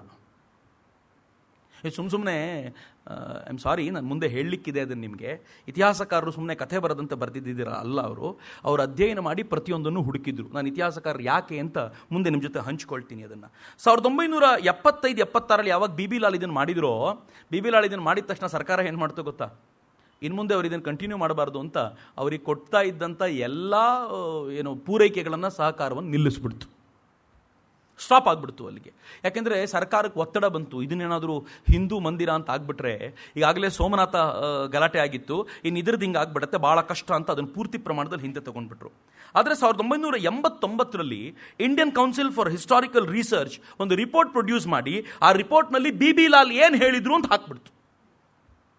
1992 ಜುಲೈನಲ್ಲಿ ಆರ್ಕಿಯಾಲಜಿಕಲ್ ಸರ್ವೆ ಆಫ್ ಇಂಡಿಯಾ ಕೊನೆಯದಾಗ ಒಂದು ಮಾತು ಏನು ಹೇಳ್ತು ಅಂತಂದರೆ, ಬಿ ಲಾಲ್ರ ಅಧ್ಯಯನದ ಆಧಾರದ ಮೇಲೆ ನಾವೇನು ಹೇಳ್ಬೋದು ಅಂದರೆ, ಭಾಳ ಚೆನ್ನಾಗಿದೆ ಈ ಮಾತು, ಇದನ್ನು ಕೋರ್ಟ್, ನಾನು ಯಾಕೆ ಇದನ್ನು ಹೇಳ್ತಿದ್ದೀನಿ ಅಂದರೆ ಕೋರ್ಟ್ ಇವೆಲ್ಲವನ್ನೂ ಕನ್ಸಿಡರ್ ಮಾಡಿದೆ. ಏನು ಹೇಳ್ಬೋದು ಅಂತಂದರೆ, ಕೊನೆ ಪಕ್ಷ ಒಂದು ವಾಲ್ ಆದರೂ, ಈ ಮಸೀದಿಯ ಒಂದು ಗೋಡೆಯಾದರೂ ಅಥವಾ ಮಸೀದಿಯ ಅಷ್ಟು ಇನ್ನರ್ ವಾಲ್ಗಳು 100% ಯಾವುದೋ ಬೇರೆ ಸ್ಟ್ರಕ್ಚರ್ ಮೇಲೆ ನಿಂತಿರೋದು ಅಂತ ಹೇಳ್ಬಿಡ್ತು. 92ನಲ್ಲಿ ಜುಲೈನಲ್ಲಿ ಹೇಳಿದರು, 92 ಡಿಸೆಂಬರಲ್ಲಿ ಮಸೀದಿನೇ ಬಿತ್ತು. ನಂಗೆ ತುಂಬ ಜನ ಕೇಳ್ತಾರೆ, ಮಸೀದಿ ಉರುಳಿಸಿ ತಪ್ಪಲ್ಲ. ಇವತ್ತು ಒಂದು ಟಿ ವಿ ಚರ್ಚೆಯಲ್ಲಿ ಒಬ್ಬರು ಕೇಳಿದರು, ಸರ್ ಮಸೀದಿ, ಇನ್ಫ್ಯಾಕ್ಟ್ ಇದನ್ನು ಇದು ಕೂಡ ಹೇಳಿದೆ, ಯಾವುದು ಇವತ್ತಿನ ಕೋರ್ಟ್ ಕೂಡ ಹೇಳಿದೆ ಮಸೀದಿ ಉರುಳಿಸಿ ತಪ್ಪು ಅಂತ. Fine, I accept. ಮಸೀದಿ ಉರುಳಿಸಿದ ಅವತ್ತಿನ ದಿನಗಳಲ್ಲಿ ಕೇಸನ್ನು ಕೈಗೆತ್ಕೊಂಡಿದ್ದು ಭಾಳ ದೊಡ್ಡ ತಪ್ಪು. ಆದರೆ ಮಸೀದಿ ಉರುಳಿಸದೆ ಹೋಗಿದ್ರೆ ಅದರ ಕೆಳಗೆ ಏನಿತ್ತು ಅಂತ ಹುಡುಕ್ಲಿಕ್ಕೆ ಇವರು ಯಾವತ್ತೂ ಹೋಗ್ತಾನೆ ಇರಲಿಲ್ಲ. ಮಸೀದಿ ನಾನು ಸೈನ್ಸಿನ ದೃಷ್ಟಿಯಿಂದ ಅಷ್ಟೇ ಮಾತಾಡ್ತಿದ್ದೀನಿ. 2003ರಲ್ಲಿ ನಾನು ಈ ಹೊತ್ತಲ್ಲೇ ಅಶೋಕ್ ಸಿಂಗಲ್ಜಿ, ಅಡ್ವಾಣಿಜಿಯವರಿಗೆ ಒಂದು ಅತ್ಯಂತ ಪ್ರೀತಿಯ ಶ್ರದ್ಧಾಪೂರ್ವಕ ನಮನಗಳನ್ನು ಸಲ್ಲಿಸಬೇಕು. ಯಾಕೆ ಅಂತಂದರೆ ಅಶೋಕ್ ಸಿಂಗಲ್ಜಿ ಒಂದು ದೊಡ್ಡ ಯಾತ್ರೆ ಮಾಡಿದರು, ಅಡ್ವಾಣಿಜಿದೊಂದು ದೊಡ್ಡ ಯಾತ್ರೆ ಆಗಿತ್ತು. ನಾನು ಕೂಡ ಭಾಳ ಚಿಕ್ಕ ಹುಡುಗ ಆಗ ಇಟ್ಟಿಗೆಯನ್ನು ತೊಗೊಂಡು ಹೋಗಲಿಕ್ಕೆ ಅಂತ ಬಂದಿದ್ದು. ಇವೆಲ್ಲವೂ ಈಗಲೂ ತುಂಬ ಹಸಿಯಾಗಿದೆ. 2003ರಲ್ಲಿ ಇಡೀ ವಿಚಾರ ಲಕ್ನೋ ಬೆಂಚಿಗೆ ಹೋಯಿತು, ಅಲಹಾಬಾದ್ ಕೋರ್ಟ್ನ ಲಕ್ನೋ ಬೆಂಚಿಗೆ. ಲಕ್ನೋ ಬೆಂಚ್ ಏನು ಮಾಡ್ತು, ಈಗ ಅಧಿಕೃತವಾಗಿ ಸರ್ವೆ ಮಾಡಿ ಅಂತ ಹೇಳ್ತು. ಆರ್ಕಿಯಾಲಜಿಕಲ್ ಸರ್ವೆ ಆಫ್ ಇಂಡಿಯಾ ಆಗ ಸರ್ವೆ ಮಾಡಿ ಕೊಟ್ಟಂಥ ರಿಪೋರ್ಟ್ ಹೆಂಗಿತ್ತು ಅಂತಂದರೆ, ಈ ಮಸೀದಿಯ ಕೆಳಗೆ, ಈ ಮಸೀದಿ ಕಟ್ಟೋಕ್ಕಿಂತ ಮುಂಚೆ ಮಸೀದಿಗಿಂತಲೂ ಅಗಾಧವಾದ ದೊಡ್ಡದೊಂದು ಸ್ಟ್ರಕ್ಚರ್ ಇತ್ತು. ಪಾಯಿಂಟ್ 1. ಎರಡನೇದು, ಈ ಸ್ಟ್ರಕ್ಚರ್ 2000 ವರ್ಷಗಳಷ್ಟಾದರೂ ಹಳೆಯದಾಗಿತ್ತು. ಈಗ ಇವರೆಲ್ಲೊಂದು ಈ ಮಸೀದಿ ಕಟ್ಟಿರೋದು ಒಂದು 500 ವರ್ಷ ಆಗಿರಬಹುದು ಅಂತ. ಬಾಬರ್ ಒಡೆದಿದ್ದು ಅನ್ನೋದೇ ಸತ್ಯವಾದರೆ, ಅಂದರೆ ಬಾಬರು ಅಲ್ಲ, ಮೀರ್ ಬಾಕಿ ಒಡೆದಿರೋದು, ಬಾಬರ್ನ ಸೇನಾಪತಿ ಅಂತ ಹೇಳ್ತಾರೆ. ಆದರೆ ಬಾಬರ್ನ ಸೇನಾಪತಿ ಒಡೆದಿರೋದಕ್ಕೂ ಇದುವರೆಗೂ ಒಂದು ಸಮರ್ಥವಾಗಿರುವಂಥ ದಾಖಲೆ ಇಲ್ಲ. ಆದರೆ ಇವತ್ತಿಗೂ ಕೂಡ ಈ ಅಯೋಧ್ಯೆಯಲ್ಲಿ ಹೇಳುವಂಥ ಇನ್ನೊಂದು ಸಂಗತಿ ಏನು ಅಂತಂದರೆ, ಔರಂಗಜೇಬ್ ಒಡೆಸಿರೋದು ಇದನ್ನು ಅಂತ ಇನ್ನೊಂದು ಸಂಗತಿ ಕೂಡ ಇದೆ. ಅದು ಕೂಡ ಅನೇಕ ಬಾರಿ ಈ ಡಿಸ್ಪ್ಯೂಟ್ನ ನಡುವೆ ಚರ್ಚೆಗೆ ಬರಬೇಕು. ಹಂಗಾದರೆ ತುಂಬ ಹಿಂದೆ ಏನೂ ಅಲ್ಲ, 500 ವರ್ಷಗಳ ಹಿಂದೆ ಅಂತ ಇಟ್ಕೊಂಡ್ರೂ ಕೂಡ ಈ ಕಟ್ಟಡಗಳ ಅವಶೇಷ ಏನು ಸಿಕ್ಕಿದೋ ಅದು ಕನಿಷ್ಠ ಪಕ್ಷ 2000 ವರ್ಷಗಳ ಹಿಂದಿಂದು. ಗುಪ್ತರು, ಕುಶಾಣರು, ಗರ್ವಾಲಗಳು, ಆ ಕಾಲದ ಅನೇಕ ವಸ್ತುಗಳು ಕೂಡ ಅಲ್ಲಿ ಸಿಕ್ಕಿರೋದ್ರಿಂದ ಇದು 100% ಅವ್ರ ಪೊಸಿಷನಲ್ಲಿ ಇತ್ತು ಅಂತ ಸ್ಪಷ್ಟವಾಗಿರುವಂಥ ಮಾಹಿತಿ ಆಯಿತು. ಕೋರ್ಟ್ಗೆ ಹೇಳಬೇಕಾಗಿರುವಂಥದ್ದೇನು, ಇದು ಬೇರೆ ಸ್ಟ್ರಕ್ಚರ್ ಮೇಲೆ ನಿಂತಿದೆಯಾ? ಡೆಫಿನೆಟ್ಲಿ ಹೌದು ಅಂತ ಪ್ರೂವ್ ಆಯಿತು. 2003ರಲ್ಲಿ ಒಬ್ಬ ಜಿಯೋಫಿಸಿಸ್ಟ್ನ ಕೆನಡಾದಿಂದ ಕರೆಸ್ಕೊಂಡ್ವಿ. ಏನು ದೌರ್ಭಾಗ್ಯ ನೋಡಿ. ಆತ ಏನು ಮಾಡಿದ್ರು ಅಂತಂದರೆ, ಈ ಗ್ರೌಂಡ್ ನ ಅಗದು ರೆಡಾರ್ ಮೂಲಕ ಚೆಕ್ ಮಾಡಬಲ್ಲಂತ ಒಂದು ವ್ಯವಸ್ಥೆಯನ್ನು ತೊಗೊಂಡು ಬಂದರು. ಆ ಮಿಷಿನ್ ತೊಗೊಂಡು ಬಂದು ಇಲ್ಲಿ ಏನಿದೆ ಅಂತ ನೋಡಿ ಅವ್ರು ಏನು ಹೇಳಿದ್ರು ಗೊತ್ತಾ, 0.5 ಮೀಟರಿಂದ 5.5 ಮೀಟರ್ನವರೆಗಿನ ದೊಡ್ಡ ಕಟ್ಟಡದ ಅವಶೇಷಗಳು ಇಲ್ಲಿ ಕಾಣ್ತವೆ ಅಂತ ಹೇಳಿದರು. ಮತ್ತು ಇಂಡಿಯನ್ನೆಲ್ಲ ಕೊಟ್ಟಿದ್ದ ರಿಪೋರ್ಟ್, ಅದರ ಅನುಮಾನ ಇದ್ದರೆ ಒಬ್ಬ ವಿದೇಶಿಗರೇ ಕೊಟ್ಟಂಥ ರಿಪೋರ್ಟು. ಮತ್ತು ಈ ಆರ್ಕಿಯಾಲಜಿಕಲ್ ಸರ್ವೆ ಆಫ್ ಇಂಡಿಯಾದ ರಿಪೋರ್ಟ್ ಕೊಡಬೇಕಾದ್ರೆ ಆ ರಿಪೋರ್ಟ್ನ ಅನುಮೋದಿಸಿ ಪೂರ್ಣವಾಗಿ ಜೊತೆಯಲ್ಲಿ ನಿಂತ್ಕೊಂಡು 2003 ನಂತರ ಕೆಲಸ ಮಾಡಿದವರು ಕೆ ಮೊಹಮ್ಮದ್ ಅಂತ ಒಬ್ಬ ಸೈಂಟಿಸ್ಟ್. ಮತ್ತು ಉದ್ದಕ್ಕೂ ಇದನ್ನು ನಿಂತ್ಕೊಂಡು ಹೇಳಿದವರು 100% ಮಸೀದಿ ಕೆಳಗಡೆ ಒಂದು ಮಂದಿರ ಇತ್ತು ಅಂತ ಘಂಟಾಘೋಷವಾಗಿ ಸಾರ್ತಾ ನಿಂತ್ಕೊಂಡಿದ್ದು ಕೆ ಮೊಹಮ್ಮದ್. ಕೊನೆ ದಿನದವರೆಗೂ ಫೈಟ್ ಮಾಡಿದ್ದಾರೆ ಅವರು. ಇದು ಸುಳ್ಳು ನೀವು ಹೇಳ್ತಿರೋದು, ಇದರ ಹಿಂದೆ ಒಂದು ಮಂದಿರ ಇತ್ತು ಅಂತ ಕೊನೆ ದಿನದವರೆಗೂ ಫೈಟ್ ಮಾಡಿದ್ದಾರೆ. ಆದರೆ ದುರದೃಷ್ಟಕರ ಸಂಗತಿ, ದೇಶದಲ್ಲಿ ಸೈನ್ಸ್ ಯಾರಿಗೆ ಬೇಕು ಅಂತ. ಯಾರಿಗೂ ಈ ದೇಶದಲ್ಲಿ ಸೈನ್ಸ್ ಬೇಕಾಗಿಲ್ಲ. ಎಲ್ಲರೂ ಮತ್ತದೇ ಭಾವನೆಗಳಲ್ಲಿ ಕೊಚ್ಚಿ ಹೋಗ್ತಿದ್ರು. ಯಾಕೆ ಅಂತಂದರೆ, ಈ ದೇಶದ 4 ಜನ ಇತಿಹಾಸಕಾರರು ಅವರಿಗೆ ಸರ್ಕಾರ ಕೇಳ್ಕೊಂಡಾಗ ಪ್ರಾಬಬ್ಲಿ 2003ನಲ್ಲಿ ಇಲ್ಲಿ ಮಸೀದಿ ಇದ್ದಿದ್ದ ಅಥವಾ ಮಂದಿರ ಇದ್ದಿದ್ದ ಅಂತ ಸ್ವಲ್ಪ ಹೇಳಿ ಅಂತಂದರೆ 4 ಜನ, I think R.C. Sharma, D.N. Jha, Suraj Bhan, ಆಮೇಲೆ ಅತ್ತಾರ್ ಅಲಿ, ಈ 4 ಜನ. ಒಬ್ಬರು ಮುಸ್ಲಿಂ ಯೂನಿವರ್ಸಿಟಿಯವರು ಅಲಿಗಢದವರು, ಕುರುಕ್ಷೇತ್ರ ಯೂನಿವರ್ಸಿಟಿಯವರೊಬ್ಬರು, ಆಮೇಲೆ ಡೆಲ್ಲಿ ಯೂನಿವರ್ಸಿಟಿಯವರು, ಇವರೆಲ್ಲರೂ ಸೇರಿಕೊಂಡು 4 ಜನ ಸೇರಿ ರಿಪೋರ್ಟ್ ಏನು ಕೊಟ್ಟರು ಅಂತಂದರೆ, ಅಲ್ಲಿ ಮಂದಿರ ಇತ್ತು ಅನ್ನೋದು ಶುದ್ಧ ಸುಳ್ಳು. ಯಾವ ಕಾರಣಕ್ಕೂ ಮಂದಿರ ಇರಲಿಲ್ಲ ಅಲ್ಲಿ ಅಂತ ಇವರೊಂದು ಪೂರ್ಣ ಪ್ರಮಾಣದಲ್ಲಿ 4 ಜನ ಪ್ರತ್ಯೇಕವಾದ ರಿಪೋರ್ಟನ್ನು ಮಾಡಿ ಅದನ್ನು ಕೋರ್ಟಿನ ಮುಂದೆ ಇಟ್ಟರು. ಅದರ ಆಧಾರದ ಮೇಲೆ ಕೋರ್ಟ್ ಏನು ಮಾಡ್ತು ಅಂತಂದರೆ ಅದು ಮತ್ತು ಎಲ್ಲ ಆಧಾರಗಳನ್ನು ಮುಂದಿಟ್ಕೊಂಡು ಕೋರ್ಟ್ ಹೇಳ್ತು, ಈ ಟೋಟಲ್ 2.77 ಎಕರೆ ಜಮೀನು ಏನಿದೆ, ಯಾವುದ್ರ ಕುರಿತಂತೆ ಡಿಸ್ಪ್ಯೂಟ್ ಇದೆ, ಈ ಲ್ಯಾಂಡನ್ನು 3 ಹಂಚಿಬಿಡಿ ಅಂತ. ಒಂದು ಸುನ್ನಿ ವಕ್ಫ್ ಬೋರ್ಡು, ಇನ್ನೊಂದು ರಾಮ್ ಲಲ್ಲಾ. ಇಂಟ್ರೆಸ್ಟಿಂಗ್ ಏನು ಗೊತ್ತಾ, ಇಲ್ಲಿ ಒಬ್ಬ ವಾದಿ ಯಾವುದೋ ವ್ಯಕ್ತಿ ಅಲ್ಲ, ಸ್ವತಃ ರಾಮನೇ ವಾದಿ ಕೋರ್ಟಲ್ಲಿ. ಬಹಳ ವಿಚಿತ್ರ, ಬಹಳ ಜನರಿಗೆ ಗೊತ್ತಿಲ್ಲ ಇದು. ರಾಮನೇ ವಾದಿ, ಅವನ ಜೊತೆಗೆ ಮತ್ತೊಬ್ಬರು ಇದ್ದವರು ನಿರ್ಮೋಹಿ ಅಖಾಡದವ್ರು ಬಂದು ಸೇರ್ಕೊಂಡೇನು ಹೇಳಿದರು, ಇದರ ಟೋಟಲ್ ಹಿಂದಿನಿಂದಲೂ ಪೂಜಾರಿಗಳಾಗಿ ನಾವೇ ನೋಡ್ಕೊಂಡಿದ್ದವರಾಗಿದ್ದರಿಂದ ಈ ಟೋಟಲ್ ಟ್ರಸ್ಟ್ ನಮಗೂ ಸೇರಬೇಕು, ನಮಗೂ ಇದರ ಮೇಲೆ ಅಧಿಕಾರ ಇದೆ ಅಂದ್ಬಿಟ್ರು. ಒಂದು ಹೊಸದು ಬಂದು ಸೇರ್ಕೊಂಡ್ಬಿಡ್ತಲ್ಲಿ, ಟ್ವಿಸ್ಟ್ ಅದೊಂದು. ಕೊನೆಗೆ ಕೋರ್ಟ್ ಹೇಳ್ತು 3 ಡಿವೈಡ್ ಮಾಡಿಬಿಡಿ, ಯಾವುದು ಈ ಡೂಮಿನ ಕೆಳಗಡೆ ಇತ್ತೋ ತುಂಬ ಪ್ರಾಮಿನೆಂಟ್ ಜಾಗ, ಅದನ್ನು ರಾಮ್ಲಲ್ಲಾನಿಗೆ ಕೊಡಿ, ಅಂದರೆ ರಾಮನಿಗೆ ಬಿಟ್ಟು ಕೊಡಿ ಅದು ಅಂತ. ಅಂದರೆ ಇನ್ಯಾರೋ ವಾದಿಗಳಲ್ಲ, ಅವನೇ ವಾದಿ, ಅವನಿಗೆ ಕೊಡಿ, ಅದು ಪಾಪ ಹೋಗಲಿ ಅನ್ನೋ ಥರ. ಇನ್ನೊಂದು ಪೋರ್ಷನ್ನು ಏನಿದೆಯೋ ಅದನ್ನು ಇವ್ರಿಗೆ ಕೊಡಿ, ಯಾವುದು ಸೀತಾ ರಸೋಯಿ ಭಾಗದ ಅದ್ರ ಹಿಂದಿನ ಭಾಗ ಏನಿದೆಯೋ ಅದನ್ನು ನಿರ್ಮೋಹಿ ಅಖಾಡದವರಿಗೆ ಕೊಡಿ, ಉಳಿದಿರೋ ಔಟರ್ ಭಾಗ ಏನಿದೆಯೋ ಅದನ್ನು ಮುಸ್ಲಿಮರಿಗೆ ಸುನ್ನಿ ವಕ್ಫ್ ಬೋರ್ಡಿಗೆ ಕೊಡಿ ಅಂತ. ಎಂಥ ವಿಚಿತ್ರವಾಗಿತ್ತು ಅಂತಂದರೆ, ಯಾವ ಕೇಸ್ ಸಾಲ್ವ್ ಆಗುತ್ತೋ ಇನ್ನೊಂದು 500 ವರ್ಷಗಳ ಕಾಲ ಪರ್ಮನೆಂಟ್ ಪ್ರಾಬ್ಲಮ್ ಆಗಿರ್ತಿತ್ತು. 2010 ಈ ವರ್ಡಿಕ್ಟ್ ಬಂದಾಗ ಮತ್ತೆ ಸುಪ್ರೀಂ ಕೋರ್ಟಿಗೆ ಹೋಗಲಾಯಿತು. ಸುಪ್ರೀಂ ಕೋರ್ಟಿಗೆ ಹೋದಾಗ ಸುಪ್ರೀಂ ಕೋರ್ಟ್ನಲ್ಲಿ ಚರ್ಚೆ ತುಂಬ ವ್ಯಾಪಕ ಆಯಿತು. ಚರ್ಚೆ ವ್ಯಾಪಕವಾದಾಗ ರಂಜನ್ ಗೊಗೊಯ್ ಅವರು ಪ್ರಾಬಬ್ಲಿ, ಗೊತ್ತಿಲ್ಲ ನಂಗೆ ಅವರೇ ಕೇಳಿದ್ದ ಅಂತ, ಈ 4 ಜನ ಇತಿಹಾಸಕಾರರಿದ್ರಲ್ಲ ಅವ್ರನ್ನ ಕೇಳಿದ್ರು, ನೀವು ಈ ರಿಪೋರ್ಟ್ ಪ್ರೊಡ್ಯೂಸ್ ಮಾಡೋಕ್ಕಿಂತ ಮುಂಚೆ ಆರ್ಕಿಯಾಲಜಿಕಲ್ ಸರ್ವೆ ಆಫ್ ಇಂಡಿಯಾದ ಎವಿಡೆನ್ಸಸ್ ಓದಿದ್ದೀರಾ ಅಂದರು. ಇಲ್ಲ, ಸೈನ್ಸೇ ಬೇಡ, ನಾವೊಂದಷ್ಟು ಪುಸ್ತಕ ನೋಡಿದ್ವಿ, ಅದರಲ್ಲಿ ಏನೂ ಇಲ್ಲ ಅಂತ ಬರೆದಿತ್ತು, ಅದಕ್ಕೆ ಬರೆದ್ಬಿಟ್ವಿ ಅಂತ. ಹೋಗ್ಲಿ, ಅಯೋಧ್ಯೆ 8 ಜನ ನೋಡಿದ್ದೀರಾ ಅಂತ. ಅವಾಗ ಪ್ರಾಬಬ್ಲಿ DN ಜಾ ಹೇಳಿದ್ರು, ನಾನು ಮತ್ತು ಮತ್ತೊಬ್ಬರು ಮಾತ್ರ ಅಯೋಧ್ಯೆ ನೋಡಿದ್ದೀವಿ, ಇನ್ನಿಬ್ಬರು ಅಯೋಧ್ಯಕ್ಕೂ ಬರಲಿಲ್ಲ. ಇಲ್ಲಿ ಮಂದಿರ ಇತ್ತೋ ಮಸೀದಿ ಇತ್ತೋ ಅಂತ ಹೇಳಲಿಕ್ಕೆ ಅಂತ ನೇಮಿಸಿದಂಥ ಆ 4 ಜನ ಇತಿಹಾಸಕಾರರಲ್ಲಿ 2 ಅಯೋಧ್ಯೆನೇ ನೋಡಿದೆ, ಅವ್ರು ರಿಪೋರ್ಟ್ ಕೊಟ್ಟು ಆಯ್ತು. ಅವ್ರು ಹೇಳಿದ್ರು ಸರ್ಕಾರ ತುಂಬ ಅರ್ಜೆಂಟ್ ಮಾಡ್ತು, ಅದಕ್ಕೆ ಏನಿದೆಯೋ ಅದನ್ನು ಬರೆದು ಕೊಟ್ಬಿಟ್ವಿ ಅಂತ. ಏನೋ ವಾಟ್ ವಾಸ್ ದ ವರ್ಡಿಕ್ಟ್? ಅದಕ್ಕಿಂತ ಮುಂಚೆ ರಂಜನ್ ಗೊಗೊಯ್ ಹೇಳಿದರು, chief justice of India Ranjan Gogoi ಅವರು ಹೇಳಿದರು, ನಿಮ್ಮ ಈ ಏನು ಫೈಂಡಿಂಗ್ಸ್ ಇದೆಯೋ ಇದನ್ನು ಫೈಂಡಿಂಗ್ಸ್ ಅಂತ ತಗೊಳ್ಳಲ್ಲ, ಒಪಿನಿಯನ್ ಅಂತಷ್ಟೇ ತಗೋತೀವಿ ನಾವು ಅಂತ. That was wonderful thing they did.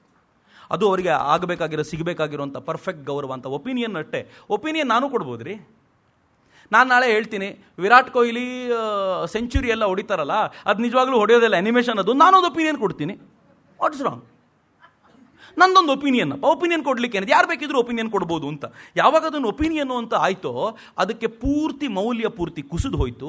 ಆನಂತರ ಕೋರ್ಟ್ ವಿಚಾರಣೆಯನ್ನು ತೀವ್ರಗತಿಯಲ್ಲಿ ಮಾಡ್ತು. ಅಫ್ಕೋರ್ಸ್ ಸುಬ್ರಹ್ಮಣ್ಯನ್ ಸ್ವಾಮಿ ಅವರನ್ನು ನೆನಪಿಸ್ಕೋಬೇಕು. 2011 ನಂತರ ಅವರು ಇದನ್ನು ತೀವ್ರಗತಿಯಲ್ಲಿ ಎವ್ರಿಡೇ ವಿಚಾರಣೆ ನಡೀಬೇಕು ಅಂತ ಮಾಡಿಸಿದ್ರ ಪರಿಣಾಮವಾಗಿ ಎಲ್ಲ ದಬ ವಿಚಾರಣೆ ನಡಲಿಕ್ಕೆ ಶುರುವಾಗ್ಬಿಡ್ತು. ವಿಚಾರಣೆ ಶುರುವಾದ ನಂತರ ಯಾವ ಮಟ್ಟಿಗೆ ಆಯಿತು ಅಂತಂದರೆ, ಇನ್ನೇನು ವಿಚಾರಣೆ ಫೈನಲ್ ಹಂತಕ್ಕೆ ಬಂದು ರಿಸಲ್ಟ್ ಬಂದೇ ಬಿಡುತ್ತೆ ಅಂದ್ಕೊಳ್ಳುವಾಗ 2019 ಎಲೆಕ್ಷನ್ ಬಂತು. ಕಪಿಲ್ ಸಿಬ್ಬಲ್ ಹೇಳಿದರು, ಯಾವ ಕಾರಣಕ್ಕೂ ಈಗ ರಾಮ ಮಂದಿರದ ರಿಸಲ್ಟ್ ಕೊಡಬೇಡಿ ಅಂತ. ನನಗೆ ಆಗಲೇ ಗೊತ್ತಾಯಿತು ರಾಮ ಮಂದಿರದ ಪರವಾಗೇ ರಿಸಲ್ಟ್ ಬರೋದು ಅಂತ.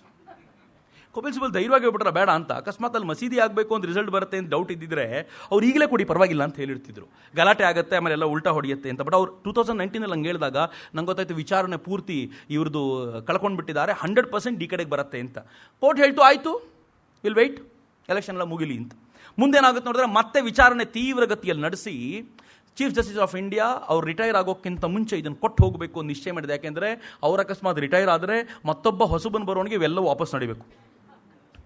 ಅದಕ್ಕೆ ಏನು ನಡೆದಿದೆಯೋ ಮುಗಿಸಿ ಹೋಗಬೇಕು ಅಂತ ಒಂದು ಐತಿಹಾಸಿಕ ನಿರ್ಣಯ ಕೊಡಲೇಬೇಕು ಅಂತ ನಿಶ್ಚಯ ಮಾಡಿದ್ರಿಂದಾಗಿ ಫೈನಲಿ ಎಲ್ಲಿವರೆಗೂ ಬಂತು ಅಂತಂದರೆ, ಕಳೆದ ಕೆಲವಾರು ದಿನಗಳ ಮುಂಚೆ ಎಲ್ಲವನ್ನು ಮುಗಿಸೋ ಕೆಲವು ದಿನಗಳ ಆ ಸಂದರ್ಭದಲ್ಲಿ ನೀವು ಆ ಟೆನ್ಷನ್ ನೋಡಬೇಕಿತ್ತು ಎಲ್ಲರ ಮುಖದಲ್ಲೂ. ಹೇಗಿತ್ತು ಅಂತಂದರೆ, ಹೊಸದೊಂದು ಮ್ಯಾಪನ್ನು ಈ ರಾಮಲಲ್ಲಾನ ಪರವಾಗಿ ವಾದಿಸ್ತಾ ಇದ್ದವರು ಪ್ರೊಡ್ಯೂಸ್ ಮಾಡಿದರೆ, ಆಪೋಸಿಟ್ ಲಾಯರ್ ಏನು ಮಾಡಿದ್ರು, ಹರಿದು ಬಿಸಾಕಿದ್ರು ಅದನ್ನು ಕೋರ್ಟ್ನಲ್ಲಿ. ಯಾವತ್ತೂ ಹಿಂಗಾಗಲ್ಲ, ಹರಿದು ಬಿಸಾಕಿದ್ರು, ಇದನ್ನೆಲ್ಲ ನಾವು ಸ್ವೀಕಾರ ಮಾಡಲಿಕ್ಕೆ ಸಿದ್ಧರಿಲ್ಲ ಅಂತ. ಅಂದರೆ ತೀರಾ ಕೆಟ್ಟದಾಗಿರುವಂಥ ಪರಿಸ್ಥಿತಿಯಲ್ಲಿ ಅದು ನಡೀತಾ ಇರುವಾಗಲೇ ಅಂದಾಜಾಗ್ತಿತ್ತು. ಬಟ್ ಇದೇನು ಮುಂದೆ ಏನು ಮಾಡಬೇಕು ಅಂತ ನಿಶ್ಚಯ ಆಗಿತ್ತು. ಆದರೆ ಒಂದು ನೆನ್ಪಿಟ್ಕೊಳ್ಳಿ ಮಿತ್ರರೇ, ಈ ನಿರ್ಣಯ ಇಷ್ಟು ದೀರ್ಘಕಾಲ ಯಾಕೆ ಎಳೀತು ಅಂತಂದರೆ, ಈ ದೇಶದಲ್ಲಿ ಒಂದು ಭಾವನೆ ಇತ್ತು. ಆ ಭಾವನೆ ಏನು ಅಂತಂದರೆ, ಅಕಸ್ಮಾತ್ ಈ ನಿರ್ಣಯ ಕೊಟ್ಬಿಟ್ರೆ ದಂಗೆಗಳಾಗ್ಬಿಡ್ತವೆ, ಎಲ್ಲಂದರೆ ಅಲ್ಲಿ ಕಿತ್ತಾಟ ಶುರುವಾಗ್ಬಿಡುತ್ತೆ, ಜಗಳ ದೊಂಬಿ ಎಲ್ಲ ಶುರುವಾಗ್ಬಿಡುತ್ತೆ, ದೇಶ ಹಳ್ಳ ಹಿಡಿಯುತ್ತೆ. ಡೆಫಿನೆಟ್ಲಿ ಹೌದು, ದಂಗೆಗಳಲ್ಲೇ ದೇಶ ಕಾಲ ಕಳೆದು ಬಿಟ್ಟರೆ ದೇಶ ಮುಂದುವರಿದು ಸಾಧ್ಯ ಆಗೋದಿಲ್ಲ.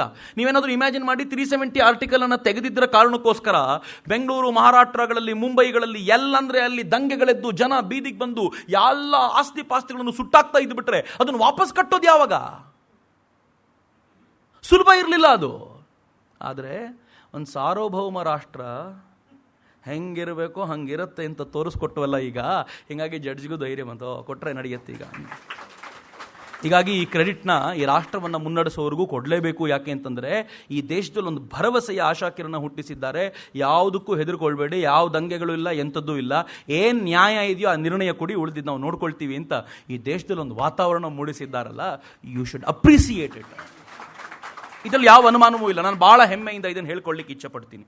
ಯಾವಾಗ ಇದಾಯಿತೋ 5 ಜನ ಜಡ್ಜಸ್ ಸೇರಿ ಈ ವಿಚಾರಣೆಯನ್ನು ಕಂಪ್ಲೀಟ್ ಮಾಡಿ ಫೈನಲಿ ಆ ವಿಚಾರಣೆಯ ವರ್ಡಿಕ್ಟ್ ನೀವು ಕೊಟ್ಟರಲ್ಲ, ನಾನು ಸುಮ್ಮನೆ ರೀಡ್ಔಟ್ ಮಾಡ್ತೀನಿ ಏನೇನಿತ್ತು ಅವ್ರದ್ದು ಅಂತ. ಮೊದಲನೇದು, ಇದನ್ನು ಬಾಬರ್ನ ಸೇನಾಪತಿಯಾಗಿದ್ದಂಥ ಮೀರ್ ಬಾಕಿ ಕಟ್ಟಿದ ಅಂತ ಅವ್ರು ಮೊದಲು ಹೇಳ್ತಾರೆ. ಅವ್ರು ಮೊದಲು ಹೇಳೋದೆಲ್ಲವೂ ಏನಂತಂದರೆ ವಾದಿ ಪ್ರತಿವಾದಿಗಳು ಏನೇನು ಹೇಳಿದ್ದಾರೆ ಅಂತ ಮೊದಲು ನೋಟ್ ಮಾಡ್ತಾ ಹೋಗಿದ್ದಾರೆ. ಮೀರ್ ಬಾಕಿ ಇದನ್ನು ಕಟ್ಟಿಸಿದ ಅಂತ. ಸೊ ಇದನ್ನು ಹೇಳಿದ ತಕ್ಷಣ ಸ್ವಲ್ಪ ಖುಷಿ ಆಯಿತು. ಬೆಳಗ್ಗೆ ನಾವು ನೋಡ್ತಾ ಕೂತಿದ್ವಲ್ಲ 10 ಸ್ವಲ್ಪ ಖುಷಿ ಆಯ್ತು. ಹಬ್ಬ, ಇದನ್ನು ಮೀರ್ ಬಾಕಿ ಕಟ್ಟಿಸ್ದ ಅಂತ ಒಪ್ಪಿದ್ರು ಅಂತಂದರೆ ಸೊ ಸ್ವಲ್ಪ ಸಮಾಧಾನ. ಎರಡನೇದೇನು ಹೇಳ್ತಾರೆ ಗೊತ್ತಾ ಅವರು? ಆದರೆ ರಾಮನ ವಿಗ್ರಹ ಬಂದಿದ್ದು 1949 ಅಂದರು. ಸೊ ಏನೊಬ್ಬ ಟೆನ್ಷನ್ ಇದಂದ್ರೆ 2020 ಮ್ಯಾಚ್ ಥರ ಆಗ್ಬಿಟ್ಟಿದ್ದು, ಏನಾಗುತ್ತಪ್ಪ ನೆಕ್ಸ್ಟ್ ಬಾಲು ಅಂತ. ಮೂರನೇದವ್ರು ಹೇಳ್ತಾರೆ, ಈ ದೇಶದಲ್ಲಿ ಯಾವ ಮತಪಂಥಕ್ಕೂ ನಾವು ನಿಂತುಕೊಳ್ಳದೆ ಸೆಕ್ಯುಲರಿಸಮ್ನ ಎತ್ತಿ ಹಿಡಿಯುವಂಥ ನಿರ್ಣಯ ಕೊಡಬೇಕು. ಮತ್ತೆ ಅಲಹಾಬಾದ್ ಕೋರ್ಟ್ ರಿಪೋರ್ಟ್ ಬರುತ್ತೇನೋ ಅಂತ ಅಂದ್ಕೊಂಡ್ವಿ. ನಾಲ್ಕನೇದು ಹೇಳಿದರು, ನಾಲ್ಕನೇದು ಭಾಳ ಚೆನ್ನಾಗಿತ್ತು. ಅಲಹಾಬಾದ್ ರಿಪೋರ್ಟ್ ಬರುತ್ತೆ ಅಂತ ನಾವು ಅಂದ್ಕೊಳ್ಳೋವರೆಗೆ ಹೇಳಿದ್ರು, ನಿರ್ಮೋಹಿ ಅಖಾಡಕ್ಕೆ ಯಾವ ಅಧಿಕಾರವೂ ಇದೆ ಅನ್ನೋದಕ್ಕೆ ಪ್ರೂವ್ ಮಾಡೋದ್ರಲ್ಲಿ ಅವ್ರು ಸೋತು ಹೋಗಿರೋದ್ರಿಂದ ನಿರ್ಮೋಹಿ ಅಖಾಡ ಇಲ್ಲಿಲ್ಲ. ಸೊ ಒಂದು ಹೋಯ್ತು.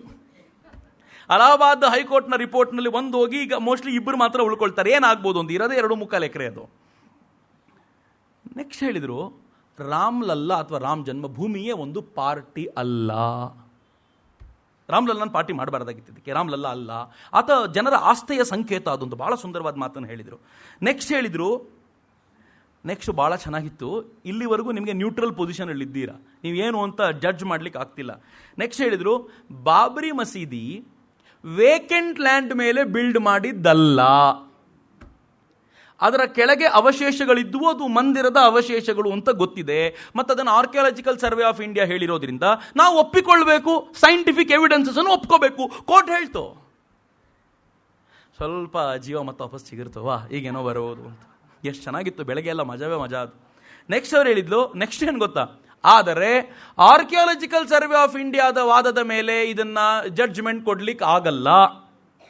ಈಗ ಹೇಳಿ, ಈಗಲೇ ನೆಗೆಟ್ ಮಾಡಿದ್ರು. ಅದನ್ನು ನೆಗೆಟ್ ಮಾಡಿ ಆಮೇಲೆ ಏನು ಹೇಳಿದ್ರು, ಇದನ್ನ ಈ ಹಿಂದಿನ ಲೀಗಲ್ ಪ್ರಾಸೆಸ್ಗಳನ್ನು ನೋಡಿಯೇ ಜಡ್ಜ್ಮೆಂಟ್ ಕೊಡಬೇಕಾಗತ್ತೆ ಅನ್ನೋದನ್ನು ಹೇಳಲಾಯಿತು.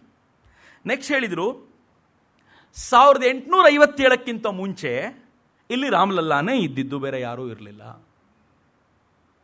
ಅದಾದ ನಂತರ ಹೇಳಿದರು, ಯಾವಾಗ ರಾಮಲಲ್ಲಾನಿಗೆ ಆತನ ಮಂದಿರ ಇದ್ದಂಥ ಜಾಗದಲ್ಲಿ ಪೂಜೆಗೆ ಅವಕಾಶ ನಿರಾಕರಿಸಲಾಯಿತು, ಆಗ ಔಟರ್ ಕೋರ್ಟ್ ಯಾರ್ಡಲ್ಲಿ ಹಿಂದೂಗಳು ಪೂಜೆ ಕಂಟಿನ್ಯೂ ಮಾಡಿದ್ರು.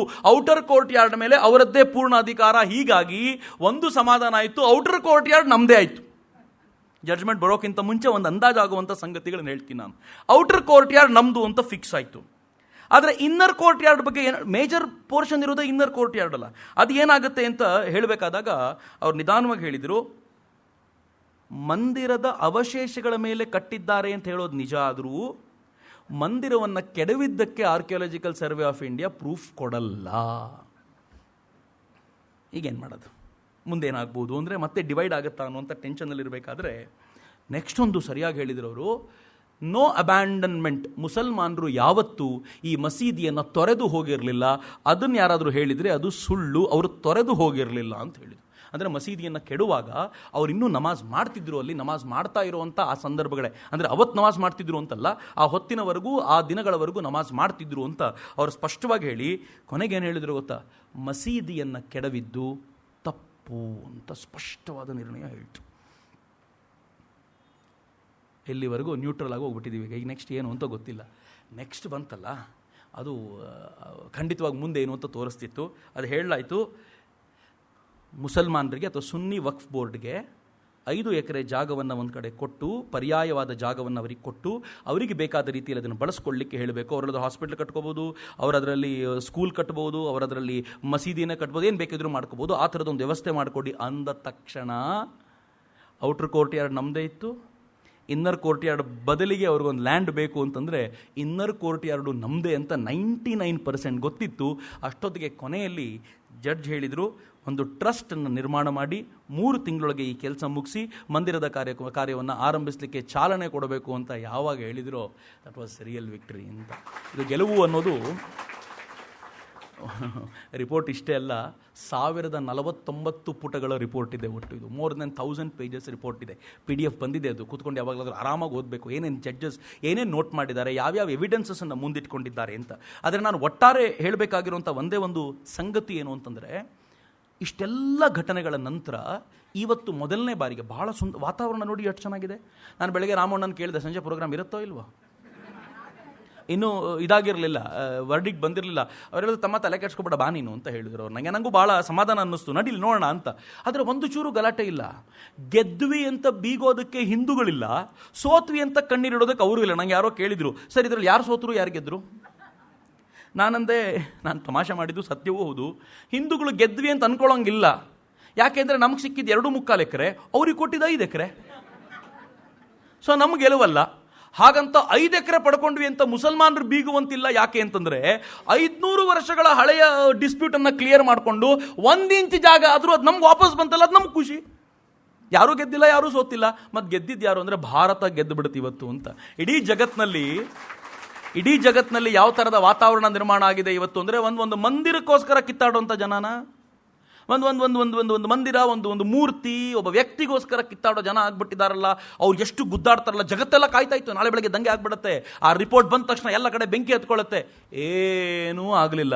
ಜಗತ್ತಿಗೊಂದ್ಸಲ ಗಾಬರಿ. ನಾವು ಭಾರತ ಅಂದರೆ ಏನೋ ಅಂದ್ಕೊಂಡಿದ್ವಿ, ಭಾರತ ಹಂಗಿಲ್ಲ, ಭಾರತ ತುಂಬ ಬದಲಾಗಿದೆ ಅನ್ನುವಂಥ ಒಂದು ಸಂದೇಶ ಹೋಗಿದೆಯಲ್ಲ, ಇವತ್ತಿನ ಒಂದು ರಿಪೋರ್ಟ್ನಿಂದ ಆ ಸಂದೇಶ ಹೋಗಿದೆ ಅಂತ ಭಾಳ ಖುಷಿ ಕೊಡುವಂಥ ವಾತಾವರಣ. ಈ ಕಾರಣಕ್ಕೋಸ್ಕರವೇ ನಾನು ಅಂದ್ಕೊಳ್ಳೋದು, ಹೊಸ ಭಾರತ ನಿರ್ಮಾಣವಾಗುವಂಥ ಹಂತದಲ್ಲಿ ನಾವಿದ್ದೀವಿ. ಈ ಹಂತದಲ್ಲಿ ನಮ್ಮ ಆ್ಯಟಿಟ್ಯೂಡ್ನ ಸ್ವಲ್ಪ ಆ ದಿಕ್ಕಿನ ಕಡೆ ಬೆಳೆಸ್ಕೊಳ್ಬೇಕಾದಂಥ ಅಗತ್ಯ ಇದೆ ಅಂತ.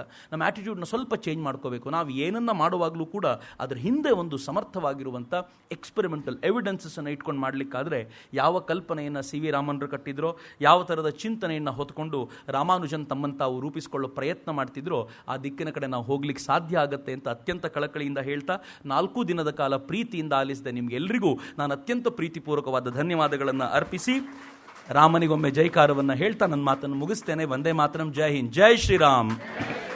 ಜೈ ಶ್ರೀರಾಮ್. ಜೈ ಶ್ರೀರಾಮ್. ಧನ್ಯವಾದ.